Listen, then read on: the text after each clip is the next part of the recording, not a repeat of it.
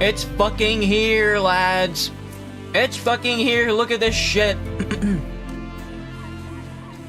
Oh. Oh, here it is. Oh. It's fucking time, dude. It's time to play this fucking video game, dude. All this, like, past year waiting for this fucking thing, man. Holy shit. The game is only 1 gigabyte big. I'm gonna be honest, I don't think it's a very long run. But I gotta tell you, from that fucking demo we played, it's gonna be a fucking good run. Oh my god. Sorry, I'm eating food right now as well. I'm eating a chicken parm and fries, and then eventually a cheesecake. Lately, I've been carb loading pretty badly. I don't know what happened, but I was just like, I love eating out of nowhere. Probably because I've been so stressed out.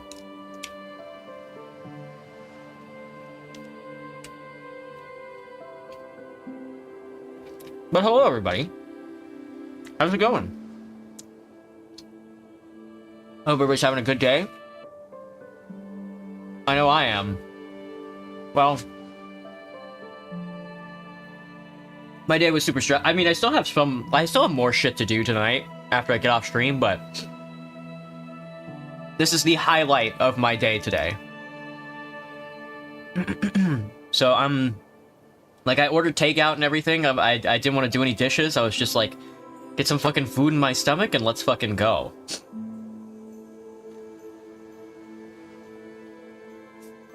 Alright.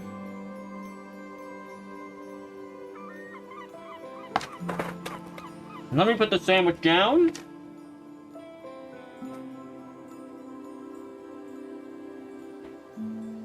And let's get into this, dude. I'm so ready. I'm so ready. My VTuber model. He went to sleep. I'm so fucking excited. Dude, oh. I only learned that this game was releasing fucking yesterday. Had I known it was releasing on the 3rd, I would have taken fucking today off, dude.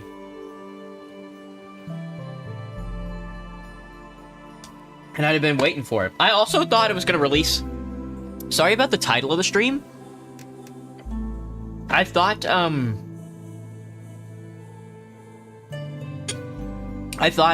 that the game was releasing at 9 p.m., not 9 a.m. So I was like, oh, okay. I'll get home, do the stuff I need to do, then I'll hop on stream and play Pentiment for a little while. And then after Esoteric Ev launches, we'll play that. But, lo and behold, this game is out. This game was out at 9 o'clock this morning. I was like, oh god. Alright, I'm gonna eat my funny cheesecake now, because I'm a fat fucking pig. Yummy.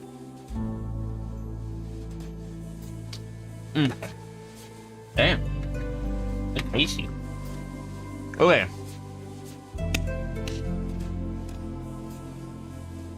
Dude, I'm so fucking ready for this game. Alright, everybody. Esoteric fucking Ebb is here. The game is out. Let's fucking play it.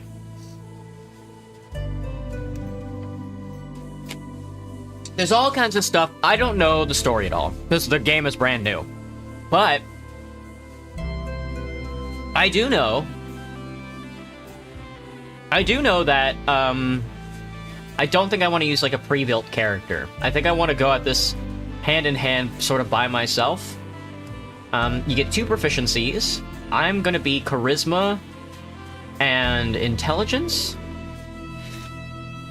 I think. But I like this stat spread. I like Strength, Constitution, and Wisdom being a little on the lower side. I like it, Dexterity, Intelligence, and Charisma being up. I would like a little more Wisdom, so I'm going to split between Dex and Wisdom.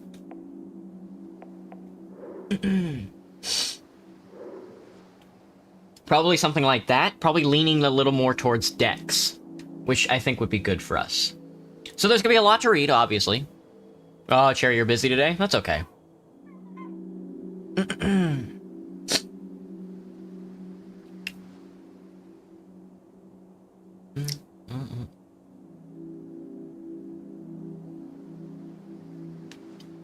Alright.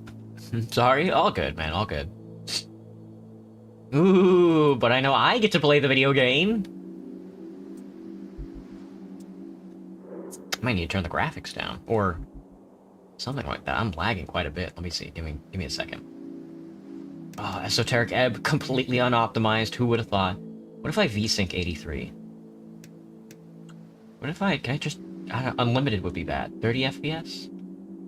That feels bad, too. VSync 165? No. If I go low graphics, 30 FPS, 60 FPS, new game. Oh, that hurts even more. Oh, the game. Oh, the game, dude, the game. You've been really busy, Cherry? That's okay, man. All good. That's life. Unlimited FPS would probably be really bad. What if I take this out of borderless and I go windowed? Yup, that feels a lot better. It's windowed on my screen. Honestly, that's fine, as long as I can see it, you know? As long as I can see everything. That's windowed. I mean, yeah. Windowed always does the trick. Full screen also does the trick. Okay, we don't need borderless. It's chill. Alright. Let's see, let me take another bite of cheesecake. We're gonna be doing, I mean, if you came into the stream thinking we were gonna be doing a lot of reading, I don't know what to tell you. That's this stream. We just read. That's all I do. And there's gonna be a lot of reading going ahead. Yum, yum, yum.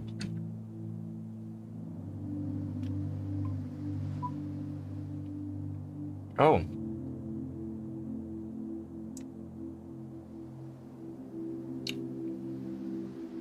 Okay. Let's do this. Oh, here we go, dude! So, strength, our first stat. Oh, I also have to apply my other, not wisdom, charisma, and what did I say? Intelligence. Strength. Every shepherd knows the song. It bellows up the river. Earth lives in the silver, in that sliver of land. By Torna's lament, folk prayer. Strength measures your natural bodily prowess. Alongside a testosterone-fueled mindset, as a man, it is only proper for you to hone your figure and its capabilities, but why? The search for meaning is as vital as the struggle towards competency. Luckily, you already know your cause. To protect the innocent, to lead the weak, to sacrifice until nothing but your bones hit the pavement. To literally die. Become a zealot, regain your honor, set out on your divine mission. The cleric's unique take on strength. Strength gives you higher strength, allows you to equip extra items, be violent and or manly, useful in encounters, of course. Religious fervor and aesthetic nationalism, of course. Increased manhood, you get a bigger penis if you have higher strength. Your role? A high-strength cleric votes for the party of Norfolk, prays to his dead god, uses brute force on puzzles, punches big bad evil guys in the face, wants to become a real human hero, loves quests, simple as. A low-strength cleric is weak, sniveling rat, bows down to anyone stronger, can't handle the banter, gives up when the going gets tough, is afraid of women, doesn't care about quests. These are all true in my case. A dex cleric. It is imperative to simply explain to these people they have the right to choose. Belief in oneself is just. Wealth is built from within. By Meridoc Moonwatch, Sights Beyond Reeds. Dexterity measures natural reactivity, balance, and poise, the haste with which you express a witty remark or notice a nervous glance, and of course your ability to gracefully avoid the consequences of your actions. It's all about risk versus reward. It is that feeling of self-preservation when everything falls apart around you to grab as much as you can while the grabbing's good.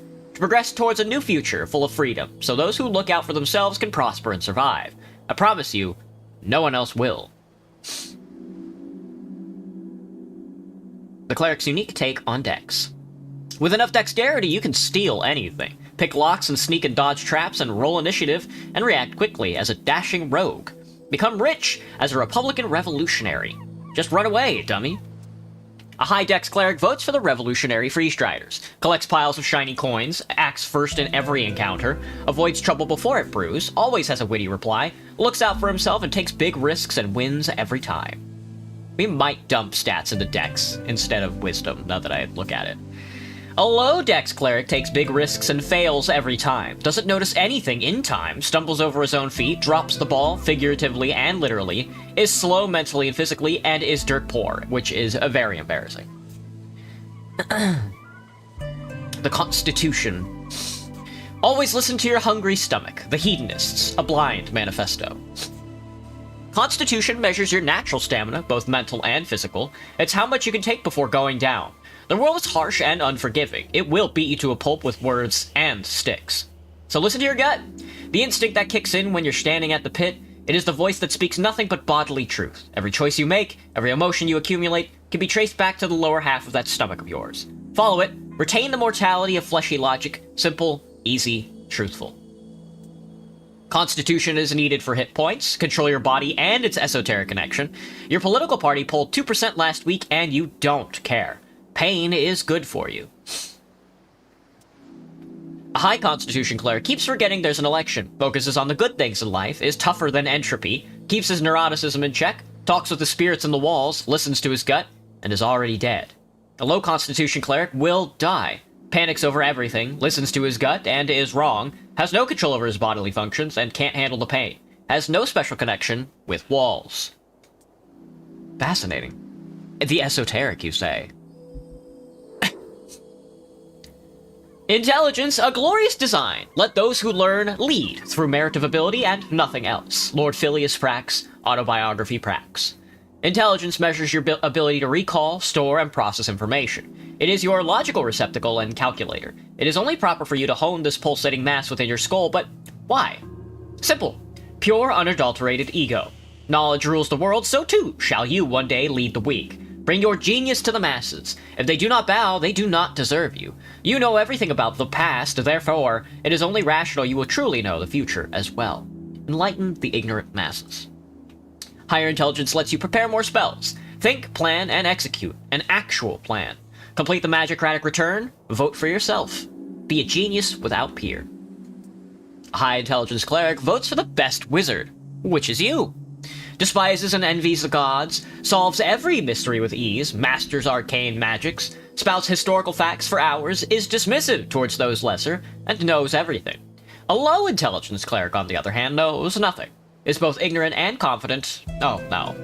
Makes up tidbits to seem smart, is barely sentient, cannot intentionally solve mysteries, and is an idiot. Duh. The wisdom cleric.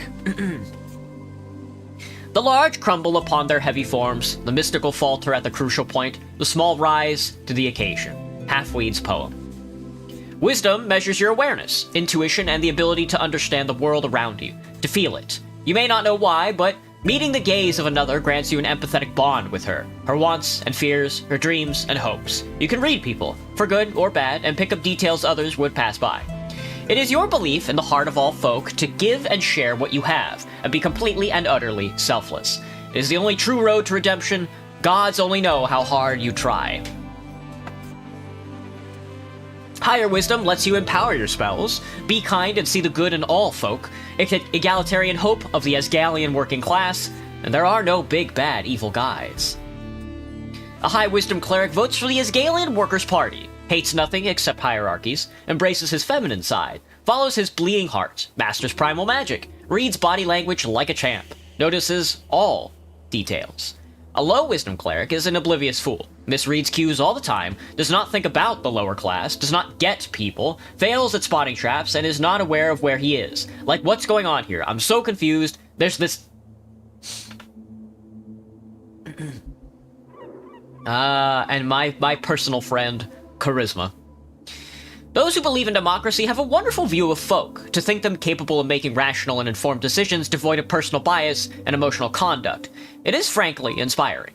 Nicholas Darrow, Memoirs of a Statesman. Charisma measures your eloquence, confidence, and the ability to navigate social situations of any kind. In short, it is the force of your unkempt personality, but they don't need to know that.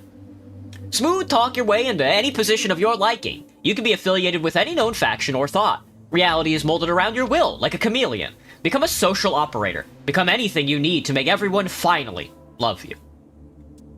With high charisma, you get an automatic discount in select stores near you.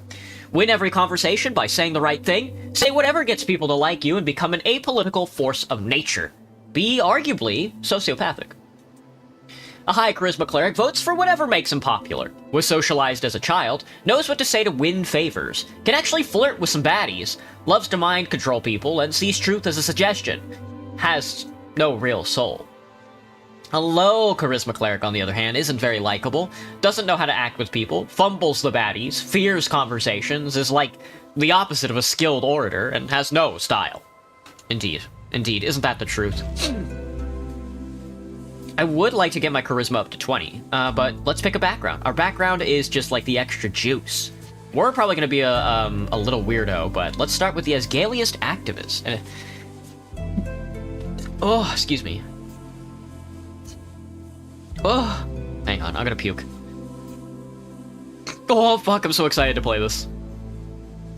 Cronus 19th 15 PE Asgaliest Activist. Your friends soon introduce you to the rebellious belly of Norvik. As a teenager, you spent years spreading chaos and worse, dwarf propaganda. That's 2 wisdom, that's 1 charisma. How's my day? A lot better now that I'm playing this. Or I can be an Earthguard recruit.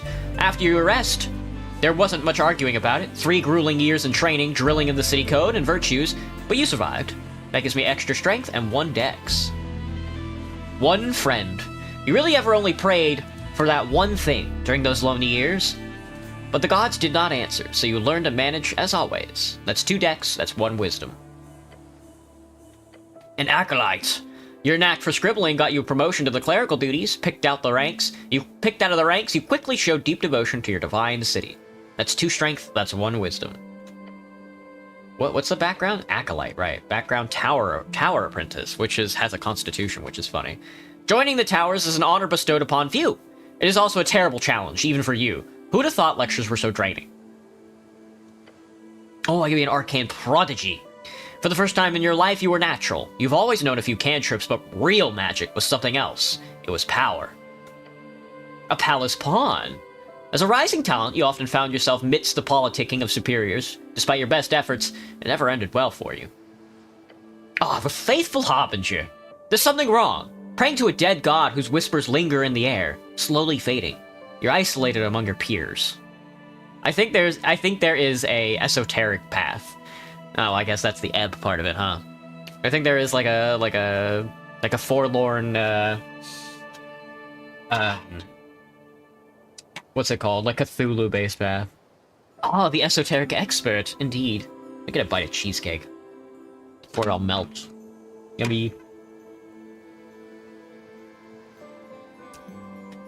You spent most nights seeking esoterical insight. A lonely life. Your findings were unwanted by those in charge, yet you did not stop. Ever. Revolutionary scribe. Disillusionment. A city with ideals not upheld. One day you chose a side, the emerging democracy. You wrote day and night for change and glory. Abject apostate. Oh god. No one likes you. When you were demoted for dereliction, no one spoke up against it. But it's fine. You'll be fine. After all, you're used to it. That's so funny. Abject, like, going Constitution Dex build sounds so fucking awful. A dead cleric. Growing up alone, getting into trouble, training with the Earth Guard, devoting your life and becoming a cleric? Was it always supposed to end in the river?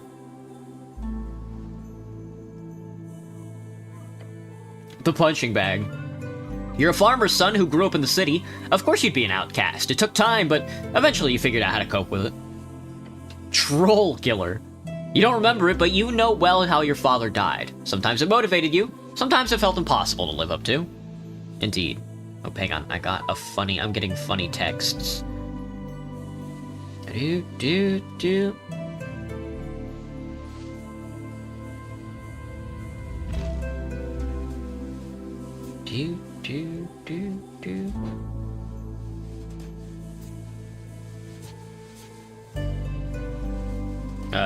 My coworkers are slowly finding out that I'm in the RCA. And they're texting me about it.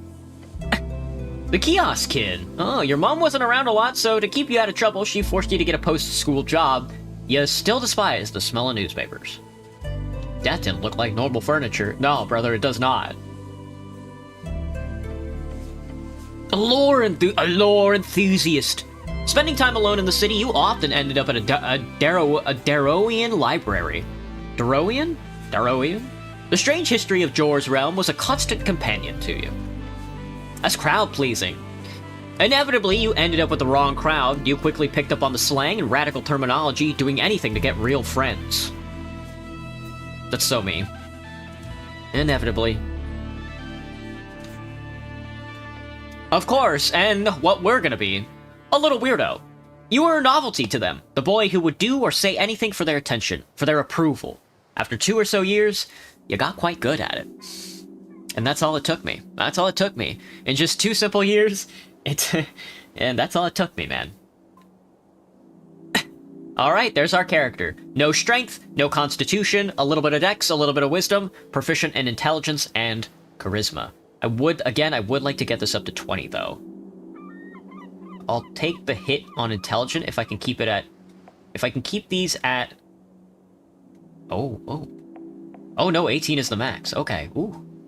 Never mind. Everybody give your stats back, alright. Alright, let's get into it.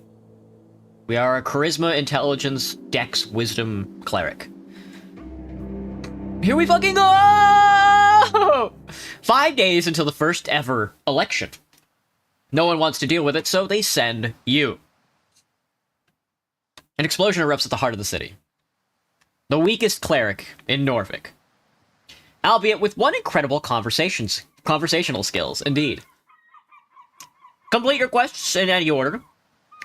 And don't be afraid to make interesting choices. And remember to always play the winning side.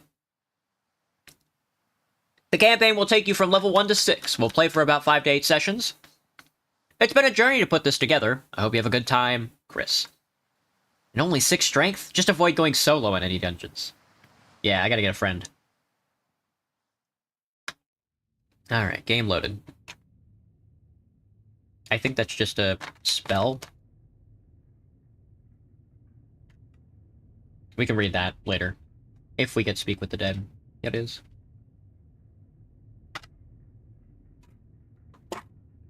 Six strength? Really? Yeah, man. That's us. That's the soul of the cleric. Invoked upon by ancient primordial magics.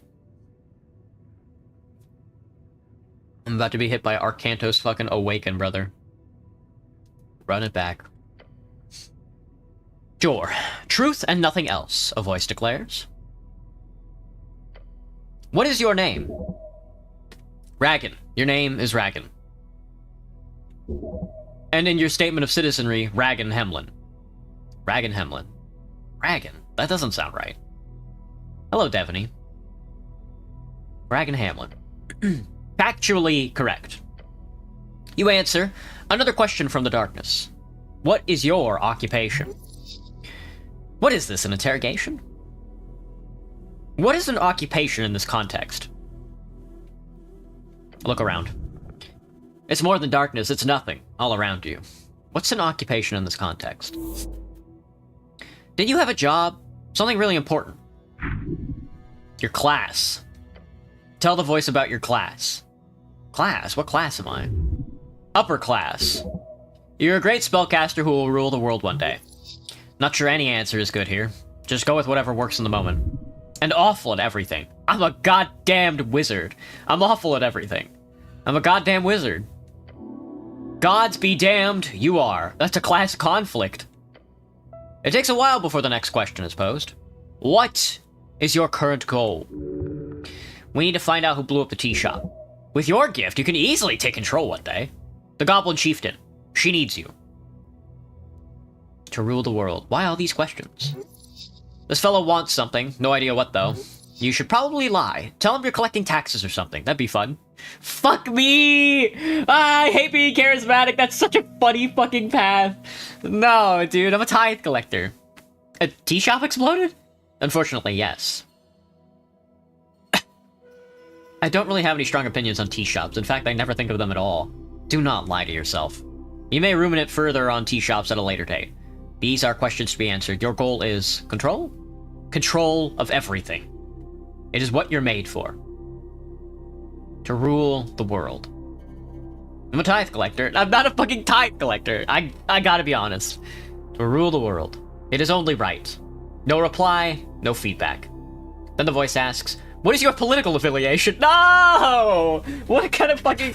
Ah, dude. Imagine dying and you see God and he's like, alright, well, what's your political affiliation? It should be good. There we go. The question strikes your entire consciousness, sending it spinning. And this is a setup. It has to be. It is the Asgalists. Yes, they are decent. Possibly. It is the duty of the powerful to lead. That is you. No one else. We move beyond the bounds of dictators. We're free to make our own choices, thanks to the revolutionary freestriders. Elections are... exhausting. It hides in the back of your skull. A fact. That you are bound to be a nationalist. It frightens you. The pressure. I should be in charge, as a god, king, wizard, lord. Actually, I'm apolitical. Oh! How could... It's so funny that if you max out charisma, charisma is just like, well, actually, you don't really care. And it's just like, God, you are a sociopath. No, man, I'm with these Asgalists, if I'm picking. Last time you supported them, your life took a drastic turn. Will that happen again? The voice is fading. This is the end, the final question. How did you die?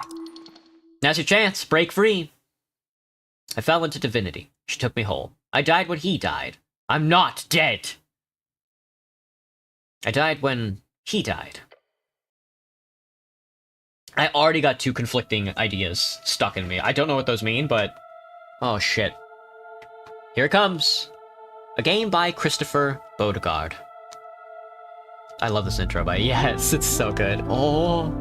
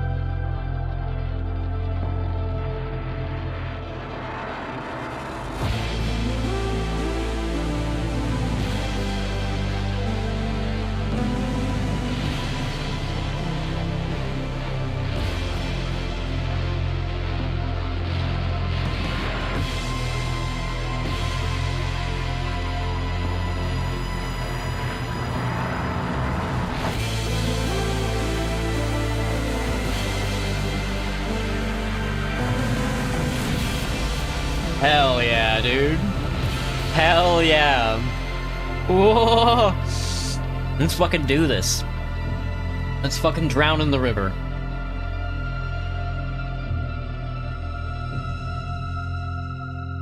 Did you just see that fucking lobster? We awaken in a tonnage of apples. What the fuck are we doing here? Get up, lad. Get up, lad. It's time to go. Alright, I ate my funny cheesecake. I'm fucking full. I got way too much food. Oh. My stream dipped pretty hard. Alright. Wake up. That's day 1, March 22nd, 27 PE. A fresh start. Time to get up. Your body aches. It's stiff, as if you've slept for days. Ready for the quest to continue? Time to look around. A circular stone chamber, a storage for apples and corpses. Those piles of apples, is that Tolstad? Tolstad, a sprawling island fortress in one of the 5 districts in the city. It sits in the middle of the river Torna, home of the Jor's Pillar, a sprawling tunnel network, and Waterlane, the greatest trade hub in Ascani. You are on Tolstad right now. Waterlane. Waterlane, the largest trade port in Norvik, located in a massive tunnel piercing the center of Tolstad. It's so-called marvel of dwarven engineering, and is the reason so many people commute to Tolstad over the many bridges, considered as one of the great crafted wonders of the world. Norvik, the central city of Ascani, and the last bastion of humanity, it was founded upon the end of the Reconquest in 468 AE, exactly 70 years ago. Ascan, one of the 8 bands along the coast, it is cold, mountainous realm, it is your home, also referred to as Ascani, interchangeably. The coast, also known as Jor's Realm, it is a strip of land divided into 8 bands. The further inland you go, the closer you get to the infinite wastes. It is theorized to be a ring, or half-sphere due to the bend of the horizon.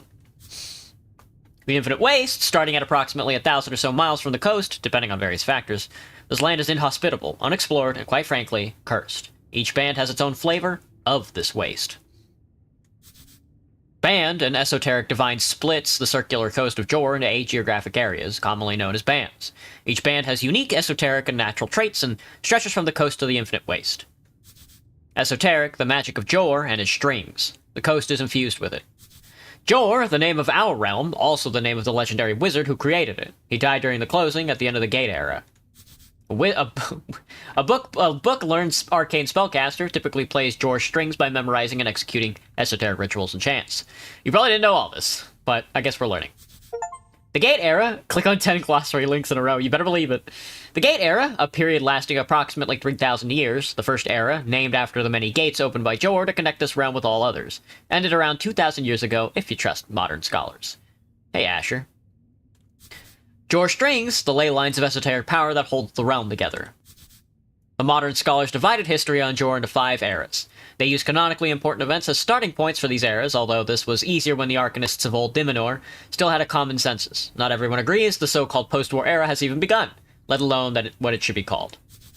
The post-war era, the current era, has lasted 27 years. The name was chosen in reeds. The name is subject to change. Dimenor, the arcane era named for reeds, often referred to as Old Dimenor. The name was changed by Free Strider revolutionaries to mark the end of the old magocracies. The Free Strider, the new way. People in the East have overthrown the old wizards and gods. For years, the revolution has slowly creeped into the city. Now it's time to finally join the free cities and get rich. A collection of city-states and reeds, all united under the golden banner of Free Striderism. Norvik will join them, one way or another.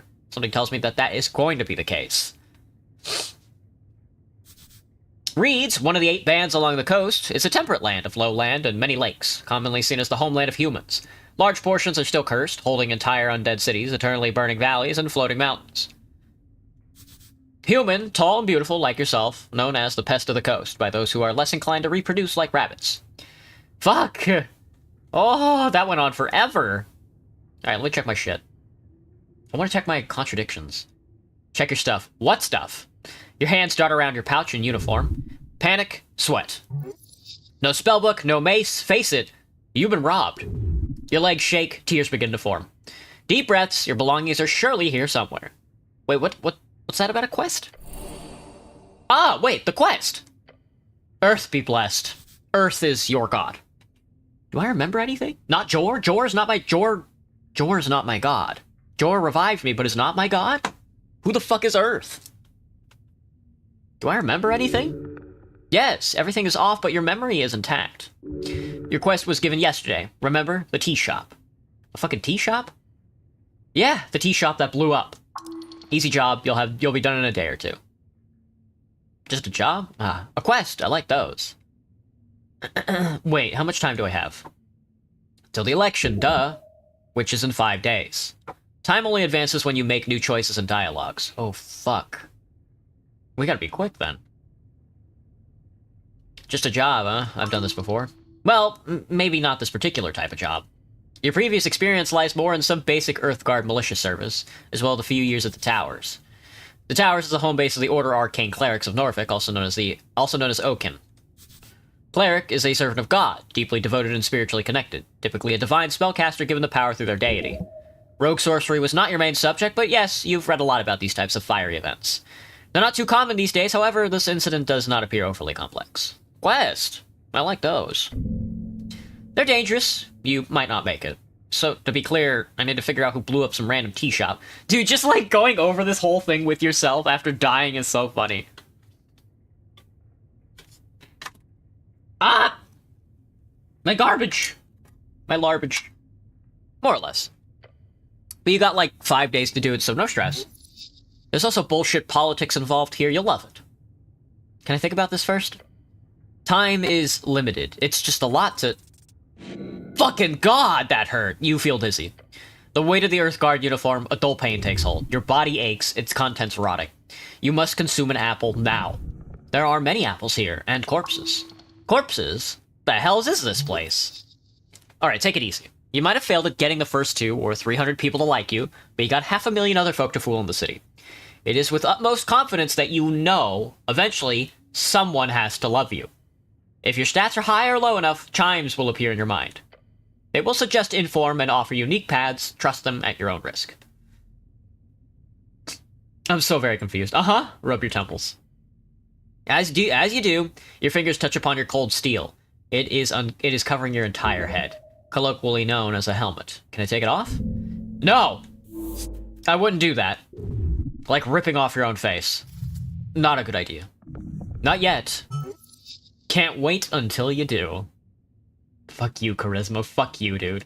Fuck you, fuck you, fuck you. Charisma's going to get me fucking killed. Alright, so we start with a spellbook, obviously. That's DC 14 spell difficulty, 0 prepared spells. And I know Cure Wounds. I can cast Cure Wounds if I really desperately need to. Because I have 3 spell slots, I think. There is my journal, of course. There's the map of the area. I'm in Viskin's lair right now, if I remember properly from the demo. Polstad Earth. Your god. Sprawling Island. The esoterics. Jewels and jewel strings. The folk. The geography. The history. The language. The literature. The nature. The politics. The religion. Spells. The strength. The dex. Oh, this is a good sorting mechanism. I see. Okay. There's of course my inventory, which I only have a helmet. It will not let me take it off. Oh boy. The search for meaning, religion, and masculinity. Avoiding consequences of self-interest and freedom. Your gut feeling, bodily truth, and stubbornness. The search for power, ego, and memorization. Your esoteric understanding, empathy, and femininity. Social manipulation, force of personality, and the desperate need for love. Indeed. My current XP gained more by speaking with characters, completing quests, branching, pickpocketing, casting spells, and exploring the city. I have 2 proficiencies. It becomes +3 at level 5. The amount added onto your ability score modifier. I got 1 hit dice, 3 out of 6 hit points right now. I'm already about to fucking die. Deep storage. I don't know what deep storage is. That sounds scary. I can do a short rest. Spend 1 hour to recover HP, remove 1 level of exhaustion, and restore 1 spell slot. After resting, all dice checks are unlocked. Oh. That's interesting. I know there was exhaustion in this game now. Alright, and of course the quest tree. Before we start looking and learning, loving, and looking. What game is this? This is Esoteric Ebb Octodeath. It just came out, like, today.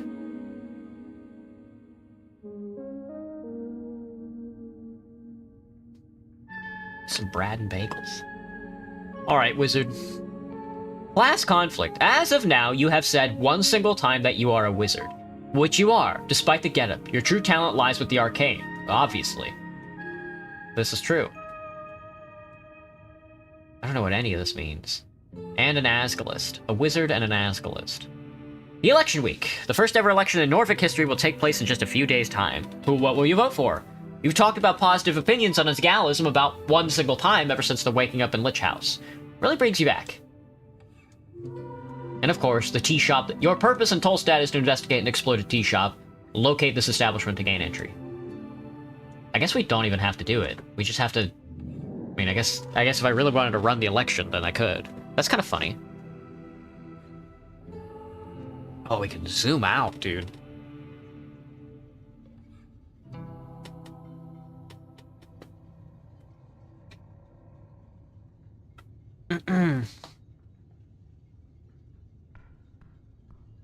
Alright, right-click is the thing that gives me an examination, which is chill. Engage, trifle, behold. It's a corpse under a blanket. Okay, let's engage with it. You stare at a blue rag. It's draped over the outline of a someone. Human, male, 40. Over 40. Sir, you can't sleep down here. Must be normal to take naps. Check under the rag. Must be normal to take naps down here. No response. Give it up. Nothing to gain. Check under the rag. Underneath you find a cold corpse of a human. Thinning, blonde hair, unkempt facial hair. Mid-40s, factory worker, Ascani blood. His complexion shows nearly no decay, most likely under the effect of a preserving spell. Yeah, this guy looks fresh, like he could just sit up and talk to you. The DC of a dice choice is determined by how challenging the roll will be for you.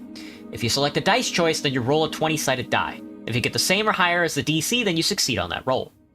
Oh, gotcha, Cherry. Have a good one, man, if I don't see you. Oh, DC 10 on intelligence. That's an easy roll. That's a +4. Examine him closer. Just kidding. Just kidding. There's something strange about him here. There's no regular gentle repose. Second level necromancy spell keeps a corpse from decaying. Look close, but do not move the corpse. Lean in and take a closer look. Harsh scars cover the skin. Signs of being either a hard worker or a careless worker litter his skin. Cause of death appears to be not directly visible. No blunt trauma. Considering his age and the shape of his body, this man most likely died of a common disease or internal failure. That's pretty broad and vague. Unless you're willing to start cutting, that's all you'll get. Except... what? There's also a marking on the right leg. A circle with a cross inside it. You recall that this marking of PR, potential revivification. Oh right, this guy can be revived. Seems so. Most likely died during care and was granted immediate gentle repose. However, he did not have an RF, a revive fund, nor did he have a family, members with enough raid cash. RF, revive fund. A revive fund is a type of life insurance. Monthly payments are made into the account that can be used to pay for the resurrection of a fallen holder, given they're under the age of 75. The act of returning a dead person back to life. There are many spells that do this, from a weak Revivify to the legendary True Resurrection. Revivify, a 3rd level necromancy spell. If used within 60 seconds of death and the body is into ruin, the target is brought back to life. True Resurrection is a 9th level legendary spell capable of bringing anyone dead back to life, if you believe the legends. There are many different tales with different takes on the restrictions, but generally, you cannot use it on a creature that has been dead for over 200 years. Or perhaps he was just an unlikable fellow. Who knows? Fair enough. You cover up the corpse once more. So I could cast Revivify on this guy?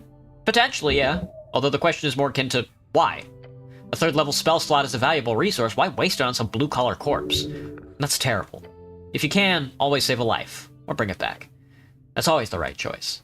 Of course it isn't. Ignoring the fact that you cannot simply spend your power on any old fool, there's also a million outcomes to a resurrection that could lead to a negative outcome in the world, despite your good intentions. Good intentions build a better world. Perhaps in your foolish alignment system, but not in reality. An esoteric effect which brands each creature on the coast with one of the 9 labels on 2 axes, lawful or chaotic and good or evil. It is debated exactly who or what determines the parameters within this effect. Spells like Detect Alignment are capable of parsing this effect. Everyone's got one. Some spells can detect it, but don't read too much into it. Alignment is just an internal thing. Doesn't really have much to do with real-world application. Fuck you, Charisma! Fuck you! Fuck you, Charisma! You've been fucking me! I just started this game and you fucked me every time! It's okay to loot him, right? Yeah, why not? Not like the guy will complain, but don't go around talking about it too loud, okay? Grave robbing is frowned upon by some, even in these enlightened times. Either way, you will not get in any trouble. No one will know. Who was this guy?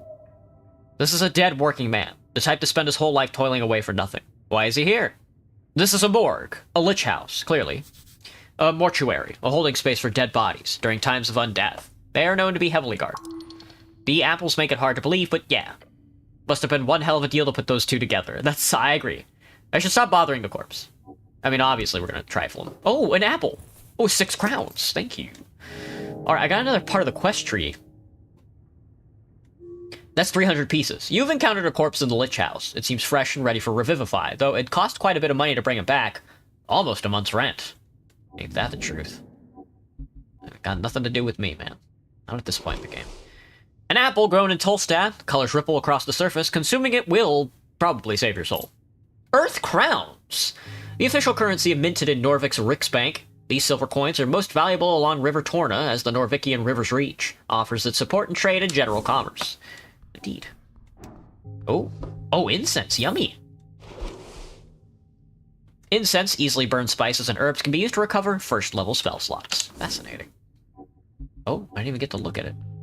There's a lot going on here. This isn't yours, is it? It is now. That's a tattered cloak. 1 dex and... Ugh.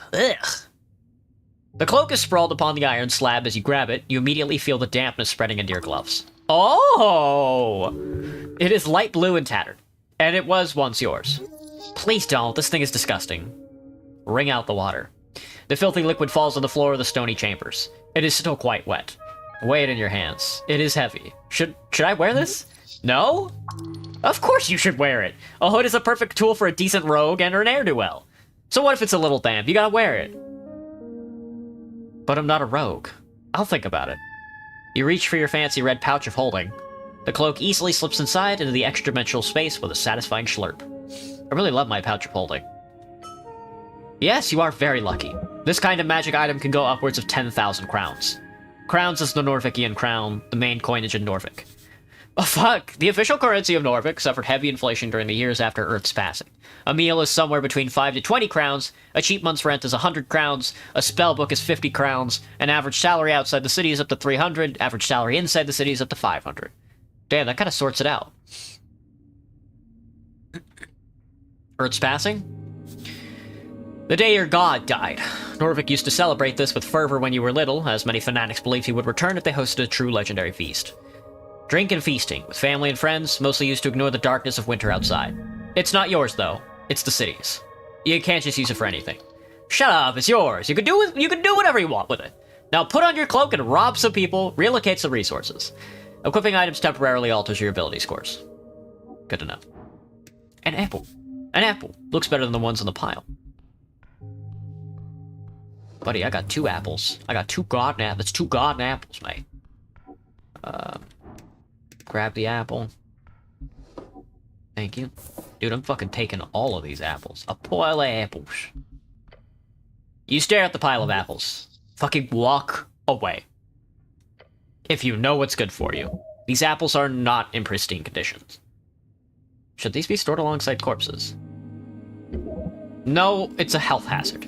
Of course it's not. It's nasty. Whose apples are these?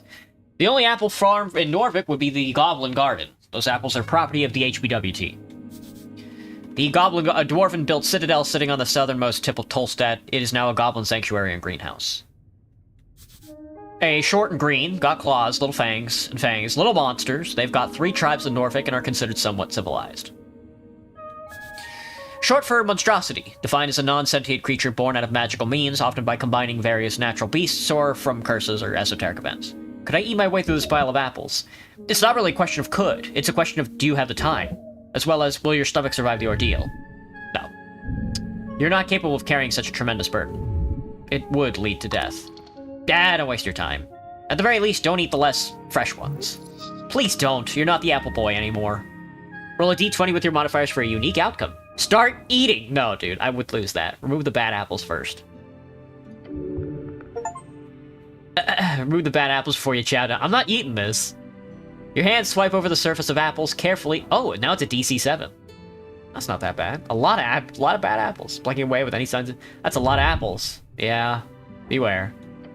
Ignore the thought. You do so. Not at the pile of apples. That's so funny. I would love one day to do just a pure Constitution run. That's the Shield of Faith. Oh. Cure Wounds. Level 1 evocation category Divine. Instantaneous. A creature you touch gains a number of hit points equal to 1d8 plus your Wisdom ability modifier. This spell has no effect on an undead or constructs. Shield of Faith. Level 1 Abjuration, Divine spell, range 60 meters, 60 feet. A shimmering field appears and surrounds you, protecting you from damage for the duration. Any loss of hit points is reduced by 1. Like that would matter. Divine Shrine, covered in apples. The ruins fill your senses as you approach. The color has faded, this monument is hollow, void of all life and divinity. Worse, it's covered in rotten apples. Sacred shrine, left in this state, it's an insult to Earth and all his people. These old things are still around, huh?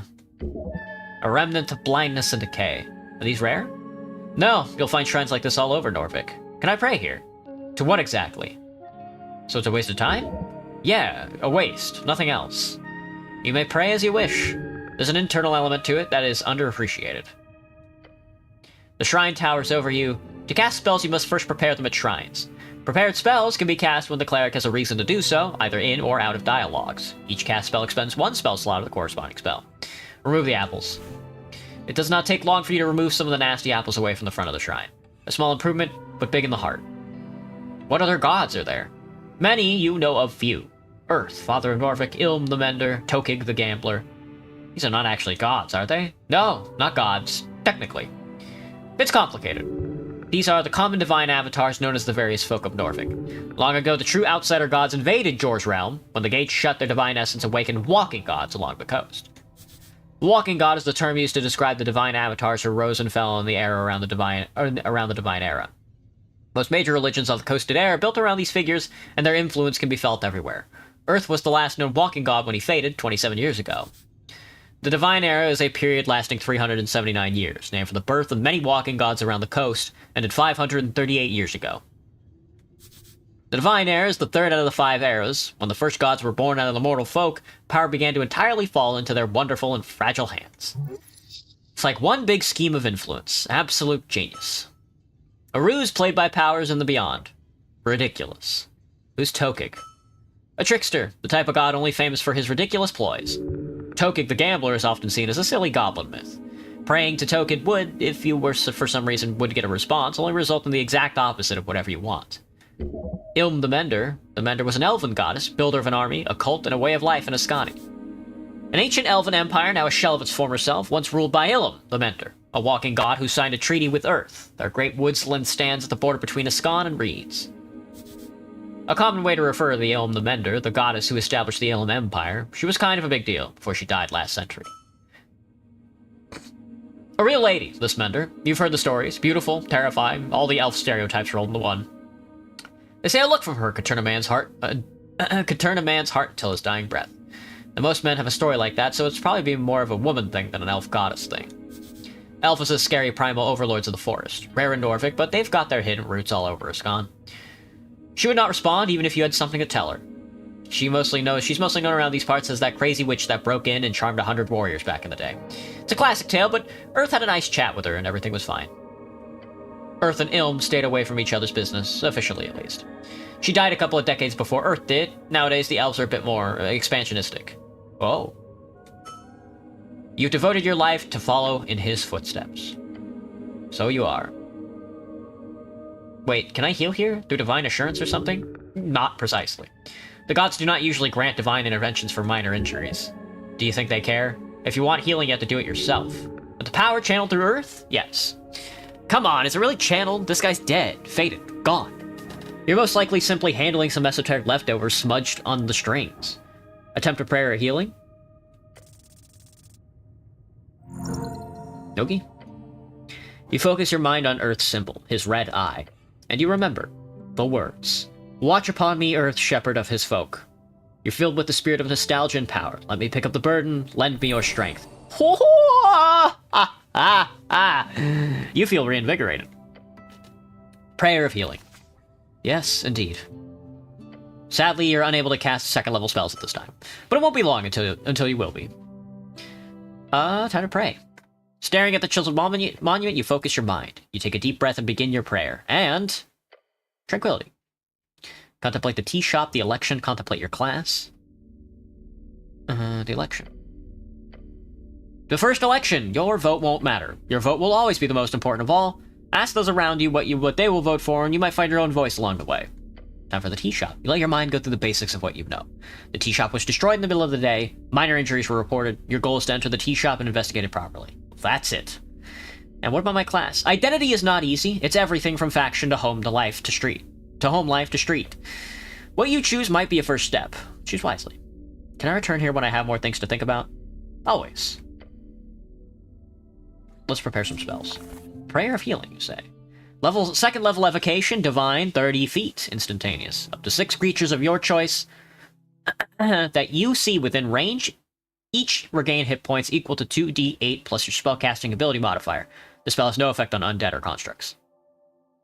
Up to 6 creatures of your choice get a 2d8 healing plus your spellcrafting ability. That's crazy. Alright, prep cure wounds and shield of faith. That's spells for you. That's spells posting. The ends are torn. It's a stretch to even call it a cloak. Do not put it on. Do not put the bastard on. A great monument of apples. Let us read the fetter. A very important piece of paper. Of my voting card! -1 intelligence. A scuffed voting card made out of Ragnar's Hemblin. It's from a dwarf. It's made out to Ragnar Hamlet. It's from my last name is Hamlet. It's from a dwarven office for some reason, and someone has checked in all 5 parties on the list. Fuck. You need to bring this to the polling place on election day if your voice is to be heard. You pick up the surprisingly thick piece of paper with a shaking hand. The card is slightly torn and has clearly been drenched at some point. At the top it says Rostcourt in big bold lettering. Rostcourt means voting card in fancy Ascani Dwarven. 5 days remaining. Oh right, there's an election. It was nice not to think about it for once. You prepared all your life for this. It's time for change, baby. Fucking useless. It's time for a damn revolution. We'll bring it all down and build it all up again. How does this thing work? Only after you pick it up at a district office, you only need to check the box of one of the 5 parties, then you deliver it on election day for the polling place. Although in your case, you'd need to write the name of the party you want in the corner along with a signature, since you filled out every box like an idiot. Look at the list of parties. Nationalist, Party of Norvik. The Inheritance of Earth's Will, a theocratic organization founded to uphold the old ways, headed by magistrates and 20-something noble families. 5 rulers of the 5 districts, they are Coin Lord, Home Lord, Shield Lord, Food Lord, and Law Lord. Each has a unique role in the city's bureaucracy. Sometimes the titles switch between districts, but generally, the housing districts hold the Home Lord, and the palace holds the Law Lord. The palace is the unofficial nickname for the current rulers of Norvik, named after the palace district in which most central authorities reside. Palace District is one of the 5 districts in Norvik, home of the aristocrats, bureaucrats, and the remnants of Earth's court. Free Strider Revolutionary Party. The Asgalist Worker Party. Asgalist. The workers who built this city want to rule it. Seems only just. Their vision is of a fair and even society where those who live underneath rise up to show their worth. After all, why can't we share? The Agrarian Rule Party. The Arcanist Party of Magic. Party of Magic sounds like a hoot. And finally, the last box doesn't say anything. This is where you can input whatever you want. Or just leave it empty for a null vote. The box next to each party is filled in with smudge checkmark, including the last empty one. Smart move. No one can get mad if you vote for every party. Are these all the parties? No. There are about a dozen other large parties in Norvik. Most have been subsumed over the last few centuries, such as the Civic League of Progressives, the Torch Union, Order of the Scales, Hedonist Party, and the various guild parties.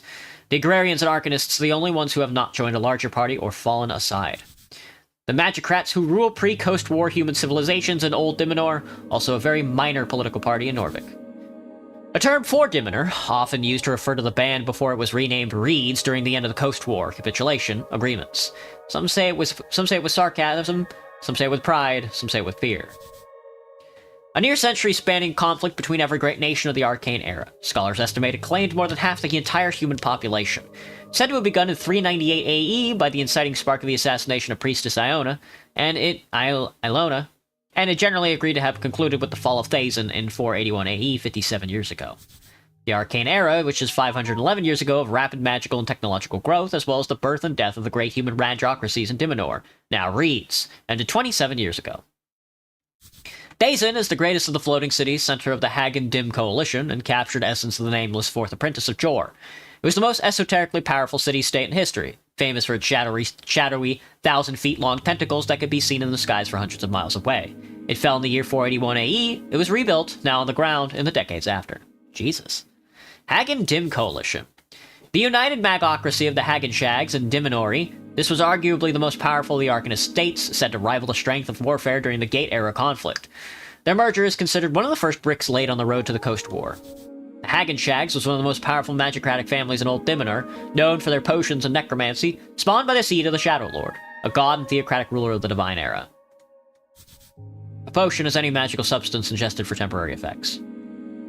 The Dimenori is one of the most powerful magicratic families in Old Dimenor, known for their reality-warping artifacts and enchantments, spawned from the Drake Slayer King, Dugdulan Dim.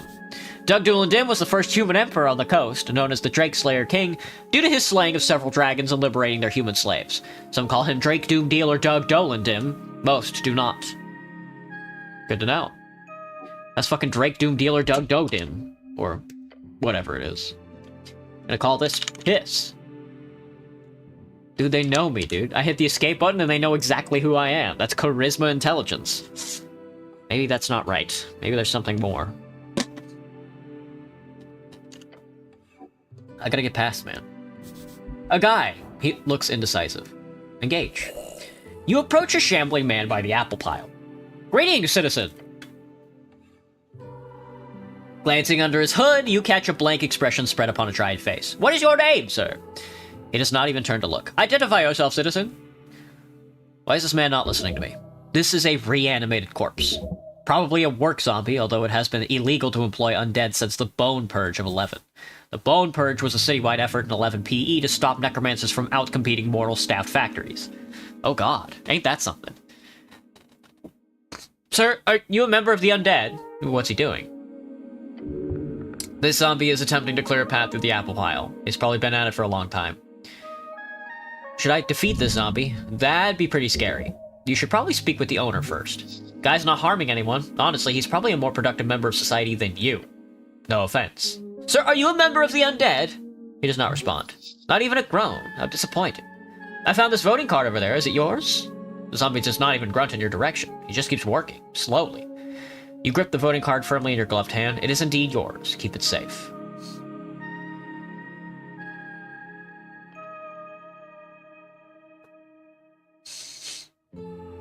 We need to establish an Asgalist government. It's the only way for us average peasants to not fall back into the oppression of feudalism or even worse, magocracy. Those poor little peasants, to think they have tricked us into thinking themselves worthy of ruling. You become an Asgalist. Gain 10 XP, 5x2 for choosing this political stance 2 times. They'll starve come winter. The zombies just keep moving apples. Social democratic model of dwarves is ingenious, just balanced enough to work with our human dwarven majority populace. A true working class revolution is clearly needed. Cooperative ownership of the guilds is the first step, just like the Earth established with Norvikian collectivized agriculture. As long as we don't collapse like the original Asgalian Undercoast state did, or the Vizca kingdoms, or the Three Wings of Divinitorum, or the... A true working class revolution is clearly needed. Cooperative ownership of the guilds is the first step, just like the Earth established with Norvikian collectivized agriculture. The fleshy ball plank does not reply or counter your words. Am I boring you? The zombie carefully places another apple on top of the pile. He does not have an opinion of any kind. Okay. A spiral staircase. That's ancient architecture. Some dice checks can be attempted multiple times. Try your fucking hand out. That's Viskin's lair. Good morning, cleric. You mind if I fucking root around in your funny little pots? We should make multiple saves. That's it's 2. We'll rotate them out. An empty pot. You mind if I look at your empty pot? Looking inside, you find this pot to be empty. Most contain strange herbs or ashes. This one does not. The pot was recently empty. You can still see remnants of dust at the bottom. Not corpse dust, is it? There is fear. You must grow sturdier. You hedonistic fool! Pray the stomach dies and lets the mind work without its poisonous influence. Love that. Mushrooms! Probably edible, I don't know. Ah, Svamp extract! If you say so, man, if you say so. Small fungal spore balls. Hey, Graham. These can be framed along the undercoast. They do wonders for your gut. They are not mind-altering. Probably. Fuck. That's +3 healing, though. That's pretty good. That's stronger than an apple. Okay, so is my inventory really is just infinite? That's kind of funny. Deep storage. Oh. The Red Eye of Earth. Jor left his mark across the bands. Today, it is a universal sign of magic. Your fate one day. Trifle with the other body. Ah, 2 crowns? 1 incense. Oh, I gotta change my resolution again. It's lagging. The stone slabs are designed to slide along the iron beams. That's interesting. Full screen me to windowed. Then go back to full screen, and then back to borderless. Sweet. You just have to save. You just have to change the resolution once in a while to get the game to speed up again, which is very funny. Good thing I can save a bunch. I'm gonna try not to keep doing it though. Hello, did you step on a Lego 2x2 brick? I have not stepped on a Lego 2x2 brick in a very long time. Wait, is that the ruined prayer book? The book is ruined. Most of the pages, while dry now, have been completely drenched. In salt water, it's absolutely and completely ruined. Only a few pages of the soggy, brackenish papyrus pages are readable. They appear to contain some type of undeciphered symbols. Ascani writing, of the most basic kind. Wait. Oh, no. Someone has attempted to dry this to the best of their abilities. No, no, no! By Earth, this is your prayer book. So many fucking hours wasted. You have to rebind the whole thing. It's ruined. That'll cost a fortune. That's a new quest as well. It's all connected, brother. Class conflict apparently is connected to the Phoenix Folio. After your river adventure, your old spellbook is ruined. Find a service provider who can rebind it for you. Fix your ruined spellbook, damn it. That's 2 Isgalist points and 1 wizard point. This man is left-leaning. This man is leaning to the left on his fucking tree. A tray of old incense. Some of it's still usable. I believe stepping on a Lego brick is a program event. Agreed. Graham, we're doing a charismatic wizard as Gallist run, I think, as best we can in this game so far. The next run after this is going to be esoteric eating run. We're going to be eating everything. But not just yet. Not just yet. A thick tome lies upon the iron slab. Oh, this is where I can just read for the next 6 hours. Yeah, which is, yes, let's do it. You flip the tome open, there are fine and handwritten letters scattered across the page. You can read these symbols, but they are in Old Draconic Dimenorian, the common language of a man spread across the coast during the Arcane Era to become the lingua dominans in trade and era politics. Charismatic wizard wearing a light piece of armor. I'm not picking the fit, brother. Wish I could take off my helmet, but they hate me. I'd probably look like a banana if I had to take off the helmet.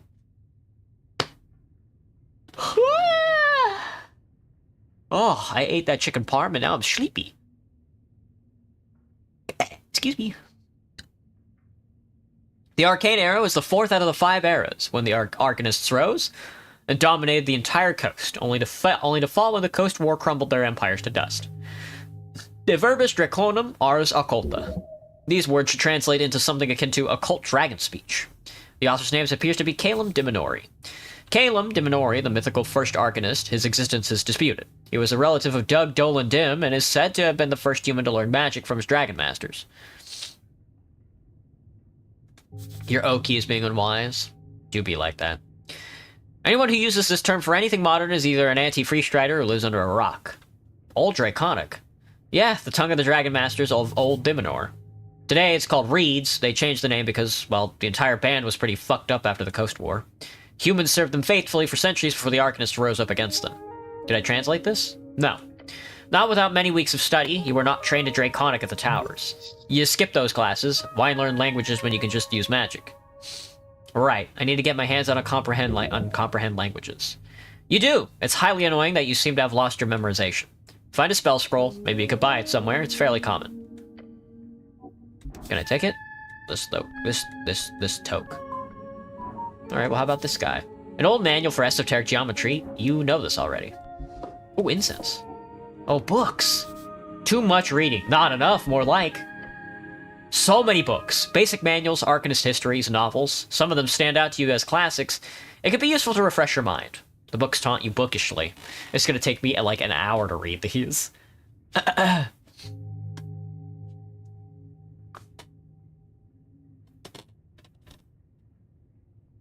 Autobiography Prax by Lord Phileas Prax. Well, that's a classic. You kept this book on your bedside table for years during your scribing years.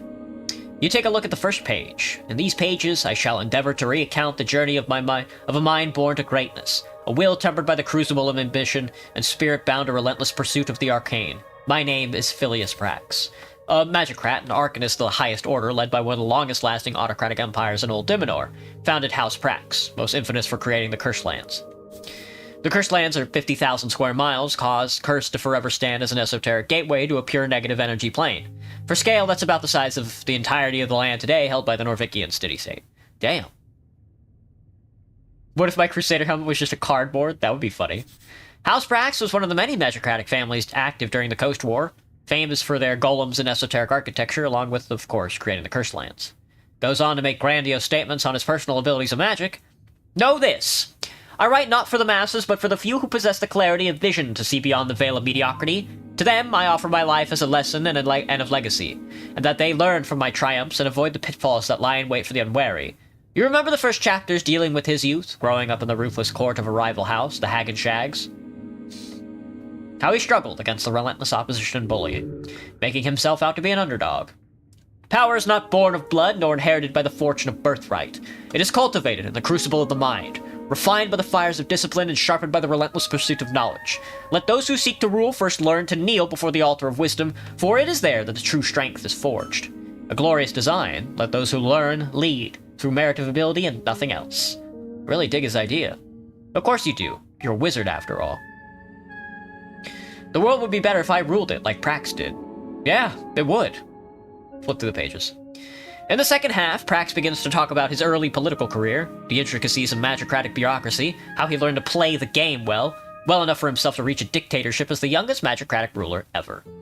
Have you insane you're saying? Oh god, Graham, I'm exhausted. I've been doing so much and I have so much more to do tonight. I gotta print out like 60,000 sheets of paper to try and like get my coworkers fucking... I'm trying to fucking indoctrinate my coworkers. It's always hard to read a person through pages, but this dude is clearly dancing around his massive ego. Not that there's anything wrong with that, impressive even. The rest is mostly a collection of meditations surrounding magic and power. The esoteric, in its purest form, is neither good nor evil. It is a tool, a force to be wielded by those with the intellect to do so. Yet, let us not be so naive as to think that power alone grants one the right to rule. The Arcanist must also be a statesman, for the whims of unchecked magic can lead even the wisest astray. Govern with an iron hand, but let that hand be guided by the principles of reason and justice. Thus shall the state prosper, and thus shall the legacy of the magocracy endure. Ironic. I see not irony here, only truth. In the halls of power, the arcane shall be our shield and sword. Yet remember this, the Arcanist's duty is not only to himself, but to the state and its people. For in the endless pursuit of knowledge, one must not forget the price of ignorance. A vigilant mind is the guardian of civilization, and a vigilant state the fortress of progress. Let no shadow fall upon our vigilance, for in the light of our knowledge lies the path to true dominion. Shield is the first level abjuration spell, can be cast on reaction to raise an arcane barrier around the caster, protecting against the fiercest of blows. Indeed. Modern human labor, am I wrong or am I wrong? Well, you know, there's the job, and then I'm trying to org the job, and then I'm trying to form a political body that can represent this org, you know? This shit's in levels, man. It's all in levels. The final parts of the biography focuses on an even deeper and more rambling side of the ruling. This is way too much This is way too much reading.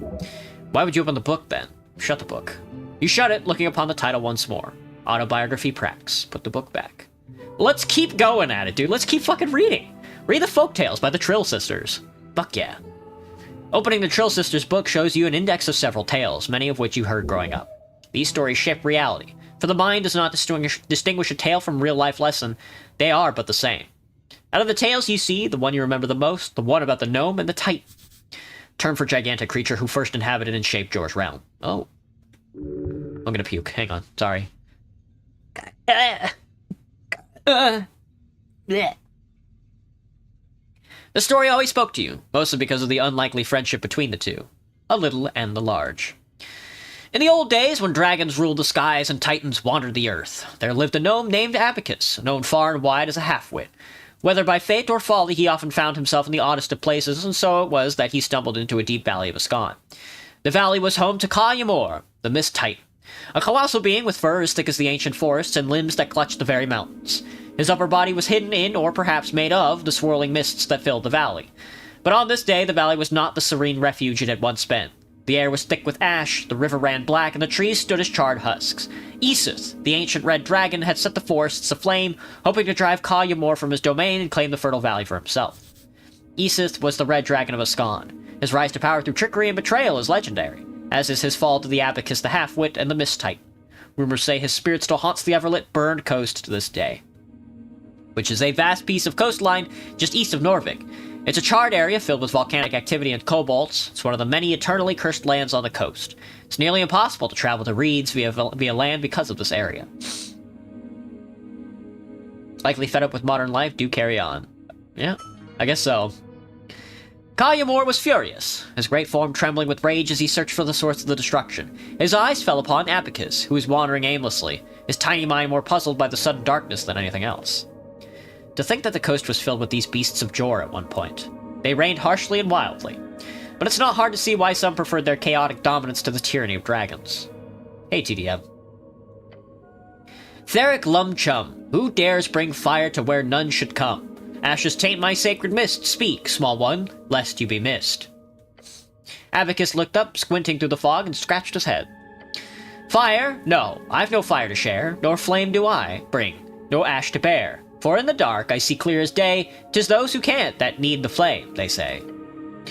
Theric Lum Chum, what nonsense from your tongue does come? Who is it that needs this blaze, that blackens my mist and dims my days? Well, question thee, who needs a flame, to light their path and stroke thy claim? Perhaps it is Issa, the king, whose fires to your valley bring. Theric Lum Chum, the dragon's days are surely done. Guide me, gnome, to where he lies, together we shall dim his skies. Thrick, rather, not Theric. The story goes on to wax about the friendship sparked between this eldritch titan and the silly little gnome as they sought out Isith on his throne. The ancient red dragon then falls to the titan's might after Abacus accidentally guides him to the correct location. One of these classic stories every child in Iscan is told growing up. It's important to remember that this is an oral tale passed down over generations. This is simply the shape in which it is written down. Who knows how exactly it functioned in its original state? Indeed. You shut it, looking upon the title once more. Folktales. Dude, I'm already 1/3 of the way to the next level just by reading books. That's right, lads. Calling one a halfling is technically the same as saying they're short. Good. Good. Collected Chants of Norfolk by Patriarch Pilly. This is the printed edition of Pilly's work, but still old. Probably came from the earliest Norvikian printers. On the first page, a short message is hand-scribbled in the corner. My belief lay in the collected humanity of Norvik. May you remember that from this collection with honor and grace by Philly D, by Pilly D. Is this a handwritten message from the second Patriarch himself? A top clerical rank in Norfolk, different from the Lord Patriarch, which is the traditional administrative leader of the city. Only about a dozen men currently hold the rank. They managed a section of clerics, each at the towers. Wizardry. What's this game about? TDM? I fucking don't know. Eating apples? A Lord Patriarch is the commander of the city forces and top cleric beneath Earth. The title is appointed by Earth. Currently Lord Ekasam holds the title, having led the city for the past 30 years. He is a withdrawn leader, over 80 years of age, and has put most of the power in the hands of the magistrates. You feel faint. Are you even able to hold such an artifact? Fascinating to think the pale man held such a treasure on his shelf. How about the forward? A dream of unity under Earth. You don't like Apple's bad game? The book begins with a lengthy essay about the foundation of Norvikian cultural values. It's really like a guide, if anything. On what a Norvikian person is, how their values come from various tribes in the old country, and how together they have formed something greater under Earth. To give away the old and embrace the new. It's not completely a bad move to unite a folk as to build commonality, to lower inequality, although of course there were many direct ways to state at the time made sure that the old did not remain in the shadows. Violence and oppression at times. The text directly explains how a new Norvikian culture will help the city grow and fight against inequity and injustice through unity, mainly by being generous and not hoarding wealth, among other things.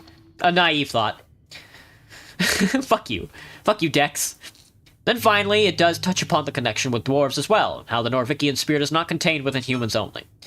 It is not just blood, it is sweat and tears as well. Those folk who unite us with us will not be seen as an other. No, they too are Earth's folk. They too are Earth's guard.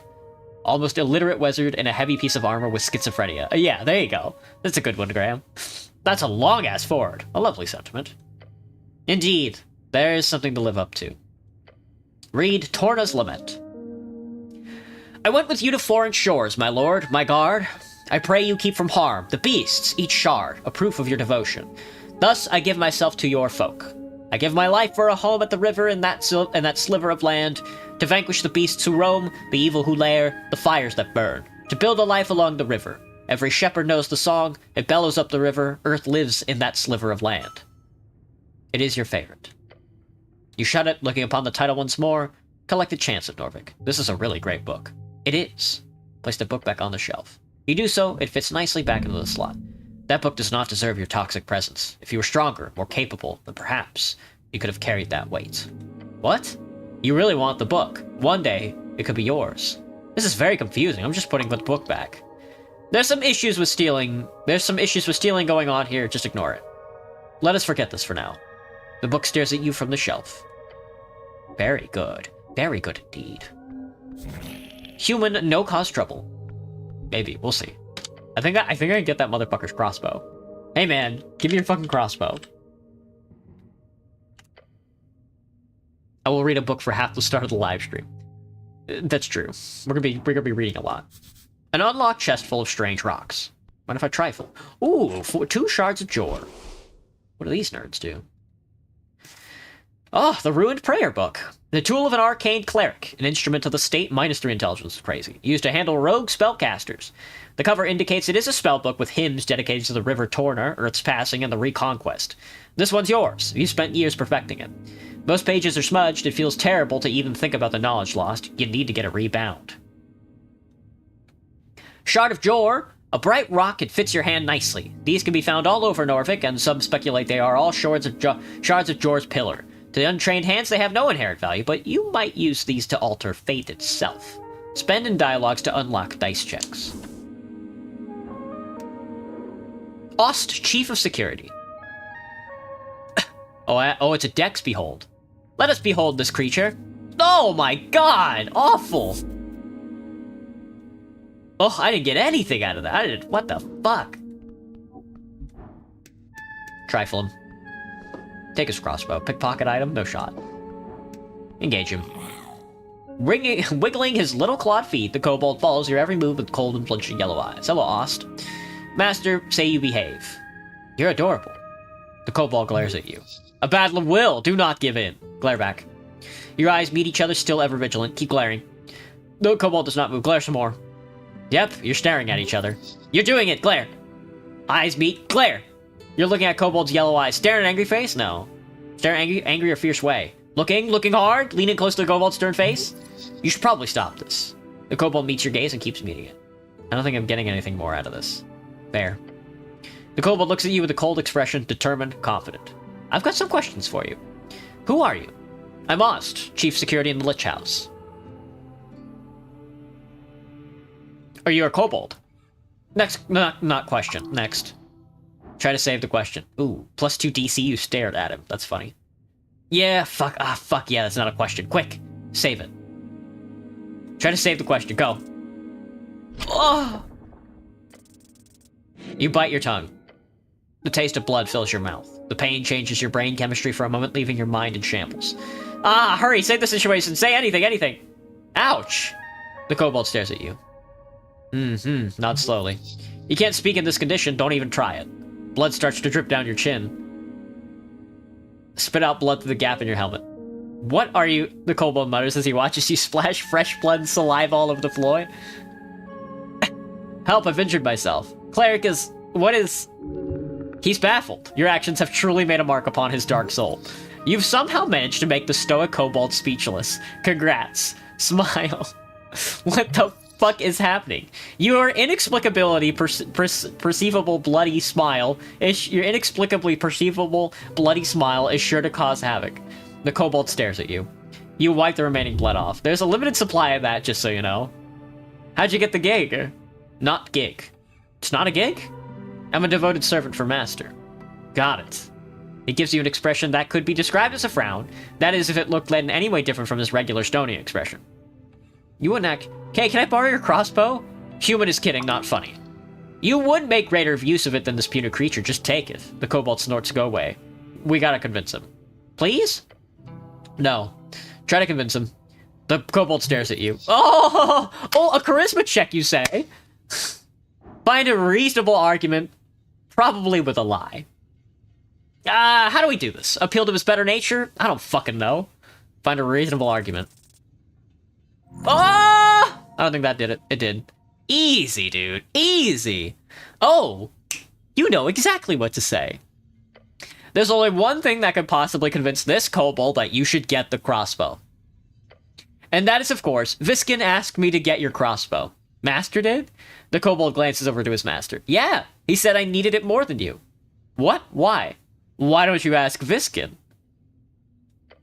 The kobold squints. Master, question Yes, give the cleric the crossbow. Of course, Master. The kobold reluctantly and slowly hands over his crossbow. Master always right.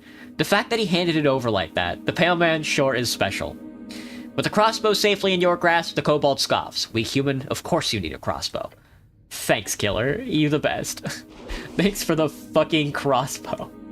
A finely crafted crossbow weighted, the type used by peasantry in the late years of the Coast War. It's a tool of swift and easy death for those without training or cause. The mechanism appears to be jammed, however, so you can't fire it, but it sure looks intimidating.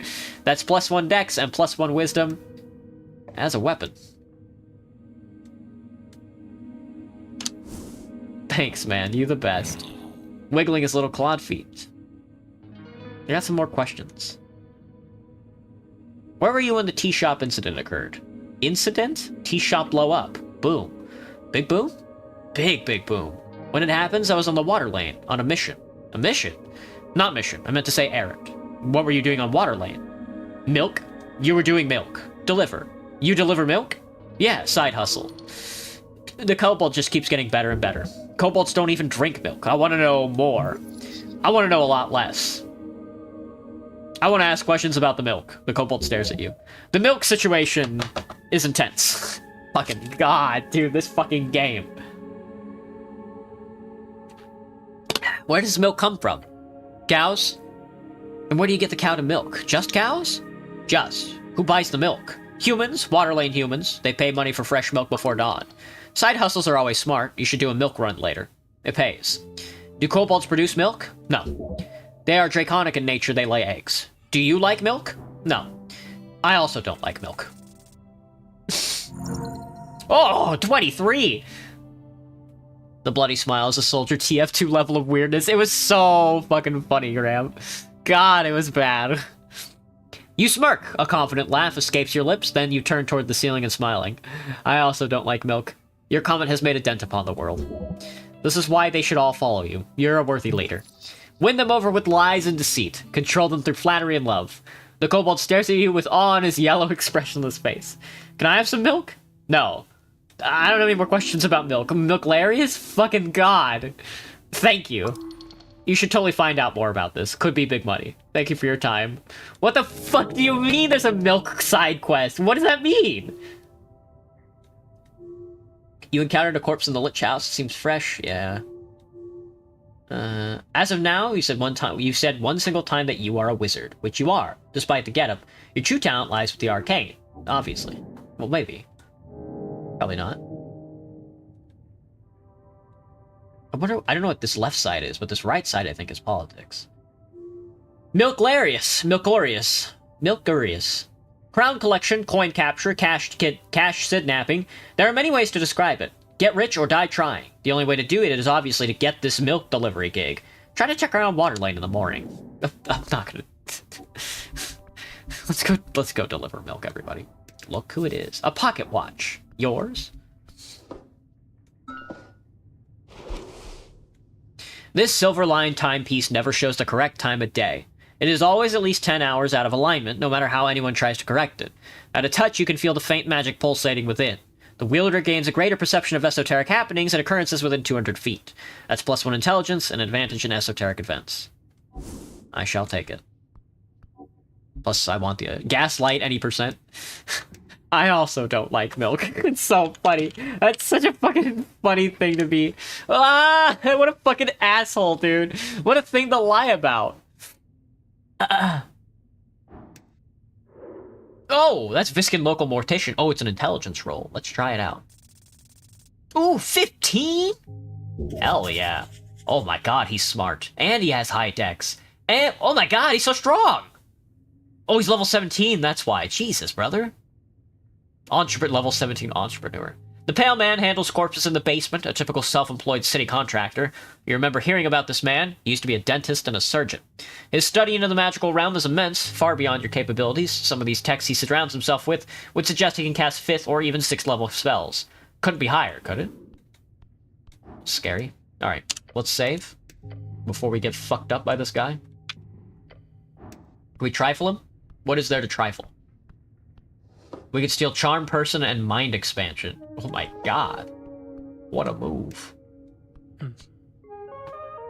Viscan, the local mortician. Take some notes from these random side quests? Yeah, for real.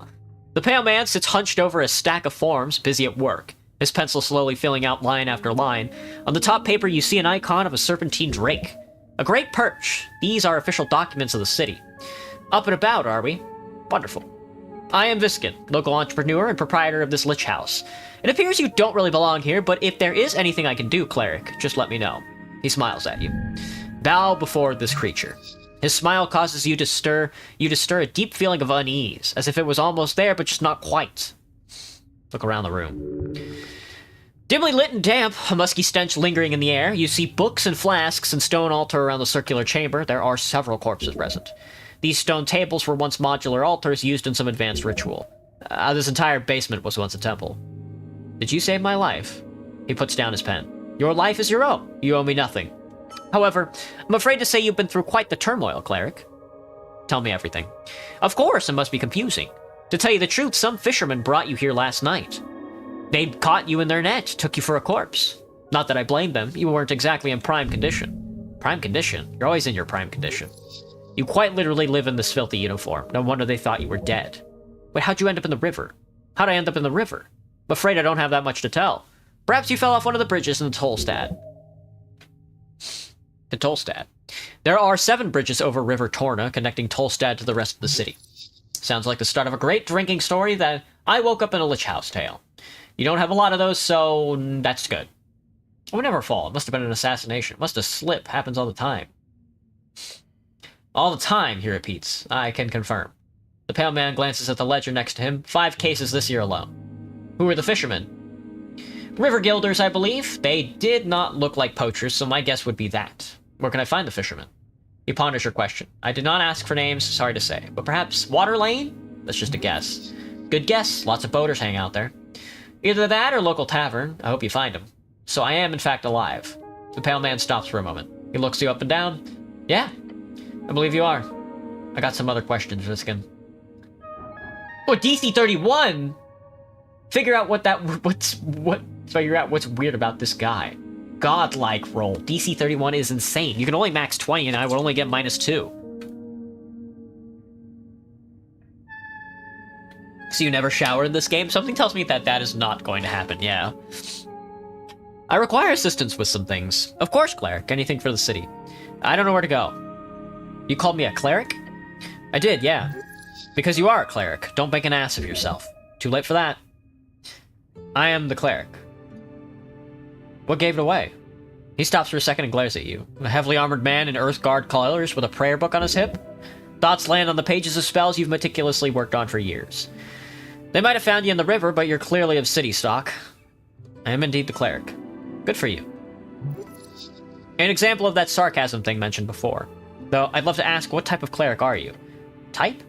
Yeah, if you're a clergyman, you might run a congregation for a local religion or deity. Then there's clerics of the bureaucratic variety, city officials speaking for the religious state. Rules are meant to be broken, you're not some stiff councilman. You, however, must be an arcane cleric. Correct, I am an arcane cleric. I figured as much when I saw your spellbook, or do you call it a prayer book? Either way, you clearly play George strings as much as you channel this divinity. The pale man knows a lot of your training. Interesting. I don't know where to go. I don't mean to tell you what to do, cleric, but there's a certain rumor that our local goblin chieftain is waiting for you. Goblin chieftain?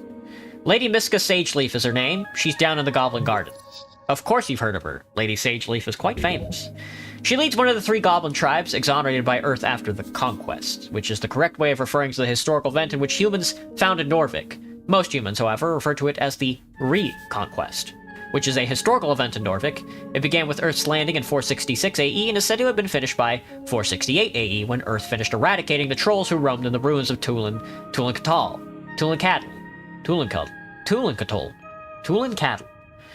It is a point of contention if it should be called a reconquest or just a conquest, as no humans had ever lived in the location before. Yeah, you don't want to fuck with that one. Dragon of Tolstad added. They call her the Dragon of Tolstad. Bet she sounds scary. She is. Treat her with respect, cleric. Lady Sageleaf is a powerful ally. I would even go so far as to call her the de facto lawkeeper on this island fortress.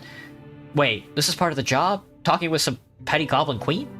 You may find her at the southern tip of Tolstad, the pale man says, and keeps you scribbling on his paper in front of you. He does not value your time. So what do you know about spellcasting? Quite a bit. If he knows more than you, then it could be useful to listen. Thoughts on gnomes? Where? My prayer book is ruined. Yeah, I noticed. You should speak with Shen, down in Waterlane View, the bookbinder. It'll cost you, but he could fix it right up. As a cleric, you should obviously only need your faith to cast spells, but I'm sure spellbook won't hurt in the long run. Shen down at Waterlane View. Can you teach me magic? A slight smirk creeps onto his face. I sadly don't have time for proper lecture at the moment. After the election, I could make time if you're interested.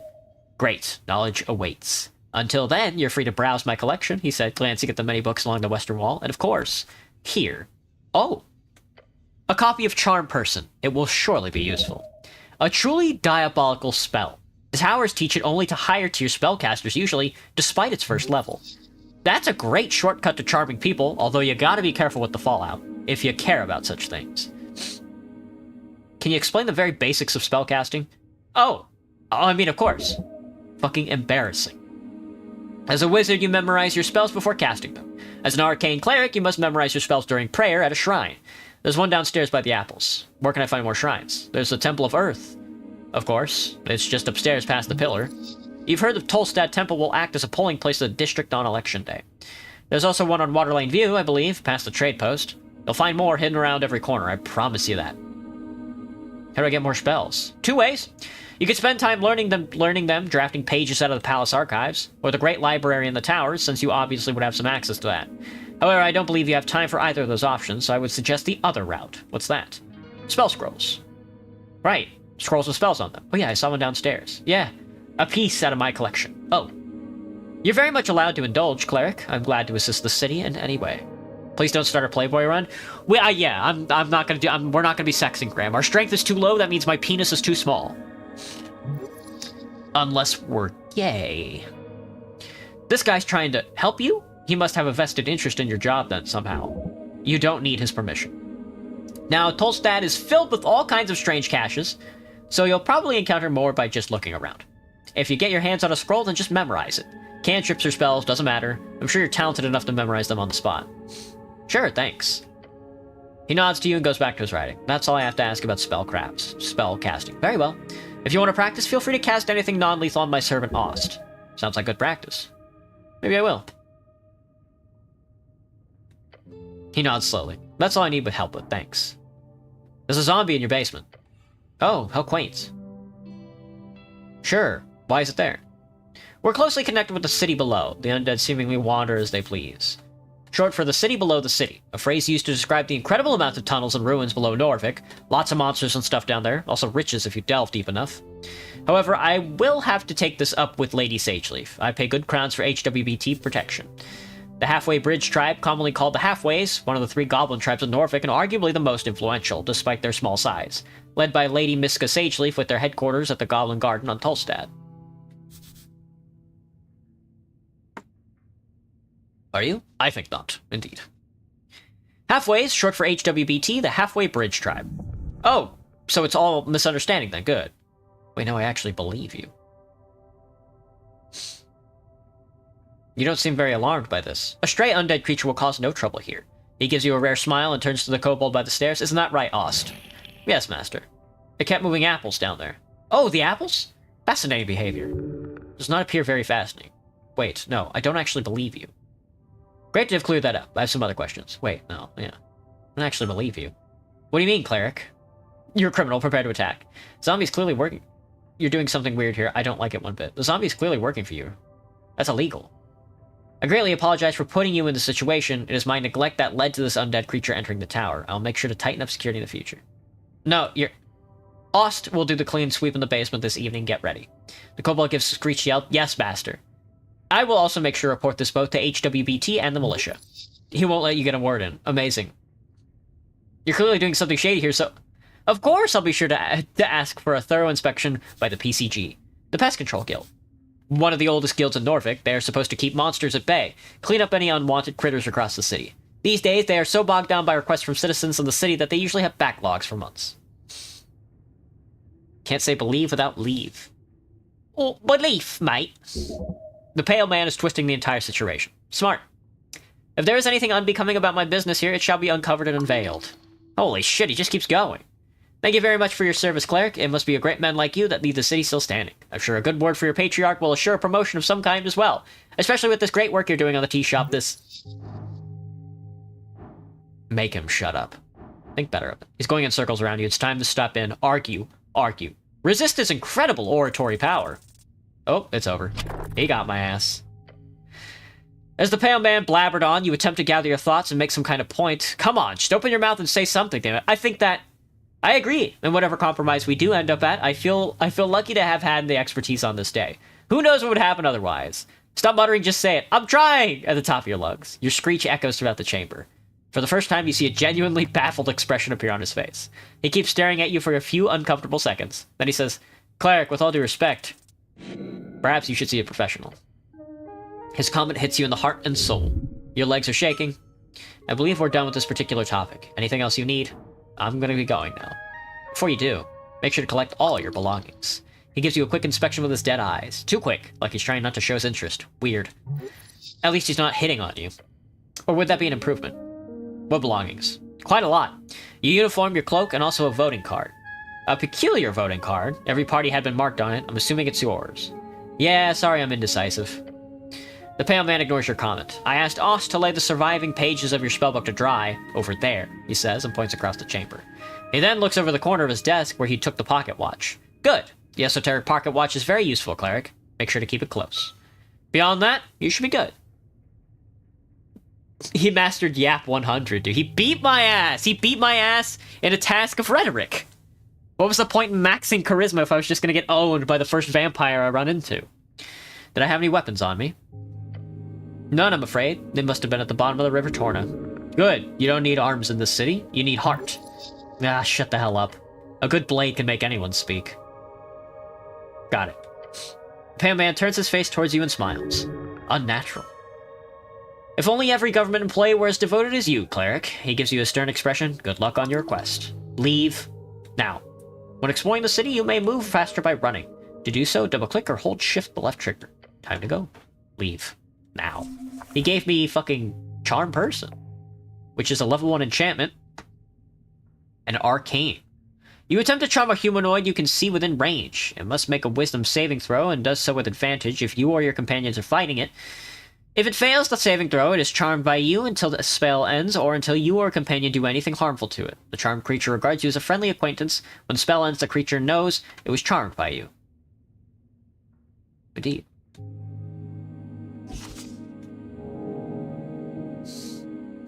Oh, I got a cleric point. Oh, this is the class. Okay, so the left side is the class system. The right side is the voting system. Okay. You've declared yourself the Cleric of Norfolk one single time. It's a grand, suitable title for a true human cleric like yourself. That's class conflict, man. That's class conflict.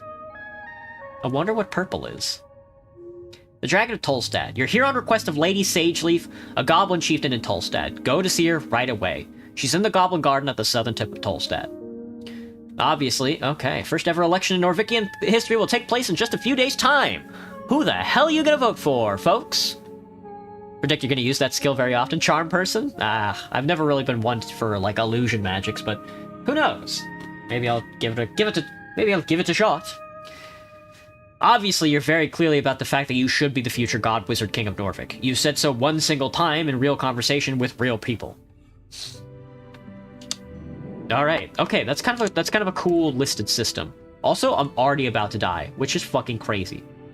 I'm really bad at this game, dude. Don't ever let him tell you. Don't ever let him tell you he ain't got it in you. Alright, well, we got a crossbow, so it's chill. Voices upstairs and the smell of salt. We're also about to level up already. The smell of salt. That's chimes, bro. That's chimes. Oh yeah, they're not called emotion. They're called chimes.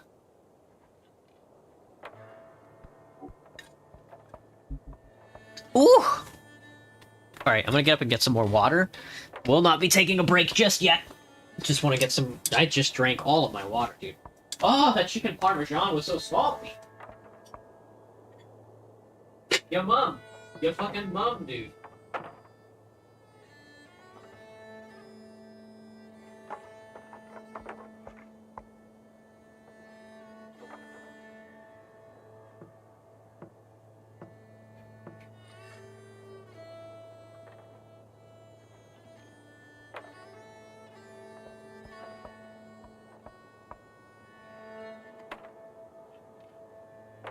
Oh, shit.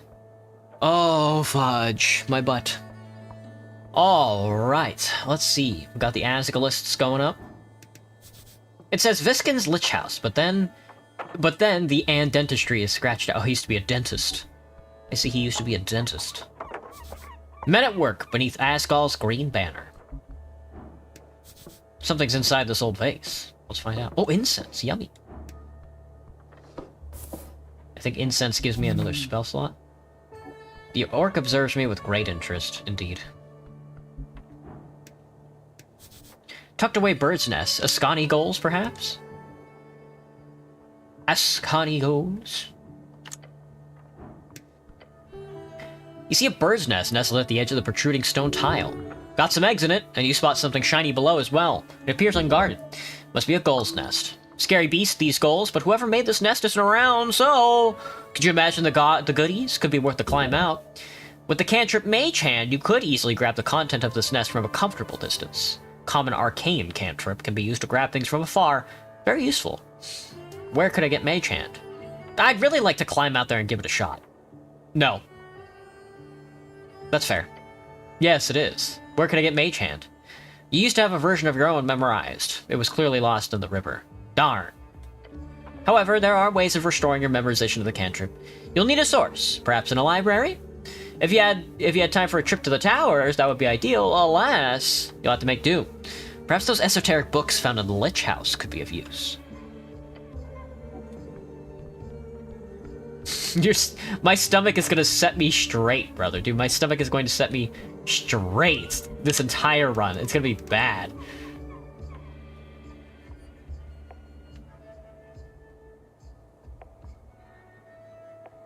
Okay, there we go. Sneaky apple. Go grab the sneaky apple. Ooh, sneaky apple grab. Ooh, I got the sneaky apple. Ooh, the sneaky apple. The most useful tool through human history. A bucket. +2 strength, -2 wisdom. Fucking let your faith guide you, brother. Let your faith guide you. Oh, hey, Star Lover. Oh, you're on PC because your phone won't turn on. I'm sorry to hear that. Is this a hat item? A classical tool showcasing human ingenuity. It carries water well, any liquid really. It is indeed just as adaptable as humanity itself. Incredible. Ah, I see. -2 wisdom sucks ass. Practically your face, do not take it off. 5 coins. Thanks, guys. You the best. You the best, guys. Alright. That's Simi and the boys. A charisma? 7. Come on. We can do better than that. Level 2 factory worker. A devoted Asgal gives everything he has to support the cause. A second son, kind of person, lives in the shadows of greater men. That's Alphaz with a constitution check. An exiled dwarf. He stands by his ideals with gut and little else. The older dwarf puffs his chest out as you approach. A dwarf is a stout, short, hairy, loves to dig and build. You know the drill. Drill. They built most of Norfolk and have a long history with the Earth folk. The people of Earth. The ancestors of those who reconquered the Ascani coast. True mythological heroes. You play Roblox? Alright, Star Lover. Gotcha. A bucket. Fancy helmet, city man. He speaks in a short and quiet manner as if he's scared of his words actually being heard. The dwarf behind him laughs. Don't engage, just leave. I should engage with this. Don't engage. Oh, I forgot I could trifle. Time to trifle. You got the PPG documents. Don't plan on doing anything with those.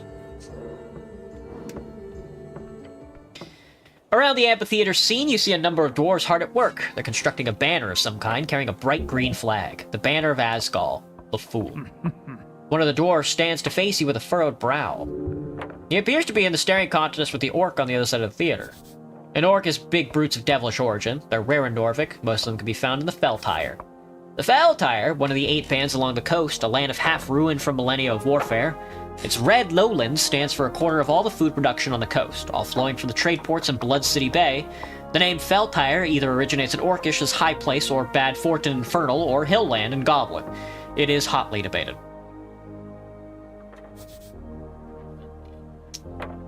Blood City Bay is the most populated city around the coast, built upon the corpse of the Gorgorian, the Great and Terrible, the Gorgorian, a sprawling mess of wooden walkways and buildings carved out of the calcified remains, once famous for its fleet of airships deployed during the Coast War. Known as the origin of the Industrial Revolution, while New Basin has overtaken it as the leader in manufacturing, it still stands as one of the most industrious city-states. Gorgorian, a devil second in line to rule the deepest layer of hell. Legends say he was presented with a deal: conquer one measly pocket dimension, and in exchange he would be granted the throne. A millennia of fighting orcs, elves, several walking gods later, his corpse is now used as the foundation for Blood City Bay. The Industrial Revolution. A period of rapid technological, esoteric, and social change that began in Old Dimonor between 270 and 340 AE. It marked the shift from agrarian, magic-based, and handcraft economies to industrialized and mechanized production. This transformation revolutionized manufacturing, transportation, and urban life, laying the foundation for the modern industrial world. Now, the devil, lawful evil fiend, they are lawyers, sole traders, and either the most efficient type of leaders, or the worst type of middle managers. Their numbers are dwindling as of late, but in Blood City Bay, they still rule supreme. "Oi, Mr. Cityman," he calls out as you approach. "We made it clear already we're not moving, not one bit." He shoots you a shift-eating grin. What's going on here? "Just working. The boys will be done soon enough." You hear the other dwarves laughing behind him. Nothing illegal going on here, nothing at all. He's only saying that because he's had to defend himself quite a lot lately. Great, I was worried. Nothing illegal, huh? "We have the papers, nothing illegal at all. A half-truth." One of the older dwarves spits on the ground next to him. You even know who you're talking to, child? This here be Alphaz, the Bon Emvers, a foreman in the Asgalist movement of Norvik. Bon Emvers, one of the big dwarf clans. They funnel tons of penning into Norvik. Penning is the currency of the Vizca kingdoms, as well as several dwarven fiefdoms on the Undercoast. It's a commonly accepted coinage in Norvik. The Undercoast is a nickname for the undersea coast. He's done more good than all of you Earthguard combined. A true speaker for Asgal. Damn, that's a lot of good. Simi exaggerates. He gives the older dwarf the stink eye. I'm also not in any way proud of my heritage. Nobility is just a poisonous hierarchy. Typical talking points. He grins. Just want to make that clear. Don't mention the whole noble thing. It'll just piss him off. Unless you want that. About this Asgal. What about him? Everyone knows Asgal as some dwarven demigod or controversial leader. If you want to piss off the dwarf, then just pretend not to know who Asgal. I like him, he seems cool. Like? He's Asgal the Great, the Kind, our liberator. I apologize, he is cool. Yeah, very. Never mind. Alphaz nods at you. You boys setting up a play or something? A play? He spits on the ground. We're holding a rally for the cause. This evening, workers across Tolstad will gather to hear the word of Asgal. He turns towards the orc, and no one's going to stop it. No game is safe from the Industrial Revolution. Nah, we are modern subjects, after all. Mm-hmm. You hear laughing coming from across the theater. Papers, Alphaz! He grumbles and turns back to you. So what do you want? That orc lady sure is annoying. That's putting it mildly. So it is forenoon. I get the lads together, and when we arrive, that accursed woman is standing there. The dwarf shudders. She starts complaining. He reaches for something in his pocket and takes out some documents. We show her the papers. And the papers are no good, she says. Bah. Real convenient, I say. No, there's nothing wrong with these papers. We're in our rights to speak out against tyrants and burghers. Burgher, the craftsmen, merchants, and notably higher-standing citizens in comparison to those of rural roots. They are. They sure are playing a game they can't win. Check the papers. Surely the dwarves have screwed up somewhere. How dreadful. Sure it is. What's this rally about, exactly? He grunts. Guilds. For decades, there's been collective bargaining between Norvikian workers and the city guilds. Say what you want about Earth, but he kept tight leash on the upper class of the city. Damn right he did. Blessed be his name. Yeah, but look, it ain't the same since his death. The Free Striders have burrowed into every darn power structure, from paper boys to bookbinders. Less than a dozen years, salaries have stagnated and prices have gone up. They said Free Striderism would make the city rich. I say it makes its people poor. We need change. So you're here to convince a bunch of Tolstad workers to vote for the Asgalists? More or less, yeah. But it's also about the spirit of community. Together we can fight against the purchasers of our labor. Alone we are brittle as a twig in the, The other dwarf pipes up. A twig in the wind? No, that's not good enough. Brittle as a boar with rabies. That's good. Like a twig in a fireplace. He points at you. That's good. I like that. Anyway, the rally will be a success. We just need to get rid of that orc, so we can call out to all workers of this magnificent city, he exclaims, as if there was a crowd around him. Vote! Vote with your guts. Vote with your manhood at stake. You too, Mr. Cityman. Okay. Good luck fighting the tyrants. Thank you, Mr. Cityman. I appreciate it. About the rally. Isn't it a bit macabre holding a rally on top of a morgue? A morgue? The dwarf grumbles to himself and glances over at the Lich House stairs. I thought it was a dentist. Fair assessment. No matter. The Asgal movement is not afraid of death. You hear laughter from the orc behind you. Big words, Alphaz! The dwarf grits his teeth. Damned orc. Can I see the papers? Constructing an argument is why you should get the papers. Why? Oh, that's a good fucking argument. Just tell them you're an expert and that you're on their side. I'm an expert. Are you now? And I'm also on your side. Are you now? I'm your best shot at getting out of this. His eyes go from you to the orc behind you. Fine. The dwarf sighs and grabs something in his pocket. He hands to you the scroll. I trust you with these documents, city man. Oh boy, if you hand those to the orc, this could be all over right now. Tell us we're in the wrong. I dare you. Because we're not, the older dwarf joins in. Take a step back and check it out. Let's see what's actually going on here. Okay, I'll take a look. Okay. I shall take a look. What quest did I just pick up? Oh. River Takey. You were brought to the Lich House by some fishermen. Well, how'd you survive that plunge in the river? Circle Square conflict. An orc and a bunch of dwarves are in a deadlock. The dwarves want to hold a rally and the orc is sent to stop them. Alright, let's take a look. Oh, -1 intelligence and -1 wit. The formal permission of public gathering. It's got a lot of legal nonsense making it difficult to parse. Why can't I equip it? Communism posting dwarves? Well, I wouldn't say these guys are communist, but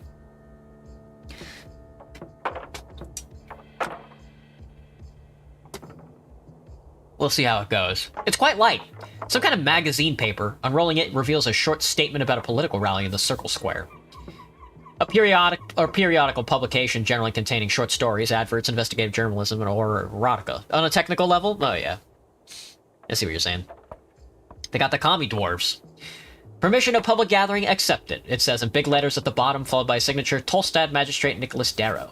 Darrow is one of the original Earthfolk houses to found Norvik with Earth. Their bloodline can still be found in high positions all around the city. The actual text uses an archaic and typically bureaucratic writing style. Examine it in detail. You scan the text again, checking for spelling, phrasing, and terminology. It is perfect, not a single error. Except the date. It says the rally's supposed to be held on the 16th. The document's perfectly legal, but it's expired. Have I seen this document before? Yeah, often. It's your scribing duty. You've signed these a number of times. Look at the dates. Yeah, it's expired. Cool document. It is not. I don't like it. Stop looking. About the rally. I checked out the papers. Papers are fine. You guys are in the right. He takes the papers. Right? Now go tell that orc. A nobleman, huh? A nobleman, huh? It's already almost midday. Hey, what up, killer? Agent Vera, I'm gonna behold you in strength. Just kidding. I'm not gonna behold anything about you. Can I trifle you? Mind if I trifle you from 50 coins? On the edge of the ruinous amphitheater, you see an orc sitting on one of the many loosened stone bricks. Look like she's waiting for something, or someone. Exuding an air of authority around her, the large woman gives you a wry smile. Her tusks are gleaming. The world building is kind of nice, I agree. Now, just physically imposing, this orc knows how to exert power in other ways as well. You spot the merchant's mark on her jacket sleeve, a heart with the initials of the Norvikian Free Strider Regiment. What's this? Not often we get Earthguard around here. You sure walk around like a damn advertisement with this drab uniform. She presents her palm to you. Vera is my name. I'm second in command guild agent of Tolstad. Nice to meet you. Be nice to her. She's a free strider. The showing of the palm is a casual cultural greeting and reads, do not grab her hand. That's not what that is. I'm Ram. Hello, Ram. She shoots you another smile, waiting patiently for you to say something. What's the deal with the dwarves? Oh, them? Complicated as anything. I wouldn't be sitting here wasting my precious day if it wasn't for them. But in short, they're holding an unlawful assembly. They won't let me take a look at the document to prove it. Not frustrating at all, she says and winks at you. She telegraphs her sarcasm heavily. This is useful when communicating with slower individuals.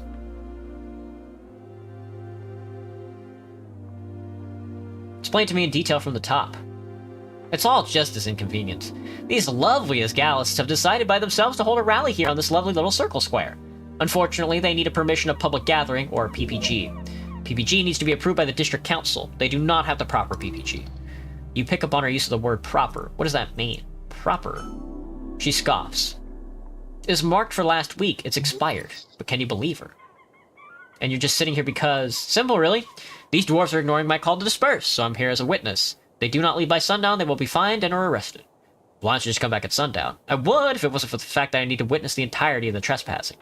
Since they were served during the morning, if they do not disperse by sundown, they will be inflicted with an entire day's worth of fines. I'd have an assistant do it, or a secretary, but we're stretched thin as it is with the election coming up. Nah, I'll just sit here and smile for it. Arrested by whom? She gives you a smug grin. You, perhaps? The monopoly on violence here on Tolstad is more of an oligopoly. It'll be a roll of the die to see who gets employed to handle these rude dwarves. Maybe some goblins. The city of Norvik also allows us to employ mercenaries for AB extra legal enforcement. But the company likes to avoid that in most cases.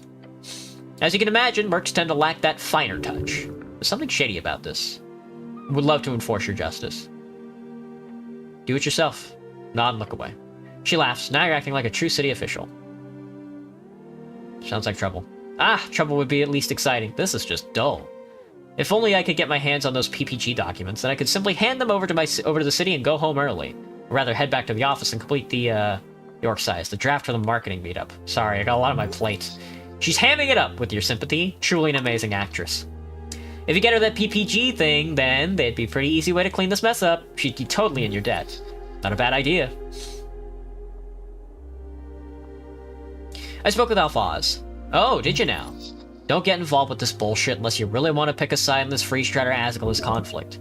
Both these sides are useless and ignorant. Alphaz is entirely in his right to hold this rally. Such a powerful declaration, yet I don't see any proof whatsoever or any real argument either. There's nothing wrong with his documents. Factually wrong. Go check them again or don't. She's definitely hiding something, but dare you risk to pry? Whoa. 15 wisdom roll. Figure out why she won't let this go. I was gonna say maybe I'll get lucky. But not me, man. Attempting to see things from her perspective only makes things muddier. You twist and turn in the situation, you just don't get it. Maybe she's really just that focused on justice. Maybe she's just stubborn. You okay, cleric? You'll have to solve this problem by talking to the dwarves. Just tell her you're neutral for now, go talk to the dwarves. The situation's a bit complicated. I agree, but that does not change the outcome. We have to draw the line somewhere, don't we? Good. Diplomatic bullshit answer. Love it. The dwarves need to go. Agreed. If you want to do me a great favor, then you may drive them away yourself. Ah, ask for a reward, quick. I'll do it if there's a reward. Greedy, are we? Good, yes. If you manage to solve this for me, I'll make sure you get a payout. Under the table, of course. That can mean anything, but anything is better than nothing. Nod your head and leave. Alright, let's go see if the dwarves can sort this situation out for me. Because I'm bad, man. Excuse me.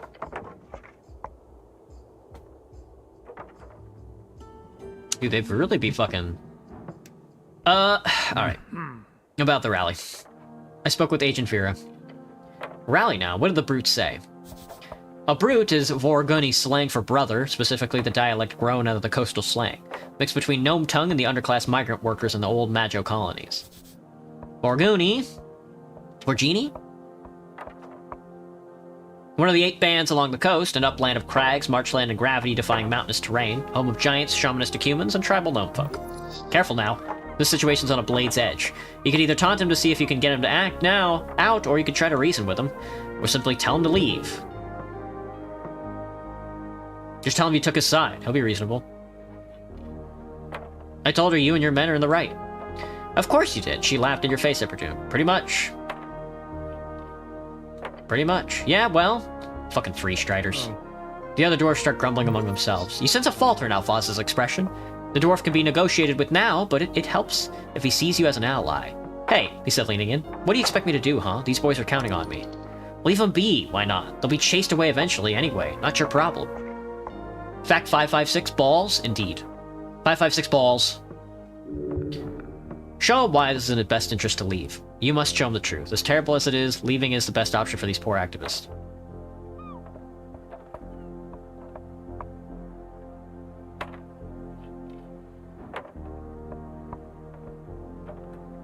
Stood up for him. Staying is useless. Show him why it's in his best interest to leave? That's a bad move. Staying is... Ugh, I don't want them to leave, though. I'd rather they stay. I'll see if I can't get a conflict out of it. That might be better. Asgal would be proud. Moderate? Oh, I don't like that at all. I don't like this roll at all. Asgal would be proud. Dwarf smirks. He knows you have his back.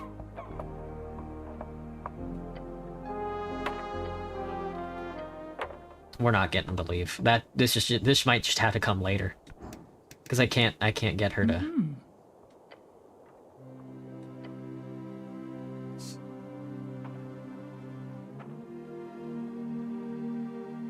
I'll solve this. We'll see. Ah, fuck, God. Alright, well that'll have to wait then. How did I do it in the demo? I guess I had weirder stats in the demo. The Goblin Wall Art. This Goblin Wall Art. Green faces splatter across the facade, staring wildly towards a flaming sky and the dragon spreads across it. Or something like that. Can you call this art? What does it mean? What does this tell me about the state of Norfolk? Fucking nothing, really. Not in the gambling mood? The goblins are artists. No, it's just I want them to stay. I want them to fight. What does it mean? Represents a devotion, albeit in an asinine way. The coins stand for all that fat loot the dragon brought to her people. You could get behind that. Fucking melting rocks! Place your hand upon the wall. Take a step forward, the painted stone surface is smooth. There's no cheap dwarven rock, this is Gate-era architecture designed among the rest. Tell me your secrets. Tell me your secrets. Felt an esoteric urge to communicate with this object. Tell me your secrets. That's a failure. You focus falters, there's nothing to answer for you, but something is there, beyond the silent hard stone. Try again tomorrow. This guy could help me out. A tree rising far above, showing the true nature of nature's true force. You look up at the branches of a bracken tree. It stands tall in the garden, towering above you.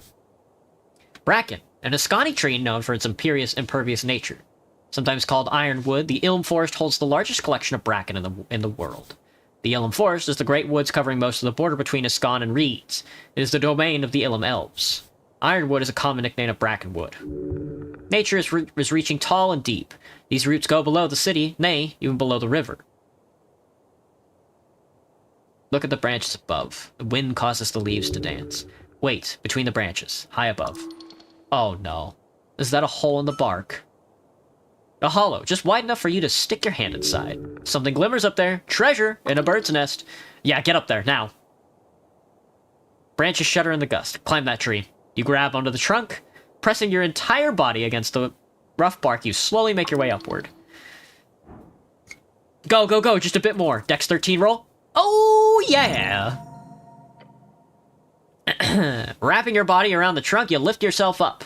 The bark is rough enough for you to get a pretty firm grip. Despite the vertical nature of this feat you're attempting, one foot and hand movement after another, each holding on for dear life. You take a deep breath and reach up, finally getting a hold of one of the upper branches. You've done it. Heaving yourself up the last way, you get a view you did not expect. A bird's nest, unguarded, full of shiny trinkets. Jackpot! Shove your hand inside, grab the ring, grab the coins, grab the polished stone, grab the ring. Ring of protection. Silverware, the finest kind, with black stone at its center. Grab the coins. Several crowns going straight into your pocket. Thanks, birds. Grab the polished stone. The bleached white and polished rock doesn't look too valuable until it's in your palm. It's magic, baby. Retracing your steps, you soon find yourself back on solid ground. Leaves are quite big. What's a bracken tree? Like a birch, but thicker. Made by primal force of Ascani. The bracken trees originate from Ilm Forest and is today a major export resource in Ascani. It's quick to grow and flexible in its usage. Oh, this is the thing that kicks off the Industrial Revolution for sure, then. Touch the tree. Your hand lands firmly on the bark. I don't see a purpose in this. Bye. Oh, look at me, dude. I got a ring of protection. And another drawer stone. An iron band covered in strange symbols. Touching it sends a tingle down your spine and protects you somehow. Dampens high damage. Sure.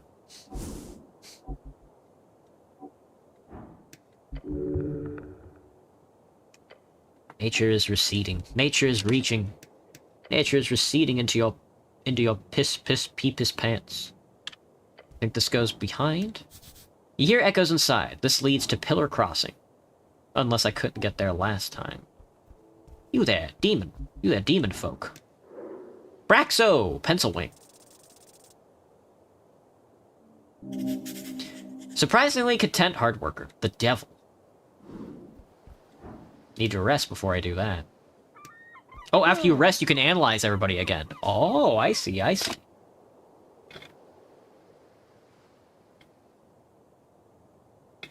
Hey, Jerry. Oh, I just drank like a fuckload of water there. Ooh. You raise your head towards the sky. Above you sits a tiny red creature. His wings flutter faintly in the wind. The fiend throws a quick glance your way. He's fucking annoyed. Staring at a piece of paper, he does not acknowledge your presence. What you reading? A sigh escapes the fiend's maw. He slowly puts down the paper. The paper is actually a torn-out page from a magazine. Hello, goat. He appears to be reading an article on the latest debate. I like the funny pictures. I believe the fiend is being sarcastic. I like the pictures, too. I don't read much unless it's political. At least you're reading something. Wait, he says, leaning in to get a good look at you. Earthguard, a cleric. Hell's are you doing here? You can go wherever you want, fuck off. Divine mission, the usual. Very well, I won't get in your way. I, for one, am very happy for your presence. This place has gone downhill since the city let the goblins and freestriders run amok. Oh no, the devil's a kiss-ass. We need some damn order in this place. So if you need any legal advice, just let me know. He gives you a tiny, sharp smirk. You should be aware of the fact that this is literally a devil. True. Don't take advice from a parasite. You can hear out any advice, just don't listen to it blindly.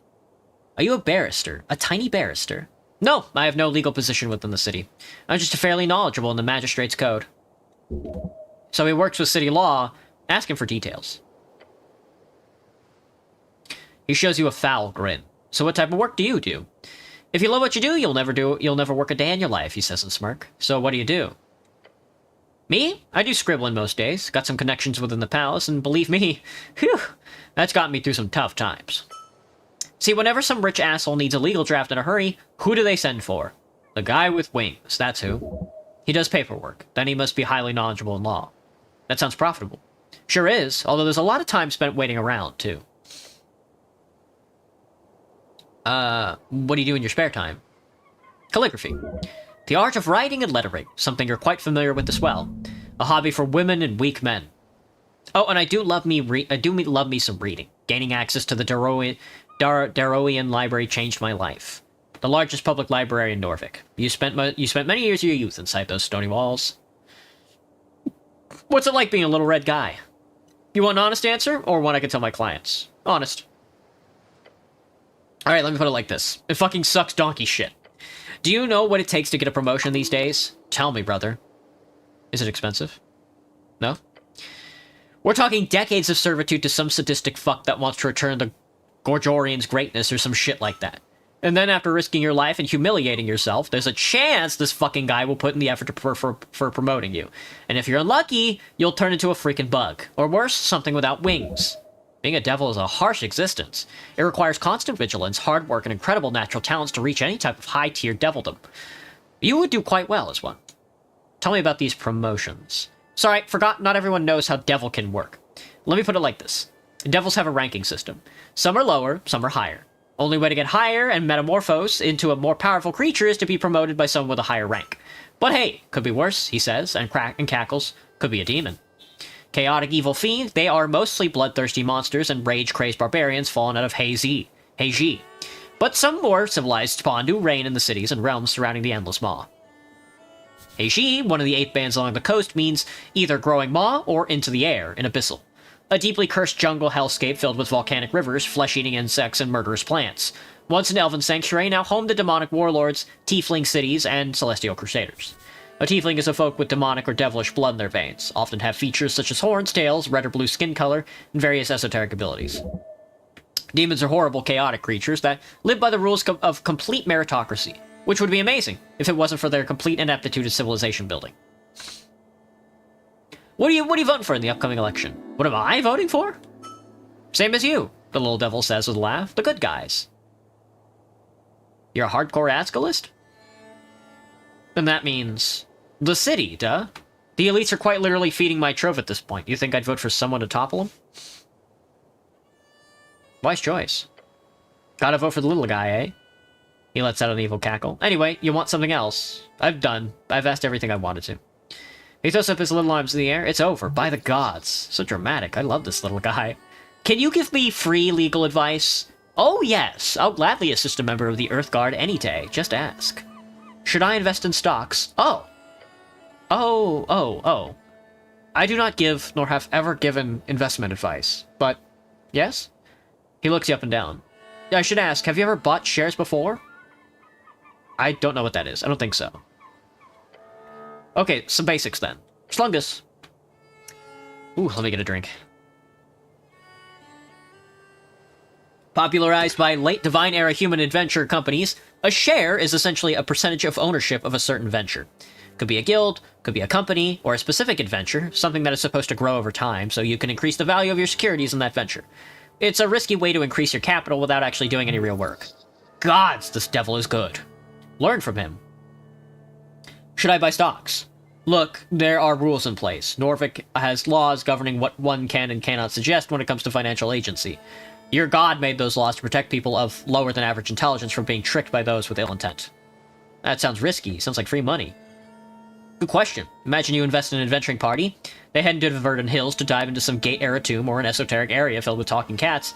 Something weird and dangerous, but with potential for a lot of cool treasure to be found and brought back. There's a major chance that those adventures die out on the journey. If they do, you lose all the money you invested. They could make it back, in which case you'd get a percentage of the treasure based on on your share, but how often do adventurers come back with a bunch of treasure these days? Where can I buy stock? You can buy shares directly from a venture trader. Basically, someone can give you a piece of paper that says, I owe you, with some legal information on it. Or you can go to a trade hub. I don't think the Tolstad exchange is open until after the election, though. Have you ever bought stock? Sure. I spent about 40% of my income in risky ventures. Damn. Hello, Amethyst. My man in the corner? Sometimes I even get paid in securities, which is nice, since I won't have to pay any middlemen. Could people buy stocks in me? The little red devil stares at you. If you were to set yourself up as a venture, then maybe, if you could convince someone to invest in you, without breaking any laws regarding investment advice. I'd be impressed, so why not? What about currency trading? That's something I've heard about too. Oh, that's just the art of switching between various currencies. So you got a pouch full of old embers, that is the old draconic coins. The currency of certain former dragon colonies in Old Diminuer, made entirely in gold, which makes them quite valuable to this day. They're made of gold, so even though there are no governments these days who support it, you can always just sell them for the gold value. Great. That's the most basic form of it. But when it comes to city-backed currencies, it gets more complicated. If you've got 10 Brimmarks is the currency of Blood City Bay and its subjects. They come in both paper form and soul-infused iron coins. Damn. And let's say you want to convert them into Reedsian tens. Tens is the currency of the Free Strata Revolution. While free cities have multiple currencies, the magical paper money of Reeds is quickly growing into the most valuable across the coast. How many do you get? I don't know. Me neither! The value of each currency fluctuates day to day, as does the exchange rate to each other currency. Not to mention the location as well. Tens are powerful because of the far reach of the Free Strider trading charters. Brimmarks are near useless in Norvik, so the exchange rate, while still not nothing, is quite low. That makes Blood City corporations way less interested in investing here, which then perpetuates the weak value of their currency. Sigs of Old Diminuer are used in some places, sure, but bring them out in Norvik and any shopkeeper will laugh at you, holding out those shiny little crystal discs. Sigs, the currency of Thazin during the Arcane Era, is still used in some places, but these magical crystalline discs are only supported by a handful of cities and reeds. Damn. Nah, Graham, my body's fairly balanced. I'm really hot right now. I'm burning up. Excuse me. While the penning is accepted automatically, almost as if it's slightly less valuable crown. And the soul, on the other hand, extremely valuable just because of the Golden Horde's influence. The Golden Horde is a remnant of the Celestial Empire in Divinitorum, led by a horrifying choir, a hyper-intelligent light being. They spread fear throughout their lands, as well as part of the Western Ascani. The Divine Torum, one of the 8 bands along the coast, is an askew plane, a slope growing into a sacred wasteland, home of the Celestials, Birdfolk, and originally Halflings, as well as the scars of divine warfare. Hear that the words would confuse you? They do, dude, they do. And the Ilum Janapala, those weird little ice cubes, well, Janpala, the currency of the Ilum Empire, looks like a piece of ice, very rare to see in Norvik. I'm guessing you've never seen one and never will. Take one to an exchange station and they will quite literally think you're messing with them. But yeah, that's some info for you. He has been factual. He's been long-winded. I'm learning so much. He nods and grins. Economy, you know? Messy and fun. That's all about stocks. What about alignments? Ah, the overrules of morality. Norvik does not moralize over alignment officially. Nor do most of the city-states across the coast. But why? Look, really, I'm no expert. If you want one of those, I suggest heading down to Waterlane. Scholar Appledent has an office there. He'll be sure to indulge you. He cackles and squints at you. That halfling's got one hell of a green lean, if you catch my drift, so be careful not to catch any bad ideas from him, you hear? What does the law here say on resurrection? That's a hell of a question. He smirks for a while. The imp's enjoying his pun before moving on. What a sociopath.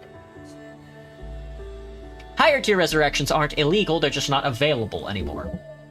There are a handful of known divine resurrection spells. Since the death of Earth, there have been no documented instances of successful resurrections above 3rd level. Not available? Figured a cleric would know better than me, but, he says and shrugs, fucking sass.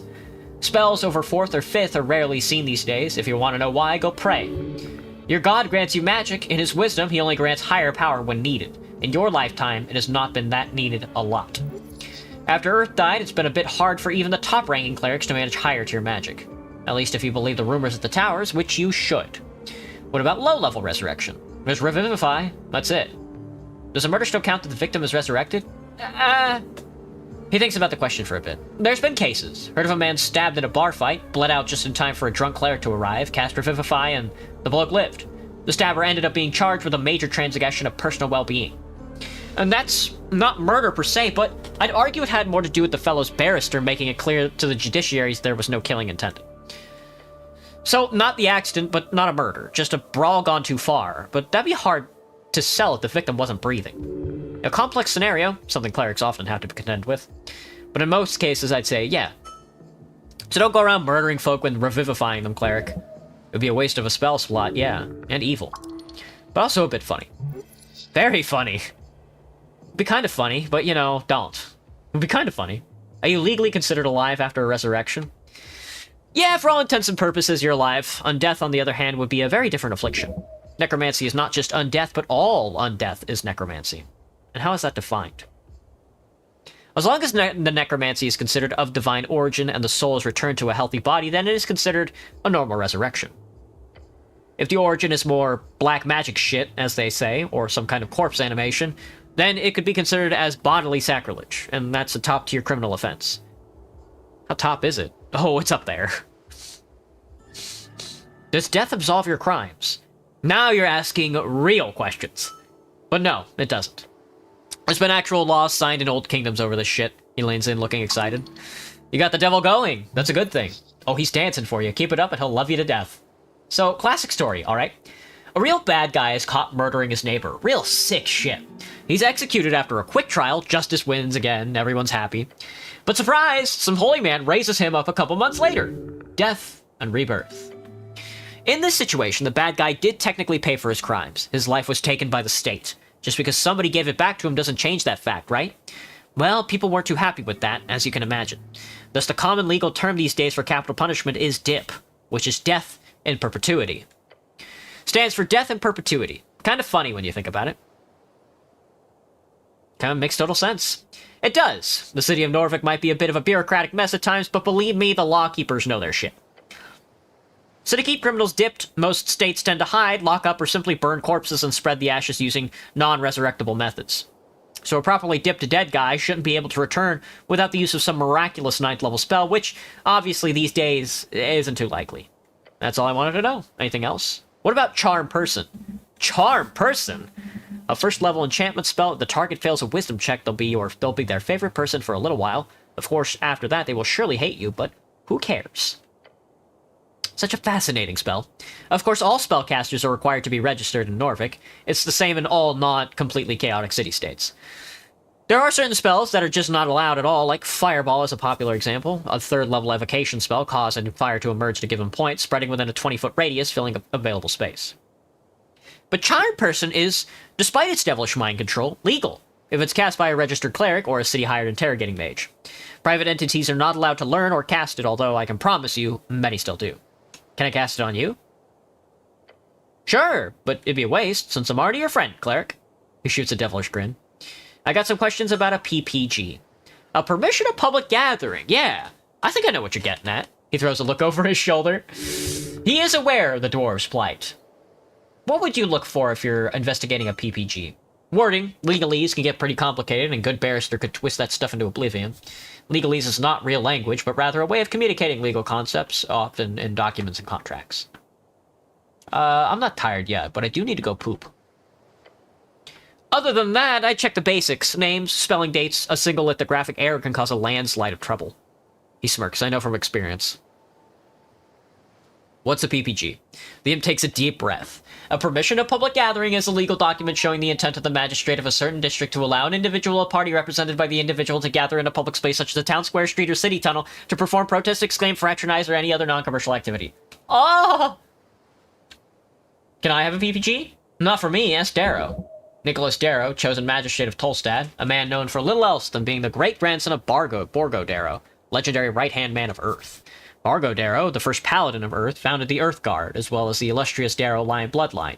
Known for his bravery and inability to be damaged in battle, died of a heart attack at the age of 40. His passing is used as an example of the importance of aging men to keep track of their cardiovascular diseases. Or maybe don't, unless you've got some really important messages to deliver to people. Okay. Yep. How long does it take to get a PPG? A week, depending on your contract and your pouch. The Asgard dwarves got an expired PPG. Expired, huh? Strange. Why is that strange? Just seems like such a strange mistake. Asgardists are known for many things, but making a mistake like that ain't one of them. I don't know, that just seems strange. Though if the dwarves got an expired document, they should leave. They have no legal right to be there. Yeah, I'm getting hungry. Should get a snack soon. He stares up in the distance. Oh, you were saying? You hear about the tea shop? Yeah, of course. Pretty hard to miss when flying past Tolstad. What's your take? It blew up! Not sure what else you want me to hear. We want to hear. Why do you think it blew up? Honestly, haven't seen a blast zone like that since the Coast War. And you didn't hear this from me, but the little fellow trusts you. He is your friend.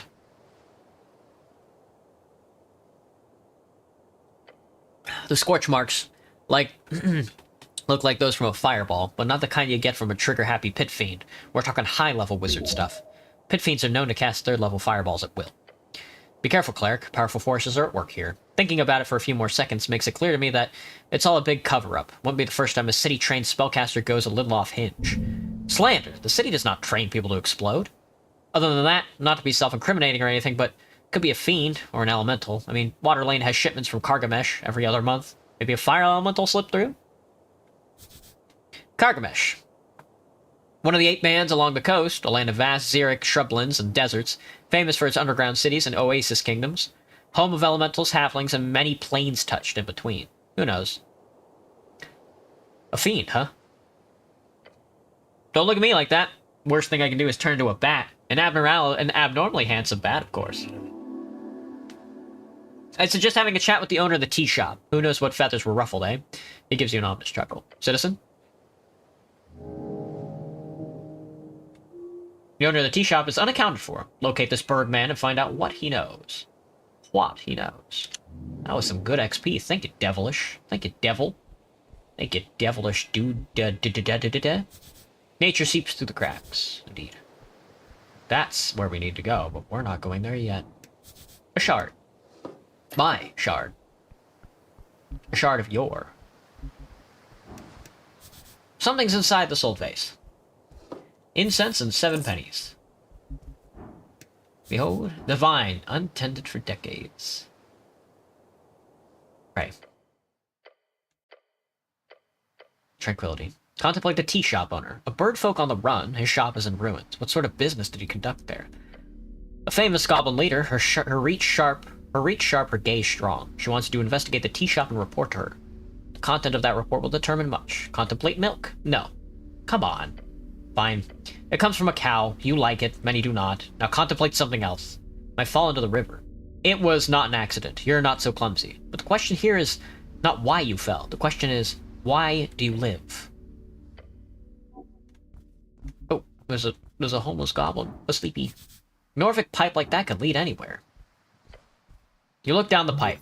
If you had a smaller companion, you would be able to ask them to crawl inside. Try to enter. You get down on your knees in the dirt and put your helmet faced into the entrance of the pipe.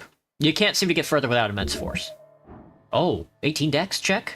The diameter of the pipe is not wide enough to support your body, even with no armor or added friction, lowering substances.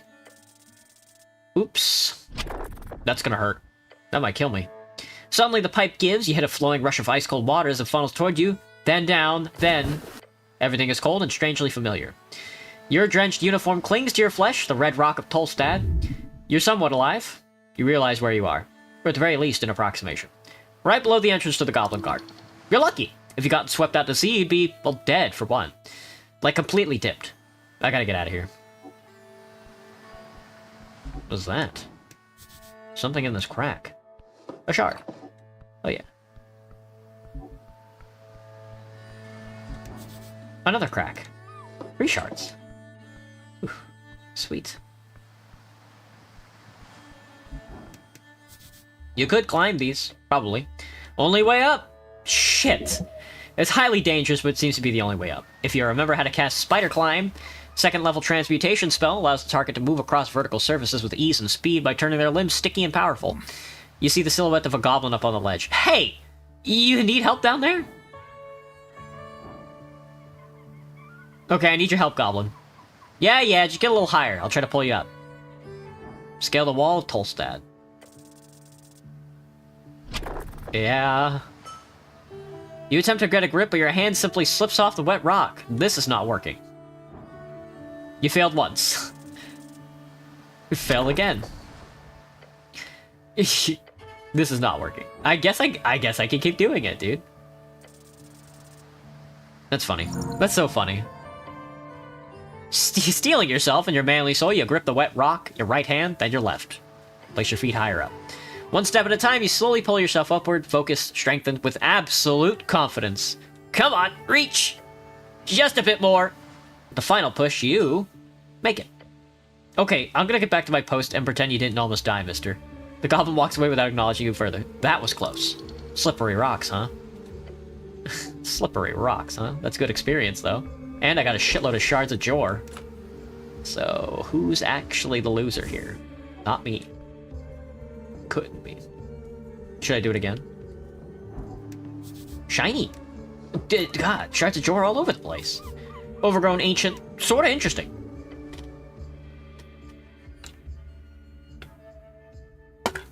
Embedded in the earth, you find weather-bitten stone. In the shape of a spiral, its edges are worn down, smooth almost, and behind you lies the head of what once was a snail statue.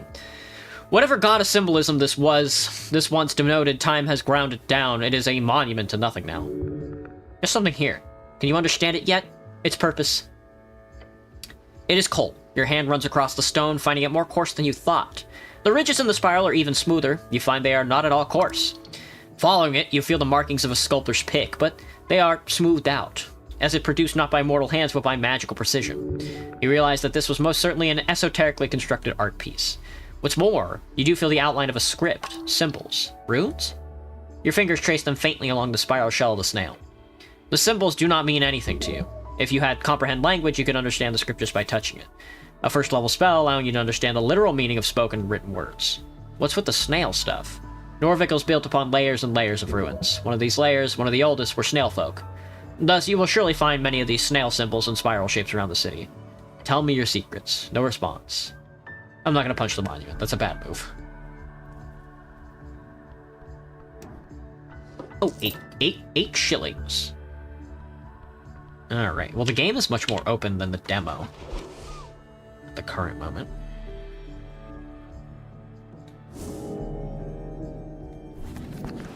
Tolstad West, Tolstad South, Vishkin's Lair.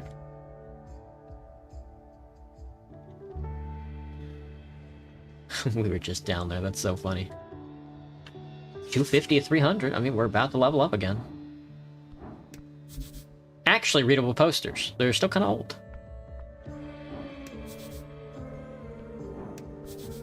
An empty barrel. Oh, these are 2 different pieces of paper.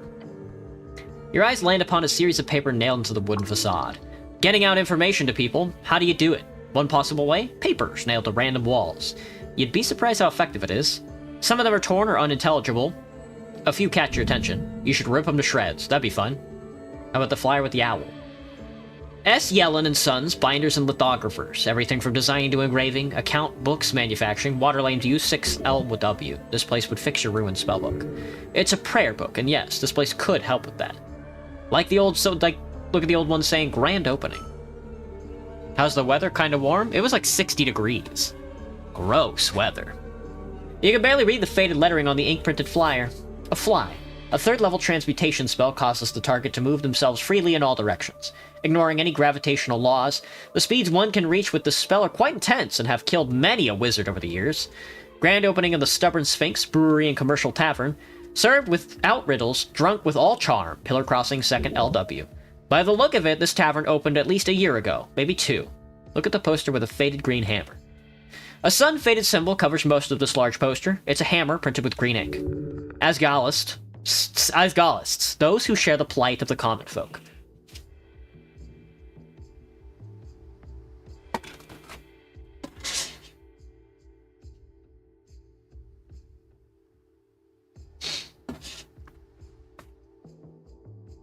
Gather ye workers. Asgal said, no gods above, no king below, only folk. Asgalists rally on the 22nd of March, TS Square Circle up.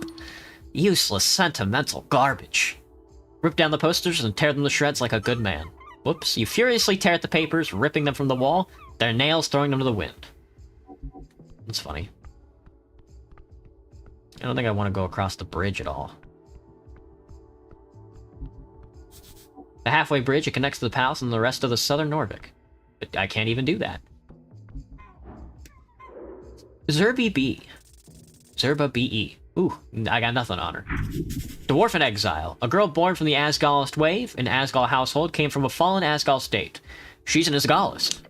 Cool. She seems chill.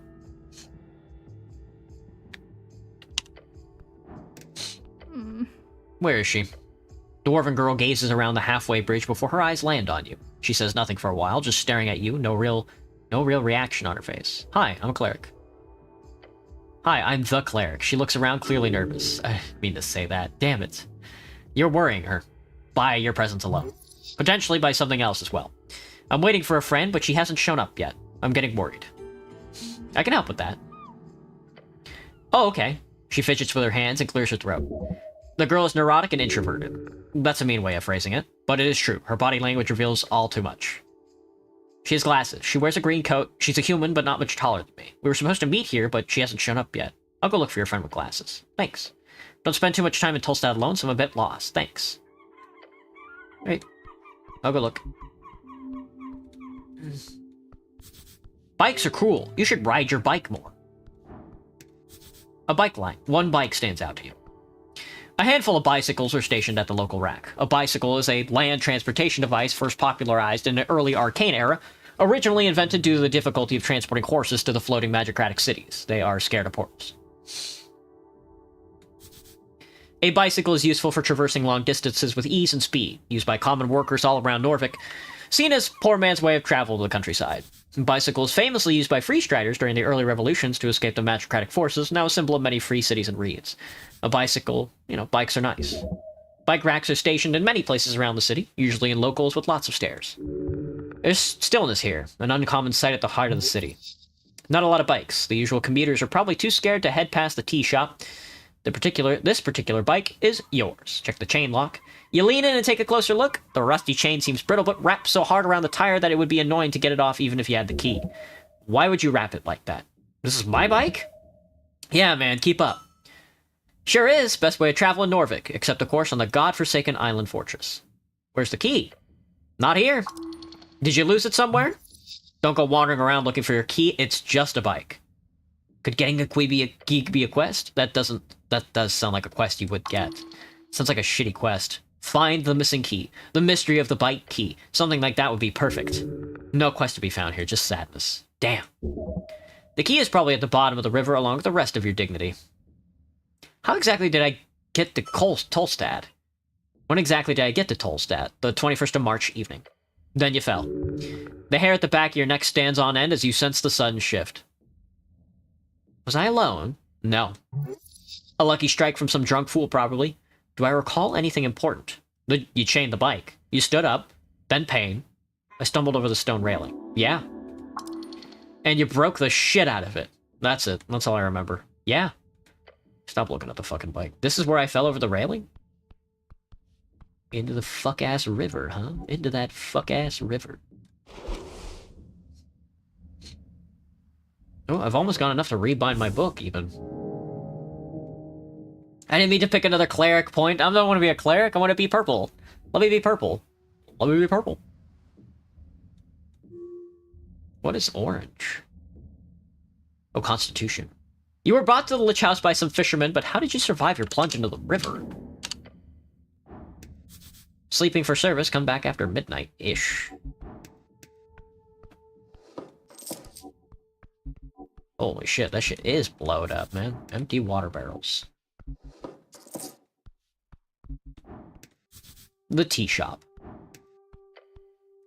Midst scorch marks and cracked masonry, you approach the doorway. There are several planks blocking the passage. The tea shop. Take a peek inside. Powerful force left these marks. Fastened with several nails, so you also see a paper. Coin Lord's Meet Update. Updated. At the top it says with bold lettering, City Notice. No trespassing. The Coin Lord is the magistrate handling minting, trading, financing of public works, and tithes, currently held by Nicholas Darrow in the Tolstad district. Does this include me? No, or else you would have the password. Try touching the planks. As you do, subtle ripples of blue energy appear around your gloved hand. It's sealed. As you move away your hand, the faint aura shimmers in dark translucent blue and then fades away. This feels like trouble. Just standing near the door makes it clear there's a locking spell cast on it. Standard procedure for crime scenes. Rude to lock people out. Crime scenes should be public viewing. Remember that? Remember that you are here on behalf of the goblins. You still have not spoken with their chieftain. To complete this quest, you should probably do that first. Look beyond the planks. You catch glimpses of still shadows beyond. This place is a mess. What kind of magic is this?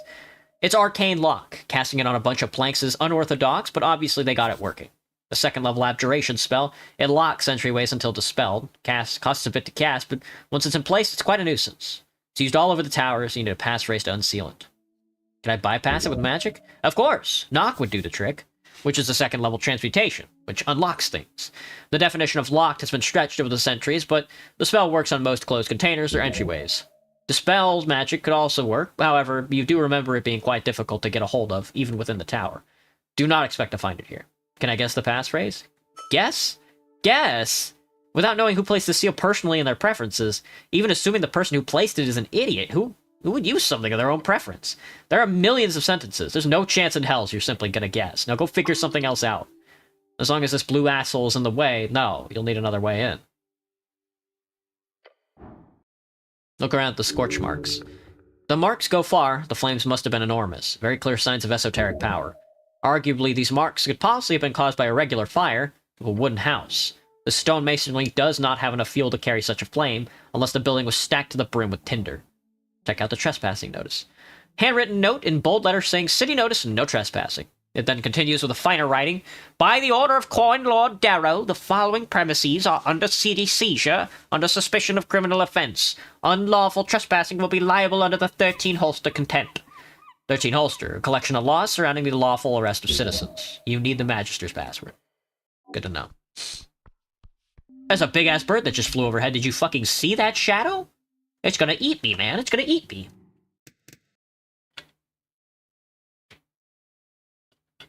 Oh, water is so tasty. Now this is where it's at. An almost intact and endless rising pillar. The centerpiece of Norvik. The Pillar of Jor.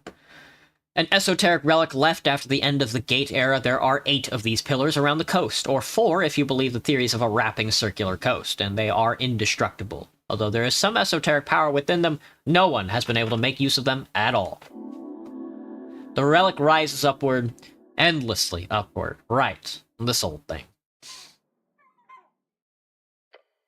remaining until the end. It looks a bit broken. Cracked? Yes. While the pillar is indestructible, it was once under heavy siege during the most intense moments of the Gate War.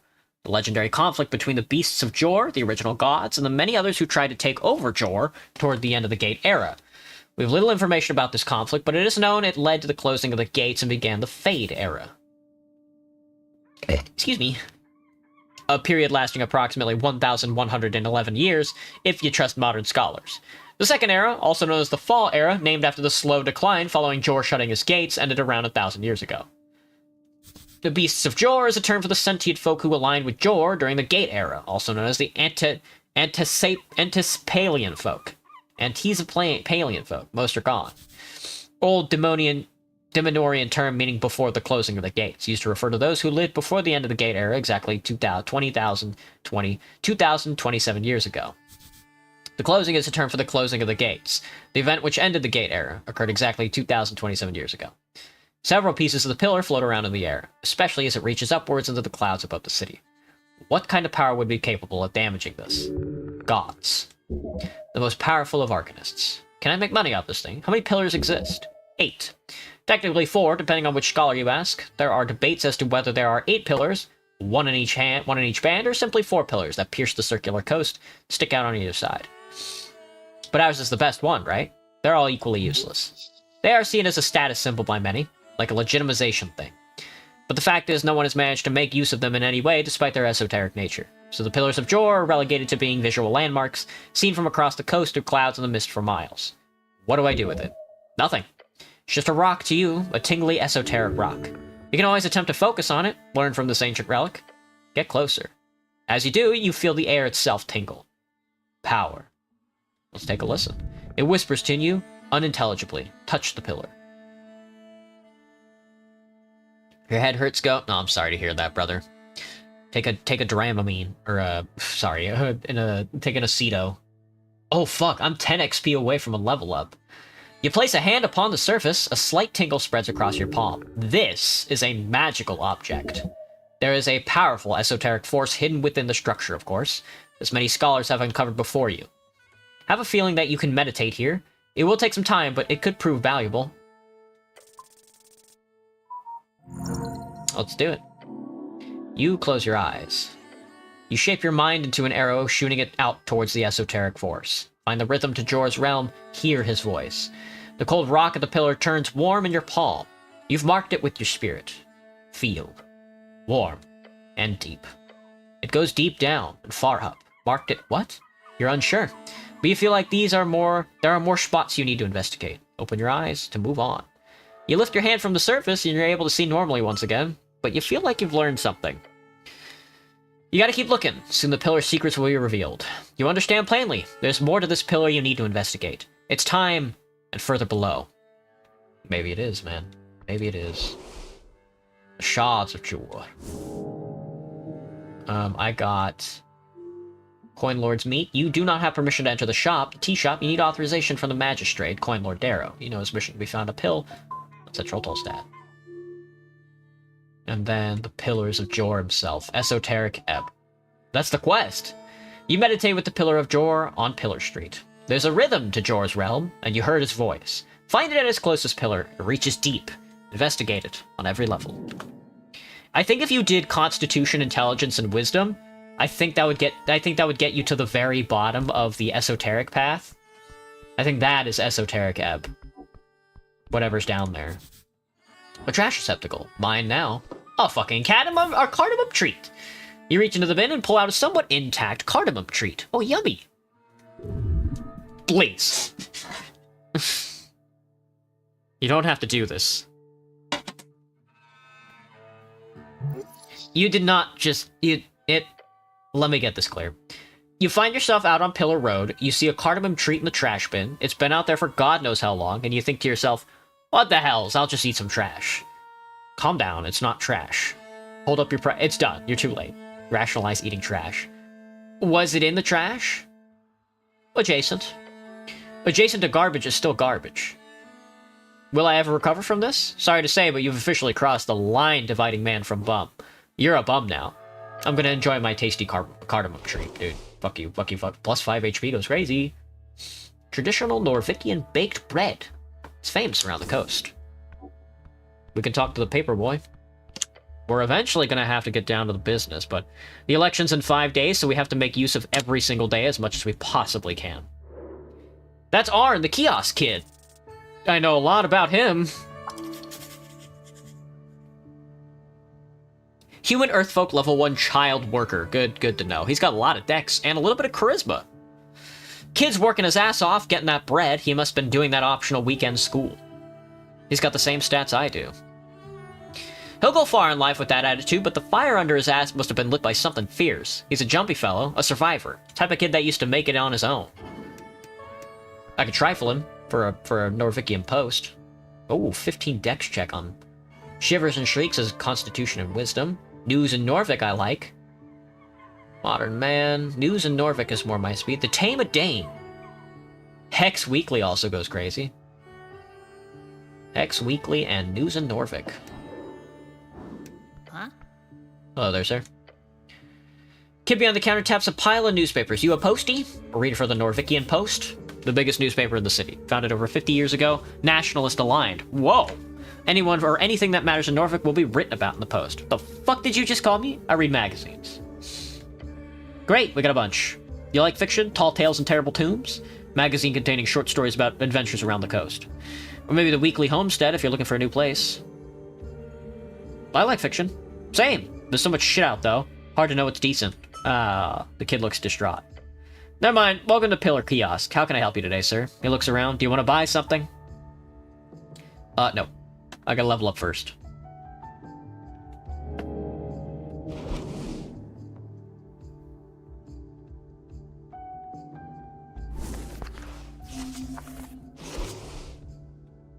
How do I level up? Maybe I don't. Maybe I gotta go study. I'm only level 1. Oh, there's a button. Level advancement. Here we go. What? Hey, Jack. I do some schoolwork, but I hope you're having a good stream. This game looks dope. Hell yeah, dude. I'm fucking excited to play it, and I'm having a hell of a time.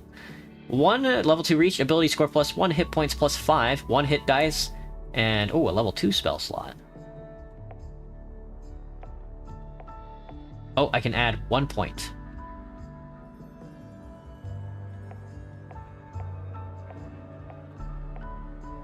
I mean, obviously we're going charisma mode on it.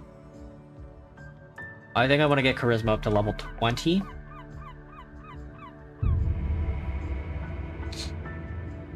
Yeah, man. And I got a second spell slot. And they healed me a little bit, which is chill. Huh? Hey, it's you again. Whoa! I can haggle him. Oh, yeah. I want the Hex Weekly and Norvikian Post. I think I want Hex Weekly. Can I ask you a favor? How much you paying?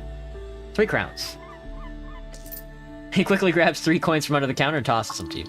Taking bribes from kids, cool. Get them hooked young. There's a heard trouble down at the water lane tonight. Please go and make sure that nothing happens, okay?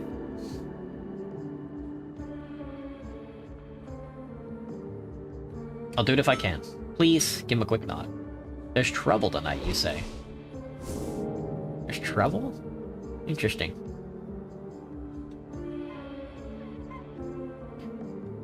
Do.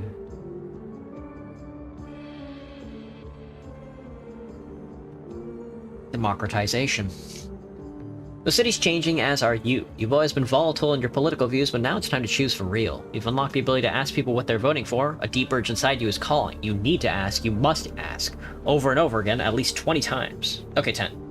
Currently ask people 1 single time. Clarice. Circle Conflict Square. Young and Dumb, you're here. There's gonna be trouble down at the water lane this evening on your first day in Tolstad. You should check it out. What ones do I want? I wanted not the Norvikian Post. I wanted News in Norvik and Hex Weekly. Huh? Hex Weekly, 20 crowns. Just give me the news, man. News in Norvik coming up. The second biggest newspaper in the city, Free Strider Aligned, infamous for their gossip and lowbrow journalism. Gross. Can you just tell me the news? The boy stares at you. He's thinking of how to explain this to you. So here's the thing. We sell newspapers here. If I just tell you the news, we won't get any money.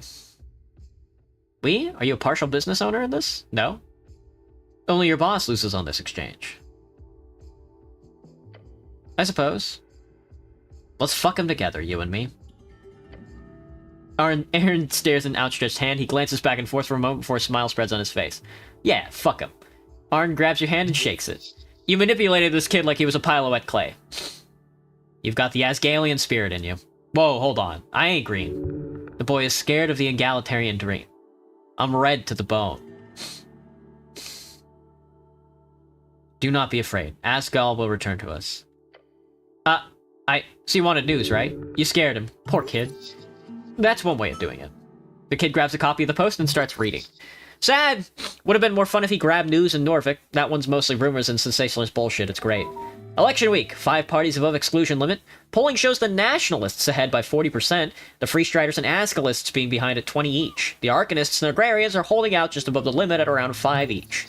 These polls are mainly done in rich areas, you know, the human areas. We'll see about that on election day. The party of Norfolk still won't comment on the missing paladin. This Gorm Scalderman fellow has been gone for months at this point, but here's the drama. Scalderman, the first noble house in to be raised by Earth after the founding of Norfolk, famously formed during the party where Johilda, the bard with the silver voice, performed for Earth, and he enjoyed it so much that he immediately named her nobility, gave her a piece of the city to watch over. Her descendants became loyal servants to this day. He was last spotted heading down to the city below. Maybe he's stuck fighting undead or something. Or maybe he's dead, you know, after having fought some undead, or whatever. A paladin? That sounds strange. What's a paladin? The boy stares at you. What? You don't know what a paladin is? No, why? Is it some kind of political title? Anyway, he stares at the bottom of the page.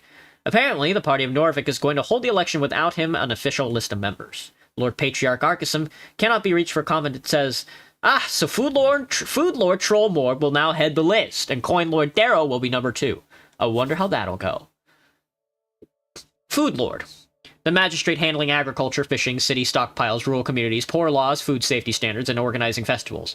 Currently held by Irkolval Trollmond and Trollmord in the Vargby district, one of the 5 districts in Norfolk located in and around the Great Steam Pit in northwestern Norfolk. The Great Steam Pit, the GSP as they call it, it's a big hole that's always hot, from magic dragon fire or something, the same type that keeps the burned coast hot. The dwarves built homes in and around it and makes up the entire district of Vargby. The Great Steam Pit is a deep crevice in northwestern Norfolk that's concentrated on the river via canal, a centerpiece of Vargby. Too bad for Lord Gorm, unless he's found before the actual election day, of course. The last anointed paladin of Earth, one of the original faces of the party of Norfolk. He went missing months ago, and many believe he has abandoned his post. If you're heading down to the city below, you should look for him. We'll see. Sure. Anyway, Ascalist rallies held all over the city. There's an op-ed about how the chant is being printed illegally. Needs to be stopped. If anyone knows the location of the printers and producing the chant, please inform your nearest Free Strider office immediately. You don't sell the chant here, do you? No, sir. No legal papers here. He turns the page.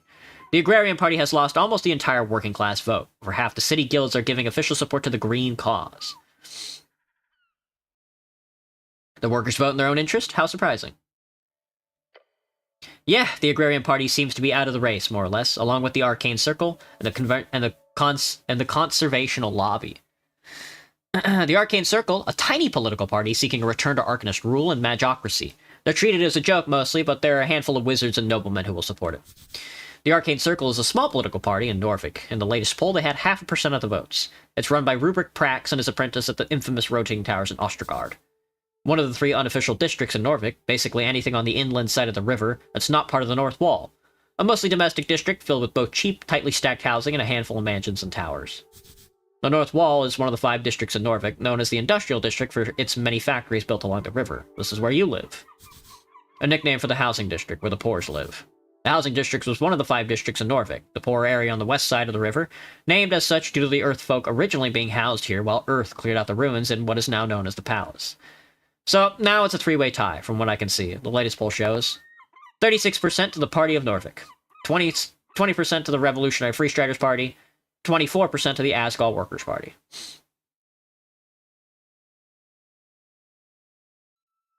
At this rate, the green cause will win in a landslide. The kid starts flipping the rest of the pages. Alright, that's it, I guess. But, interesting. What? Now, I just realized there's no mention of the tea shop yet. Guess they're keeping it out of the news cycle. Who is? The city, I guess. That's all news. If you want more info, you gotta buy one. What do you know about the tea shop? Especially that except that it exploded? That's pretty obvious, yeah. I was here, you know, saw it with my own 2 eyes. No shot! I heard it too. Definitely heard it. Walk me through it. Okay, I set up the kiosk at dawn. By noon, the morning rush had calmed down. I remember the bike rack was full. Water lane workers mostly commuted on the new bridge and flotilla, but the halfway bridge does see a fair share of bikers every day and night. But by noon, it was pretty dead, which is great, and less work for me. Go on. I hid in the back, thought it was a, you know, attack. He's implying political motivation. How loud was it? Super loud. It's shaky too, I almost fell over. What about the fire? I felt the heat even all the way over here. An obscure novella about a Reedsian revolutionary falling for her servant, Steve. Nice. It was like, the kid gestures a large sphere. Really weird fire. Then, he mutters, shrinking the size of his imagined sphere. Weird. Gone in an instant. Weird fire? Yeah, it was like it's gonna sound really weird. I like weird. It was blue. Blue fire indicates extreme temperatures. Only for a split second. When I looked again, the whole building was on fire, but it was like normal-looking fire. Interesting. I guess. Just kind of weird. Do you see anyone suspicious? Not really. Just the normal types. A goblin was arguing with a human by the temple. Just some mild shouting about some business thing. Otherwise, pretty dead around noon here. Anything else? Yeah, sure. I did see Mr. Drummer. He's the owner of the tea shop, former tea shop. Usually the tea shop opens in the afternoon on workdays, so it's not weird to see him walking about all day. Chatty fellow. Buys a lot of newspapers. Where was he going? Don't know. Saw him leaving the tea shop right before noon. Right before noon? Yeah. Right before the massive explosion. The kid clicks his tongue. When you put it like that... Look, I don't know where Mr. Drummer is, or where he went. Just saw him rushing down the stairs, guessing he headed for Water Lane like everyone else. Did anybody else enter or leave the tea shop? Nah, just Mr. Drummer, he says, confidence in his voice. It was a boring day, so I pretty much just people-watched all morning. Mr. Drummer was the only one I saw leaving the tea shop all day, until it exploded. Did you see him enter? Actually, no. I never saw him enter in the morning, so I guess he must have slept there or entered before dawn. Nobody entered all morning? Not a soul. Usually not too many people there in the morning, or forenoon, really. Forenoon, that's a good word. I like that. People should say that more often. Feel very Norvician. Yeah? I saw it in an Asgall newspaper once. They like using dwarfish words like that, though my brother doesn't want me reading those copper papers. A newspaper printed on magical copper sheets. Oh, the quality suffers in this production, but its popularity has skyrocketed with the indie papers around the coast. Still pretty expensive, but nowhere near proper arcane era pressing machines. That's funny. Keep reading Asgall content, kid. Don't listen to your brother. He's probably a fascist. The kid nods along. Anyway, about the tea shop owner, yeah? Did Drummer act strange when he left? Just in a hurry? Maybe saw him shuffle towards the stairs to Circle Square. Probably headed down to Water Lane. Why Water Lane? It's the only place to go. Either that or the Goblin Garden, or the city below. I don't think Mr. Drummer is a city below type of bird. Are you sure you saw him? Absolutely, no doubt. He trails off, muttering to himself. He went downstairs, to Pillar Crossing. That's all I saw. He's trying his best to remember. I've been going over it in my head. Pretty shocking stuff. He's just a kid, shouldn't have to deal with such terrible things. Yeah, honestly. What can you tell me about Mr. Drummer? He's a customer. Seems nice enough for bird folk. Already hangs with the Sphinx a lot, and that he's got connections with all sorts of folk. All of them? Politically speaking. Asgall uses the tea shop a lot. I see. That's all about tea shops. About the owner of this kiosk. Thassalos? He's a pretty nice merman. What do you want to know? A male merfolk, not to be confused with mermaid. Half fish folk, not always female, but still called mermaid by humans to the chagrin of their men. Your boss is a merman. Yeah. He's in the river a lot. Likes fishing. What does he do? He stocks the stall, usually really early in the morning. Beyond that, I think he just does other stuff. Owns a bunch of properties around the city, so he's usually pretty busy. Can I talk to him? I guess. He's not very talkative, but he usually fishes behind the kiosk in the afternoons. That's his only break from work, I think, but don't tell him I told you. What does he pay you? About 5 crowns in an hour? It's a really good salary for someone my age. That's an awful pay. You're clearly being exploited. Other kiosk kids get like half of that. Thassalos is pretty generous. At least that's what my brother says.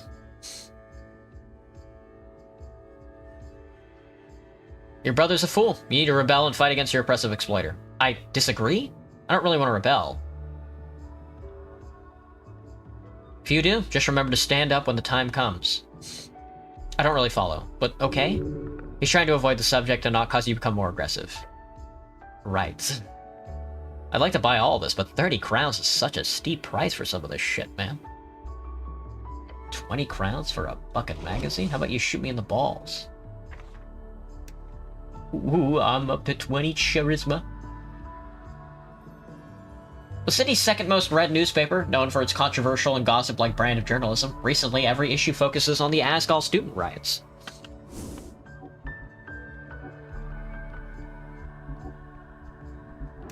I don't think there's anything. Look, this crate has something in it. Is this true? Another shard of jor. I'm getting a lot of these shards. Something else to this. Oh, an apple and some... Oh, man, dude, you know, this game's kind of generous. Didn't you used to be able to talk to this guy? Ah, another cardamom treat. Tasty. A bag. A satchel. Kind of greasy. Kind of greasy. Whoa, oily instructions. This should be good. -2 intelligence goes crazy. Let faith guide you. A page of hard-to-read text titled A Gnome Starter Guide to Esoteric Memorization. You hold up the paper, finding it to be actually a torn-out page of a book. The name in the margin suggests the book is called A Gnome Starter Guide to Esoteric Memorization. Read it. It's quite lengthy. We'll see. Random generator title. Hello, Vince. What's up?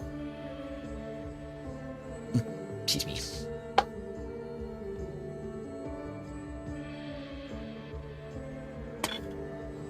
The first step to understanding esoteric memorization is understanding the underlying powers at play. Jor strings stretch across his coast, invisible to the eye, yet connected to all things living and dead. A spell is simply a set of rules you must follow in order to manipulate those strings into an esoteric effect.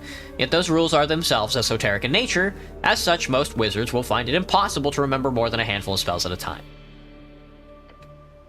This is a big divide between cantrips and actual spells, as cantrips are both easy to remember and will not consume a spell slot. Spell slots are the common representation of how many spells of each spell level a caster is able to perform without rest. As a gnome, you're naturally gifted in the art of illusion magic. Other schools will be more difficult to memorize. A suggested harmless spell to use in training is the first level spell, Grease. To increase your chances at memorization, attempt to cast it at least 2 times per day. In the margins, there's a handwritten note that you managed to spot. It's written hastily in bold, like the author really wanted to hype themselves up. It says, every evening and every lunch break at work, remember, you can do it. An esoteric mishap, magic is a blade without a handle, and so on.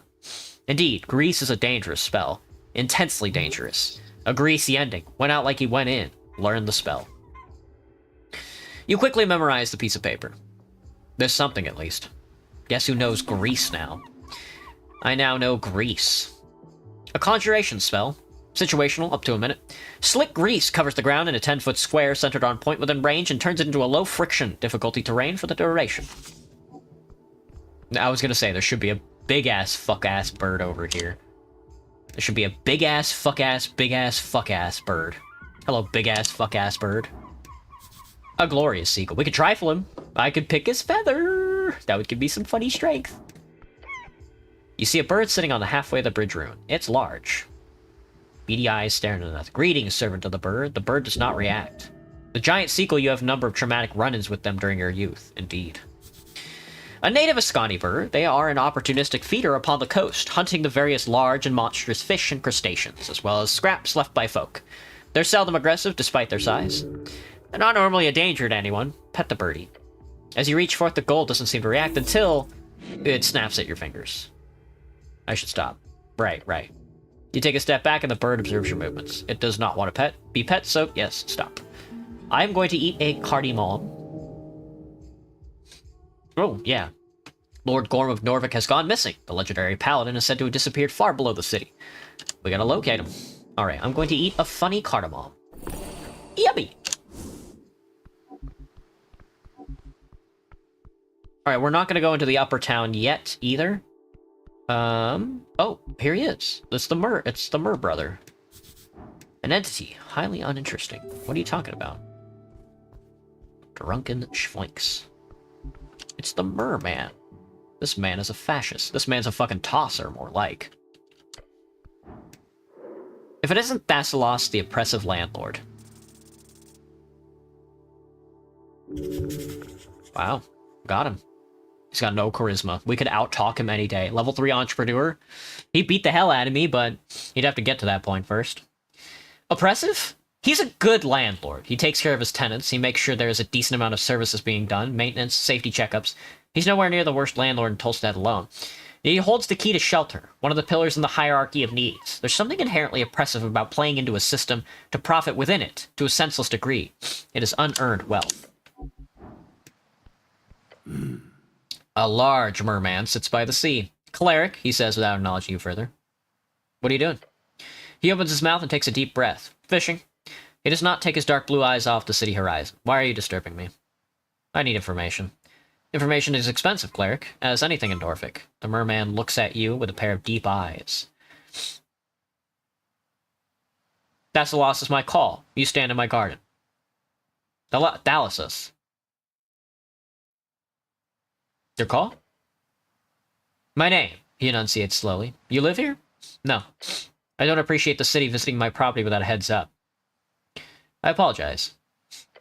Good. Well, while you're just standing there, keep an eye on my second pole. Alright. He nods at the second pole. Look at it. You keep your eyes peeled at the tip. They come in waves. When it happens, it'll be quick. So we just wait here? Fishing is about patience, cleric. You need to breathe, and he takes a real long breath. Stare at him slightly shaking, and watch. Professional, eh? You work for the River Guilders? He raises a thick eyebrow in your direction. No. So what do you do, then? I operate facilities, apartment complexes mostly. He appears uncomfortable. Hold on, hold on! Oh! Is this guy actually rich? Try not to mention it. I can't. You're a merman. Who's a landlord? He takes a deep and heavy breath. A merman landlord. You're not the first to comment on it. Have a laugh. Haha. The merman clenches his jaw, his facial muscles twitching. He grumbles through his teeth. Very funny. He reaches forward and grabs the second pole, grabbing it from you while continuing to fish on his own. With a stern nod, he sends you on your way. What do you know about the tea shop? It burned up. What else? The merman stays silent for a while, then he mutters to you. You need to find out what happened. If it is an esoteric error with a fireplace. If it happened to more units in the area, I could be affected. I would personally hold Magistrate Darrow responsible if it does. I don't think the Magistrate gives a shit. I don't think it's just an esoteric error. Find out for sure. Do your job. I've spoken with Misko on the topic. We both agree you must figure out what happened, cleric. Make sure it does not happen again.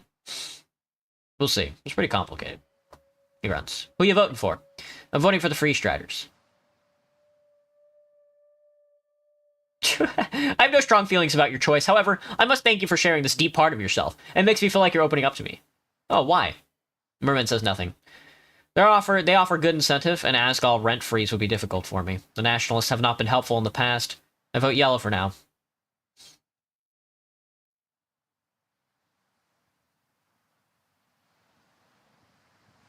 You landlords are so greedy. You need more rent freezes. The people must be allowed to live on a fair wage. He grumbles. Right, he did not ask. Well, I mean, I'm obviously going to get the experience points from it. You got a quest? No. Nothing at all? Don't have anything like that. Nothing, no delivery, no fetch quest. What about late rents? No secret temple that needs exploring? Everybody's got to have something. Nothing, huh? Nothing. He's patient, very much so. Except, smirk. My tenants have reported a strange light around Pillar Road. With Tea Shop, I do not want to take any chances. Take a look. Your tenants? Merman grumbles something. If it has anything to do with the tea shop, or if it's ghosts, or if it's an esoteric event. It was reported to be spotted in the late hours, sometime after midnight on the road down on the field in Pillar Road. I have no resources to pay, but if you wish to do your duty, make my tenants again not disturb me by such nonsense. So what is it? Strange light around Pillar Road. Quest accepted. Not a quest. No? Quest requires payment. That is, if you do it, entirely pro bono. The merman grumbles again. You wouldn't have to know anyone in the fishing guild, would you? No. It's just, I was fished up from the river by them and brought to the Lich House, so I just wanted to check up on the whole business. They did not bring you to Viskin. I did. Oh shit. He stops looking at you. Wait, really? He says nothing. Oh. So you fished me up. Yeah. You were dead. Dead? Yep. So I brought you to the morgue, as one should. Then you came here, alive. But that's your business. I don't understand. I've got nothing more to say about it. You should deal with it yourself. Yeah, you should. This means there was a resurrection. Now you need to learn why.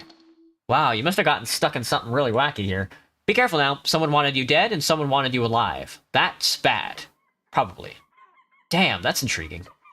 It's a conundrum. The merman focuses on his fishing. Somebody revived me. Somebody tried to kill me, and then somebody was like, nope, we're not. He doesn't die. That is crazy. I got some personal questions, Killer. No. Okay. Good. Alright, thanks, Killer. You're the best. The Drunken Sphinx I don't think is open at this time of day, but that was a good talking. I don't think there's anything wrong if we go into here. This will be the first extra location we go into, but I'd rather not right now, but Drunken Sphinx opens at 1800. Not open until sunset. Good to know. Alright. That's that. Let me see if I can talk my way through this. Fancy helmet, city man. Do not engage. Just leave. Alright, let's see. I got fished up out of the water by the gent. Oh, printing press.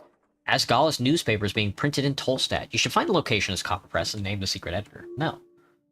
I found the exact spot I fell into the river. The bike rack. We were brought to the Lich House by some fishermen, but how did you survive your plunge into the water?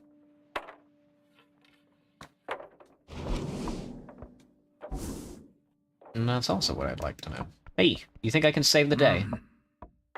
About the rally. I spoke with Agent Vera.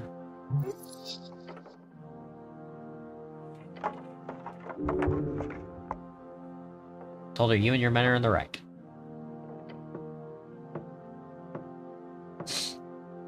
Pretty much.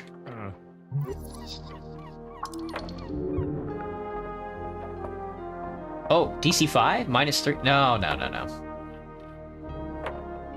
I don't want him to leave, though.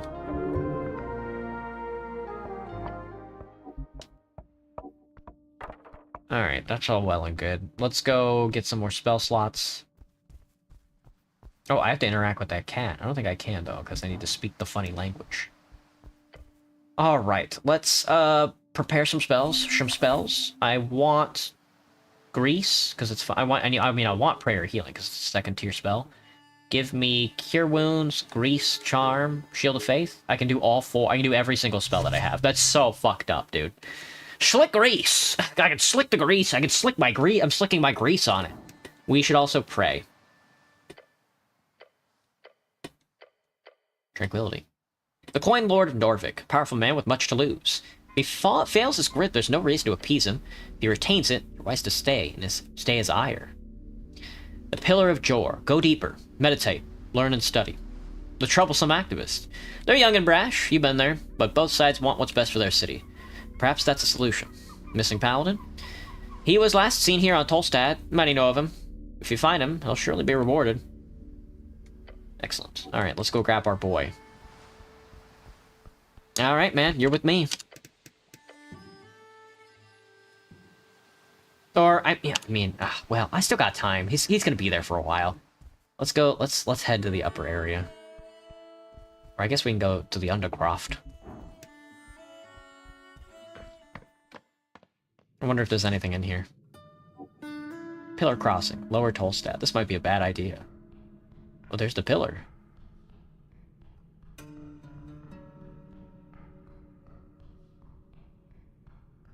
I wonder how far down it goes. I mean, I guess this keeps going. I guess we're gonna be able to follow the pillar all the way down, huh? The depths of Tolstad. Yeah, eventually we'll just be able to get to the bottom, so let's not do this right now. It's probably the same thing with going up into the upper district. I mean, we are eventually going to go into the upper district because of, what's it called? We gotta go get permission. Rough letter spell Our Lady's Apartments.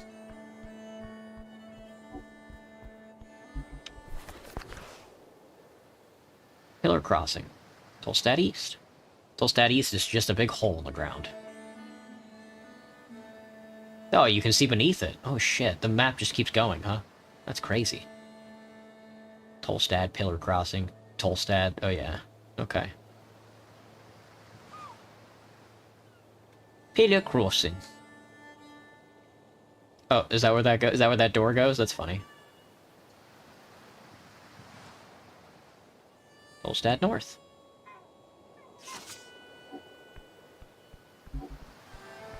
Maybe I will then. Maybe I will go to the lower area. Again, it doesn't seem like I'm in a hurry. Right, at this current moment. We're getting there though, so. The Drunk Sphinx opens at 1800. Everything opens in a couple hours. Yo there, you there, citizen.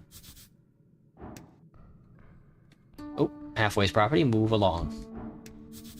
An almost intact and endlessly rising pillar, the centerpiece of Norvik. Pillar of Jor towers before you. It whispers to you, unintelligibly. Touch the pillar. You place your hand upon the smooth surface. The whisper gets louder. It says something to you, something weird. No, wait. It's a conversation. One you don't take part in. I guess you could try and join. Oh yeah. Speak. Hello? The pillar vibrates. Hello?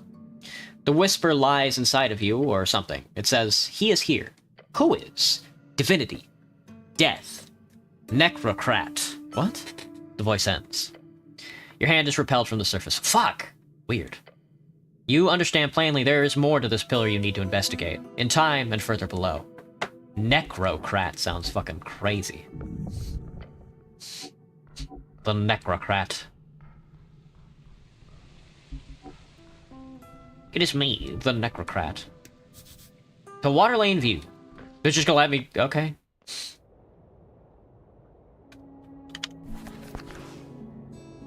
Alright, water lane view is on the other side there. I see. Ah, I see.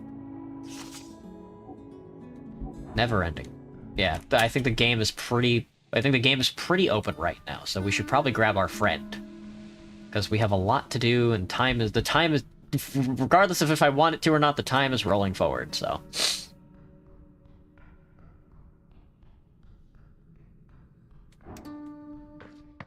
And I have no idea where to go, and this place just seems infinite. I don't think we can talk to everybody in time. No matter how much I'd like to just get a bunch of experience points.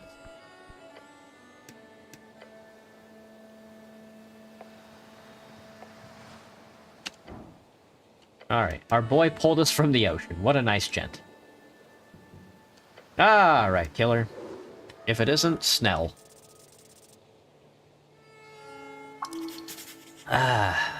Level 3 rogue. Forced goblin. No strength? He doesn't have any strength either. He's also dex and charisma. And wisdom, instead of intelligence like I am. This goblin gets shit done, no matter the odds. Highly competent, but with a craving of validation. Just look at the way he dresses himself. He doesn't work for himself or any ideal. The goblin devotes his life for his lady, no different from a religious nut. I could trifle him. I could steal his notepad.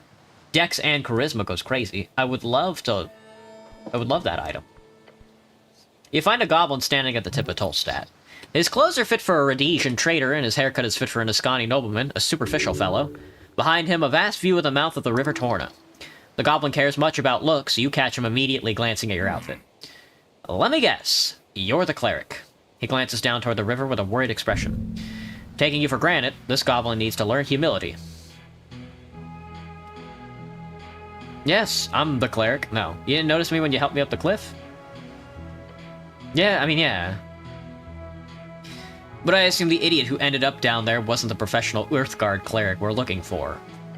I'm Schnell, runner and handler of the HWBT. Old lady's been waiting for you. This old lady must be his chieftain, the matriarch of his tribe. Greet the goblin kindly. This is the beginning of a great cultural cooperation. I'm from the local government. Nice to meet you, Schnell. Nice. You raise your arms up in the air as one should when greeting an uncivilized tribal goblin. What the fuck are you doing? Cleric, what are you doing? Shake your hands a little. Not feeling it? I'm sorry. The goblin looks around, clearly struggling to find the right words. Exasperated, more like. What the fuck are you doing? Okay, right. Head down to the garden throne, but... He waves his claw towards you. You sure you want to meet the old lady looking like this? You really got it all messed up from playing around down on those cliffs.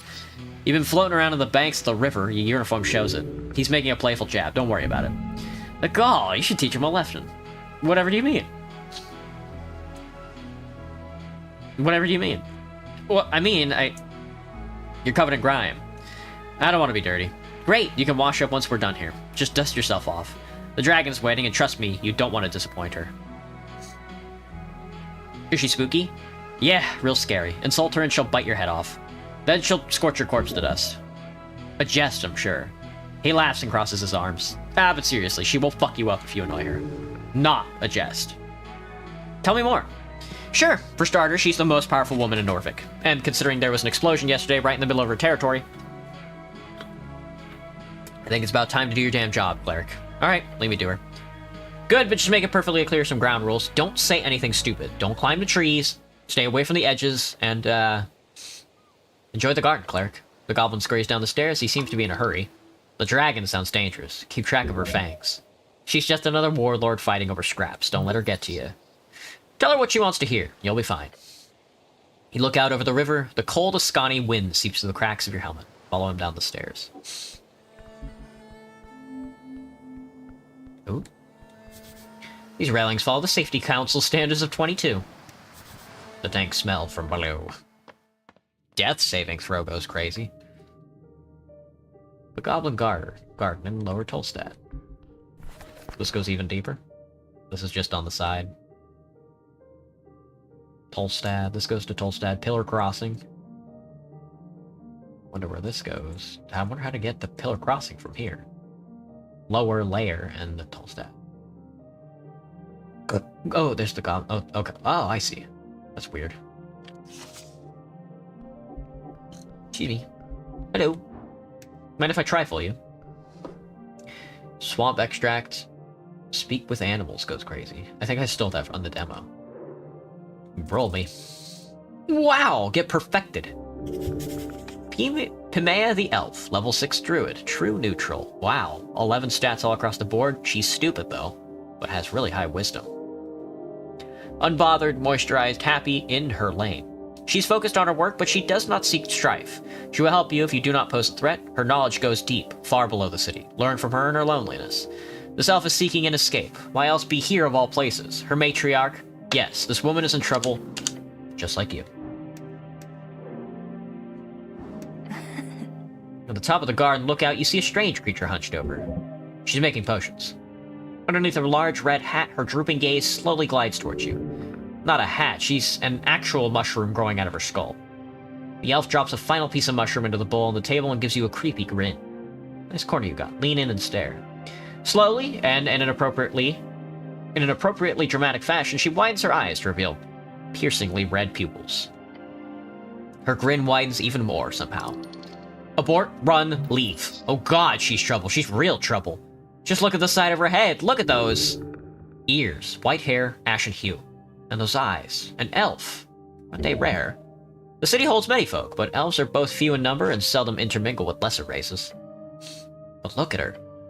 This is no elf of Ilum. This is an elf of Pimea.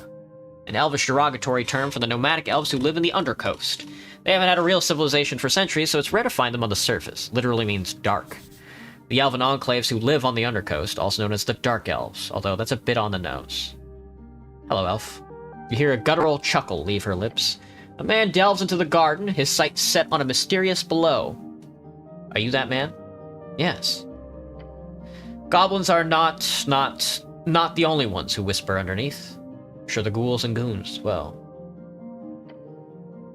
She tilts her head in comically large mushroom hat. I'm talking about plants and such. The elf stammers, or is that an idiolect?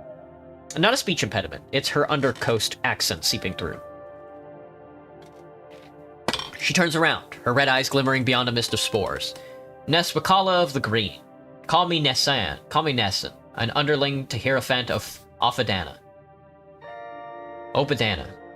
Hierophant Oppadana, a legendary archdruid of the Undercoast, known for keeping balance. which usually means stopping any proper seafaring civilization from taking hold of the Dark Archipelago. The thousands of islets and or spelethems found across the Undercoast. Of course, a druid. There's something esoteric going on here. You're a druid, prove it. She just gives you a goofy smile. I don't see how I could prove as such more than I currently do. She points to her head mushroom. There are indeed not many folks sitting around pretending to be mushrooms in bushes. Otherwise, this city would be even stranger.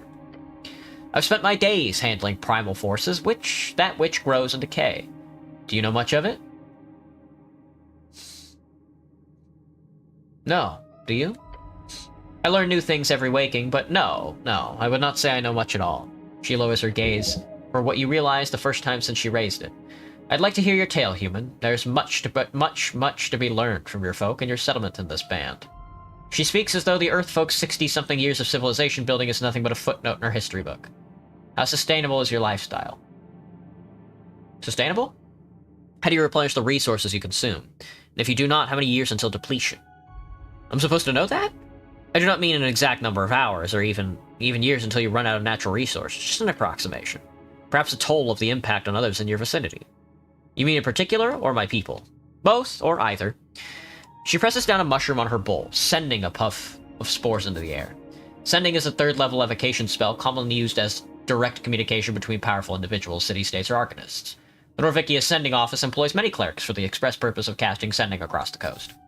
A house full of clerics casting Sending spell all day, an important tool for long-distance communication. You want an answer now? If you have it. But there is no stress.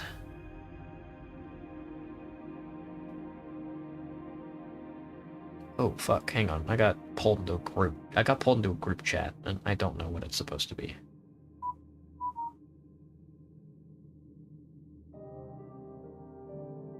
Oh, it's for my next shift. Okay. Think about it. Move on. If you focus on yourself, you can probably sustain yourself for a long-ass time. Oh gods, you're focusing too much on the question. Instead, focus on what she wants to hear.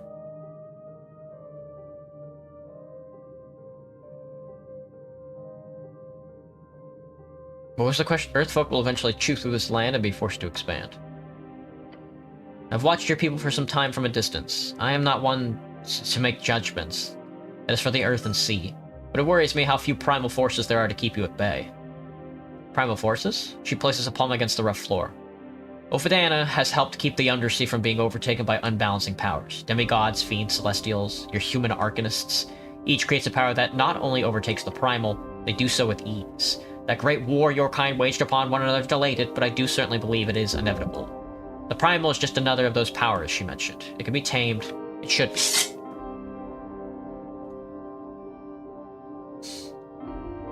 Humans barely exist anymore. We're almost extinct. Fair. Your kind might be an offshoot of a much more dominant force. But you still hold great power in this band. Do not forget that. She takes a deep and deliberate breath. Now enough of complicated topics. Tell me, human, do you have a mate? Well?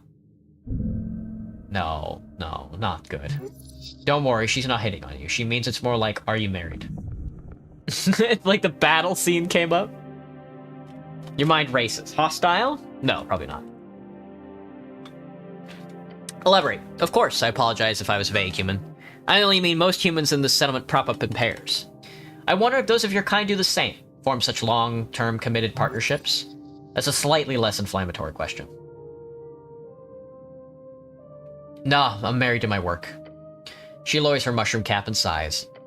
I see. It is the same here, then. The path of an esoteric guardian is to be alone. The elf starts adding some kind of oily liquid to her mushroom bowl. A strange substance, golden, perhaps from some kind of undersea whale. It's just olive oil, cheap brand. Primal kid. If this old elf can guide you in any way, make it so. Show your primal attunement? If not, I will return to my toil. What do you know about the tea shop?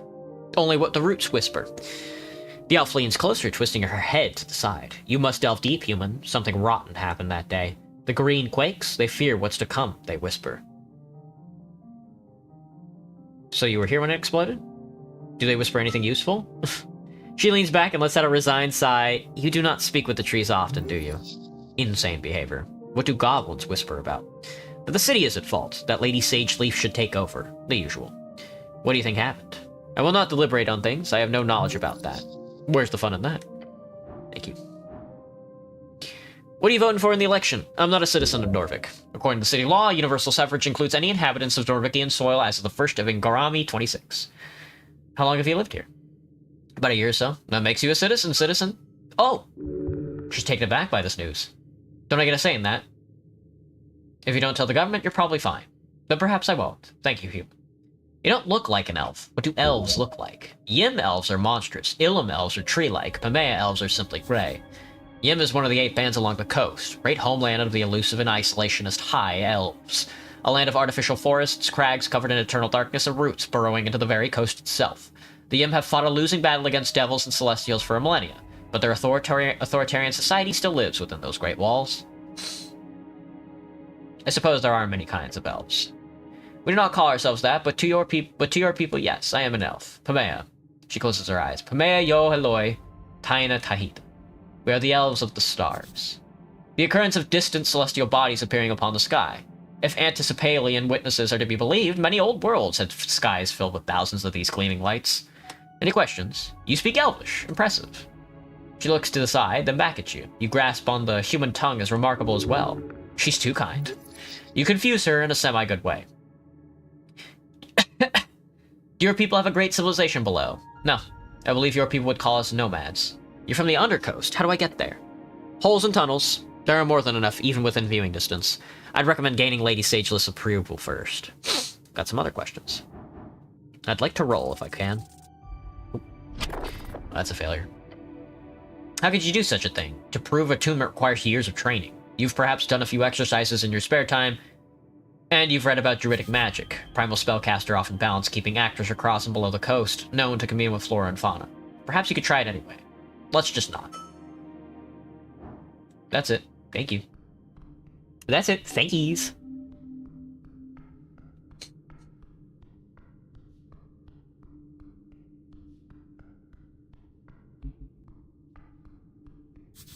Those before left many holes in the Berggrund. Where does that go? That goes back to Tolstad. Oh, this goes, like, under the tunnel to the river. No way forward. No way back either, apparently. Ooh, this is nerve-wracking. She's like evil devil Hitler, isn't she? Bet you she's voting for pro-Norvik forces. Your stomach twists. Beware her illusion. Dragon herself. Lady Sageleaf has a wisdom check. A 30 wisdom check. And I only got 5 out of her. Something is very wrong as a forest goblin.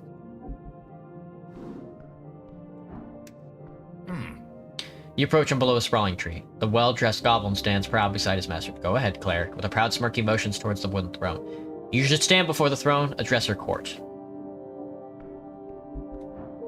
I could trifle her. I could take pixie dust. Pixie dust slush. Garden apple, and a ring of regeneration. Slowly regenerates HP and a +1 const. Madam. You approach the throne. Oh, this one's gonna be rough. The sprites flutter, their glow illuminating the trunks of this great tree, its roots reaching far below, its branches holding up the dirt ceiling above. On the throne sits a tiny goblin, her smirk as bright as it is threatening. So this is the dragon. Yes, I can see it. Her glare is horrific. Cleric of Norvik, of earth and river. Her shrill voice echoes throughout the chamber. She's talking to you. You're the cleric. Great observation. I was assured by your masters, the top brass of the palace itself. Her words are tainted in disdain. Her voice causes you to shiver. They told me a cleric of the highest standing would arrive within the hour. So tell me, human. You should run. Nah, you can't, but you should. Dominion. She has control over you. Why am I sitting here waiting? It's not that late. It's only been like a day. Tread lightly. You need her on your side. Make sure she knows you're on hers. Every word you say here could have a profound impact on the rest of this quest of yours. My apologies, lady. Her frown turns into a weary expression. Whatever. You're dancing on a fine line. Here, hers is a frightful presence. Some powerful creatures have auras that cause fear to those near. To fail means succumbing to mindless terror along with other annoying effects. Oh, You can't take this much longer. You gotta get out of here. That's a natural fail. Nah. Shit. Get out of here. Turn and run. Adrenaline keeps your legs from buckling under the intense duress as you turn and run. Ah! It echoes down into the depths between the trees and fungi-covered cavern wall. Whatever reaction the goblins have to your retreat, you are not around to see or hear it. Where am I? You ran for quite a bit. When your mind calms itself, you're sitting inside an empty barrel. How'd I get here? Fear. It goes a long way sometimes. Wait, I hid in a barrel? More or less. The dragon chased you. Maybe. Leave the barrel. As you do, you realize the barrel is but one of many located in a tunnel you've never seen before. There he is. I see him. Cleric. Uh-oh. Cleric, you've now wasted another precious hour. Please do not run away again. She is continuing her rage. Amazing! The lady's trying not to scare you off again. Maybe she'll actually be nicer to you now. Running away is always an option. The fact that you're still alive means it's also a smart option. You see Snell panting next to the throne. He's been running around for nearly an hour looking for you. I apologize, Lady Sageleaf. Yes, whatever. Let us continue. The dragon leans on her armchair, letting out the exhausting groan. It is vexing to watch my streets descend so far. Are you even aware, Cleric? A local business caught up in an inferno in the middle of the day right on Pillar Road. My road. The way she says that causes you to tremble. And yet, Magistrate Darrow, she spits out the name like it's a curse word. He alone believes the Halfway Bridge tribe does not have jurisdiction over this particular location. Why does Darrow say this? Because he is a fool, born out of nepotism and alcohol. Fucking sick burn. Sounds awesome. Where's your usual jurisdiction? She leans back and picks something from between her fangs. I have an official recognition of law on Lower Tolstad.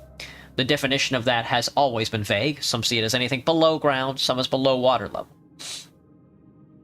Where exactly is the tea shop located? She glares at you. It is, or was, rented out of a corner of the central fort, just above the holes next to the pillar. The holes is a common slang for the central spire of apartments in Tolstad. The lower ones are less fancy. She snaps her fingers towards the goblin to her right. That means it's a part of the core foundation of this island fortress. Therefore, that property is legally an underground rental unit, he says, bowing his head, lady. Bowing his head, lady. My people have been handling that damn crow's contract for years. But no, suddenly when the entire unit goes up in flames, that's when my people no longer have the right to enter the premises to deal with it, to clean up, even. Now, suddenly it's the city's business, and we should keep our noses out of it. Corruption, plain and simple.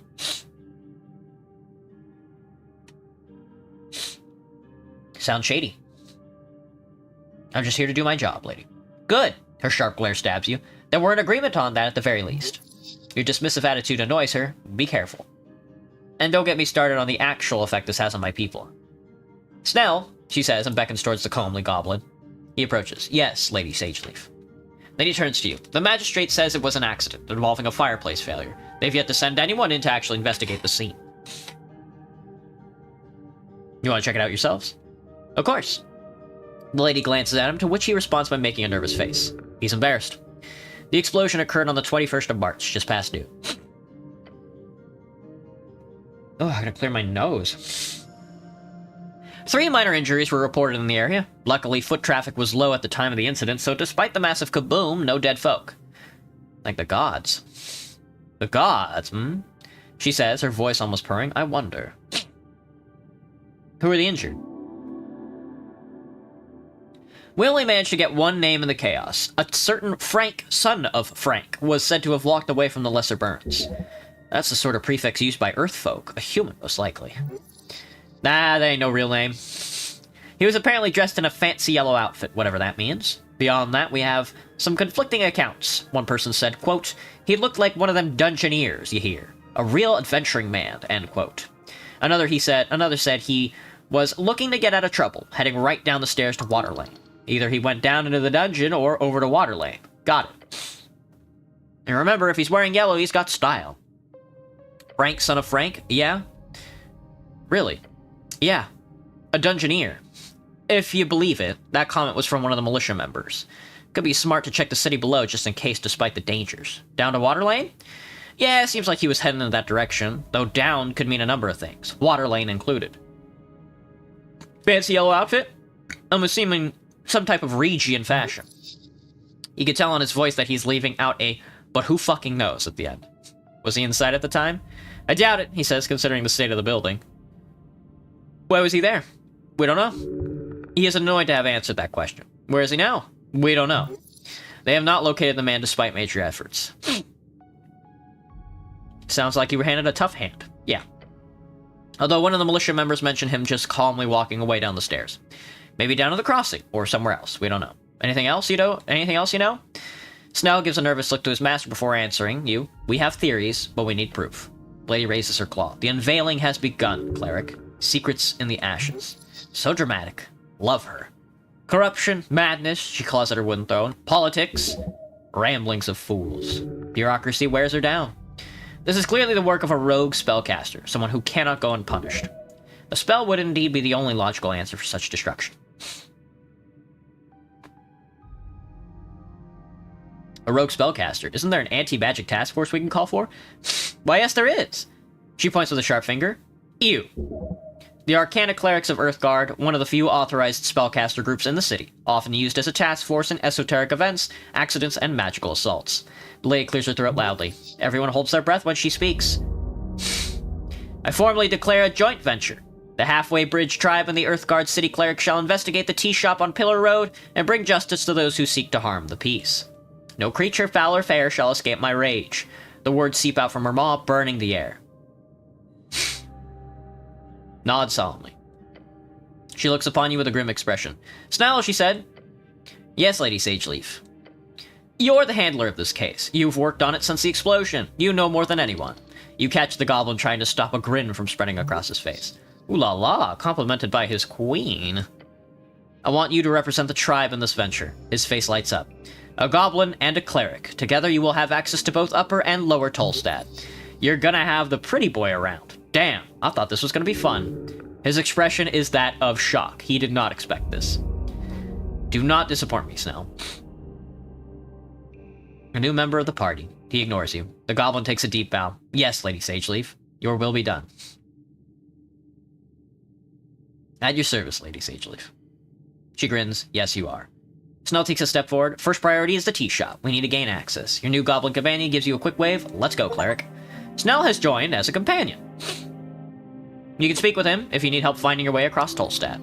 For as much as she told you, there's danger you're missing here. I visited the tea shop entrance, but it was shut. Yeah, by esoteric decree. So you gotta ask the coin lord for passphrase, unfortunately. We should also look for that witness. Yeah, our Frank dressed in yellow. He winces. Gods, that's funny. Either over on Water Lane or down in the city below. Yep, the port or the dungeon. I suggest the port since it's slightly less life-threatening, generally speaking. How do I gain access to tea shop? Talk to your boss, Darrow. Or, I guess he's not your direct boss or whatever. You'll need to get an audience with him if you want to get inside that tea shop. Where's the tea shop again? You know the massive pillar reaching endlessly up into the sky? Just west of that. The pillar. Cool, got it. Let's go. Let's go. Well, well. Ooh, everything's starting to tie together. Convince Neeson to teach you primal magic if you're so inclined. I would love that. Dragon of Tolstad. You're here on request of Lady Sageleaf, a goblin chieftain in Tolstad. Go to see her right away.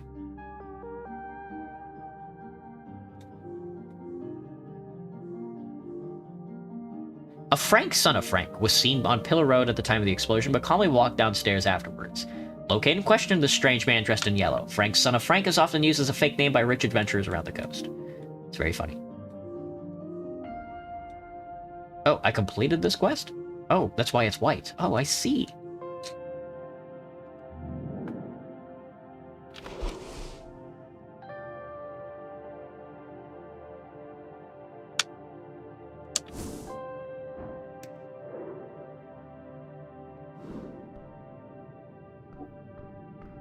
Alright, I would like Neeson to teach me primal magics if I can. Oh, I have to attenuate first.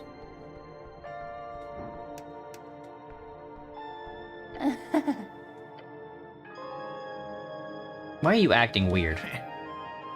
He turns away from you and the mushroom lady. Don't worry, the lady runner here is not a fan of fungi. I'm just keeping a safe distance. Takes a few more steps away. Oh, see, this is how you re-roll. I see. Okay.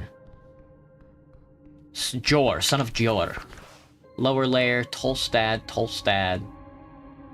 This Tolstad takes me down to there, and then it can take me to Pillar Crossing. I'm not looking to go to Pillar Crossing right now. I'm looking to go to Tolstad. Difficulty class is godlike. Impossible.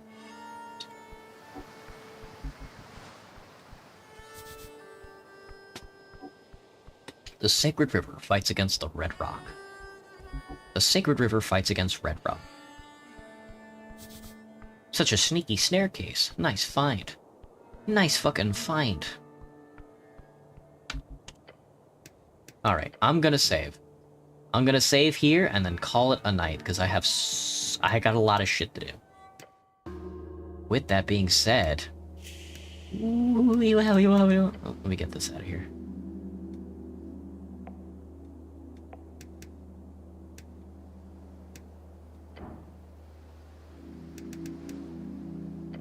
Whoops, didn't mean to press that. Or did I? Oh, I can see all the funny characters I can interact with. There's like a crocodile and a big dude. When I run into him eventually. That's so cool. That's so cool. With that being said, that probably wasn't even like a tenth of what we're gonna get into with this fucking game, dude. I'm so fucking excited to play it, man. Look at our stats, dude. We're already at fucking 20 charisma. I would like a godlike charisma run. That would go crazy. I would like more willpower and dex, though. And of course, always intelligence. But we don't need to invest in constitution and strength at all. We'll just get by without them. It's chill. It's chill. It's totally whatever. Oh, I want to play this game more. But I have to measure myself, because I have a lot to do. With that being said, I hope everybody has a good night. I don't remember what we're playing tomorrow. Tomorrow we are playing... Kingdom Come Deliverance, right? Yeah, tomorrow we're playing Kingdom Come Deliverance, where we'll get the shit beat out of us. We're either gonna play Kingdom Come Deliverance, or I'm just gonna jump back into this game. Ooh. Oh, session notes. Everything about this stinks. Alright, everybody. I hope everybody has a good rest of your night. I can't fucking wait to play this fucking game again. Ah, it's so cool. Ah, it's so fucking cool, dude. It's so good. It's so good. Alright, everybody. I will see you all tomorrow. Bye-bye. Johnny. No music tonight. Never. Never any music anymore. Wow.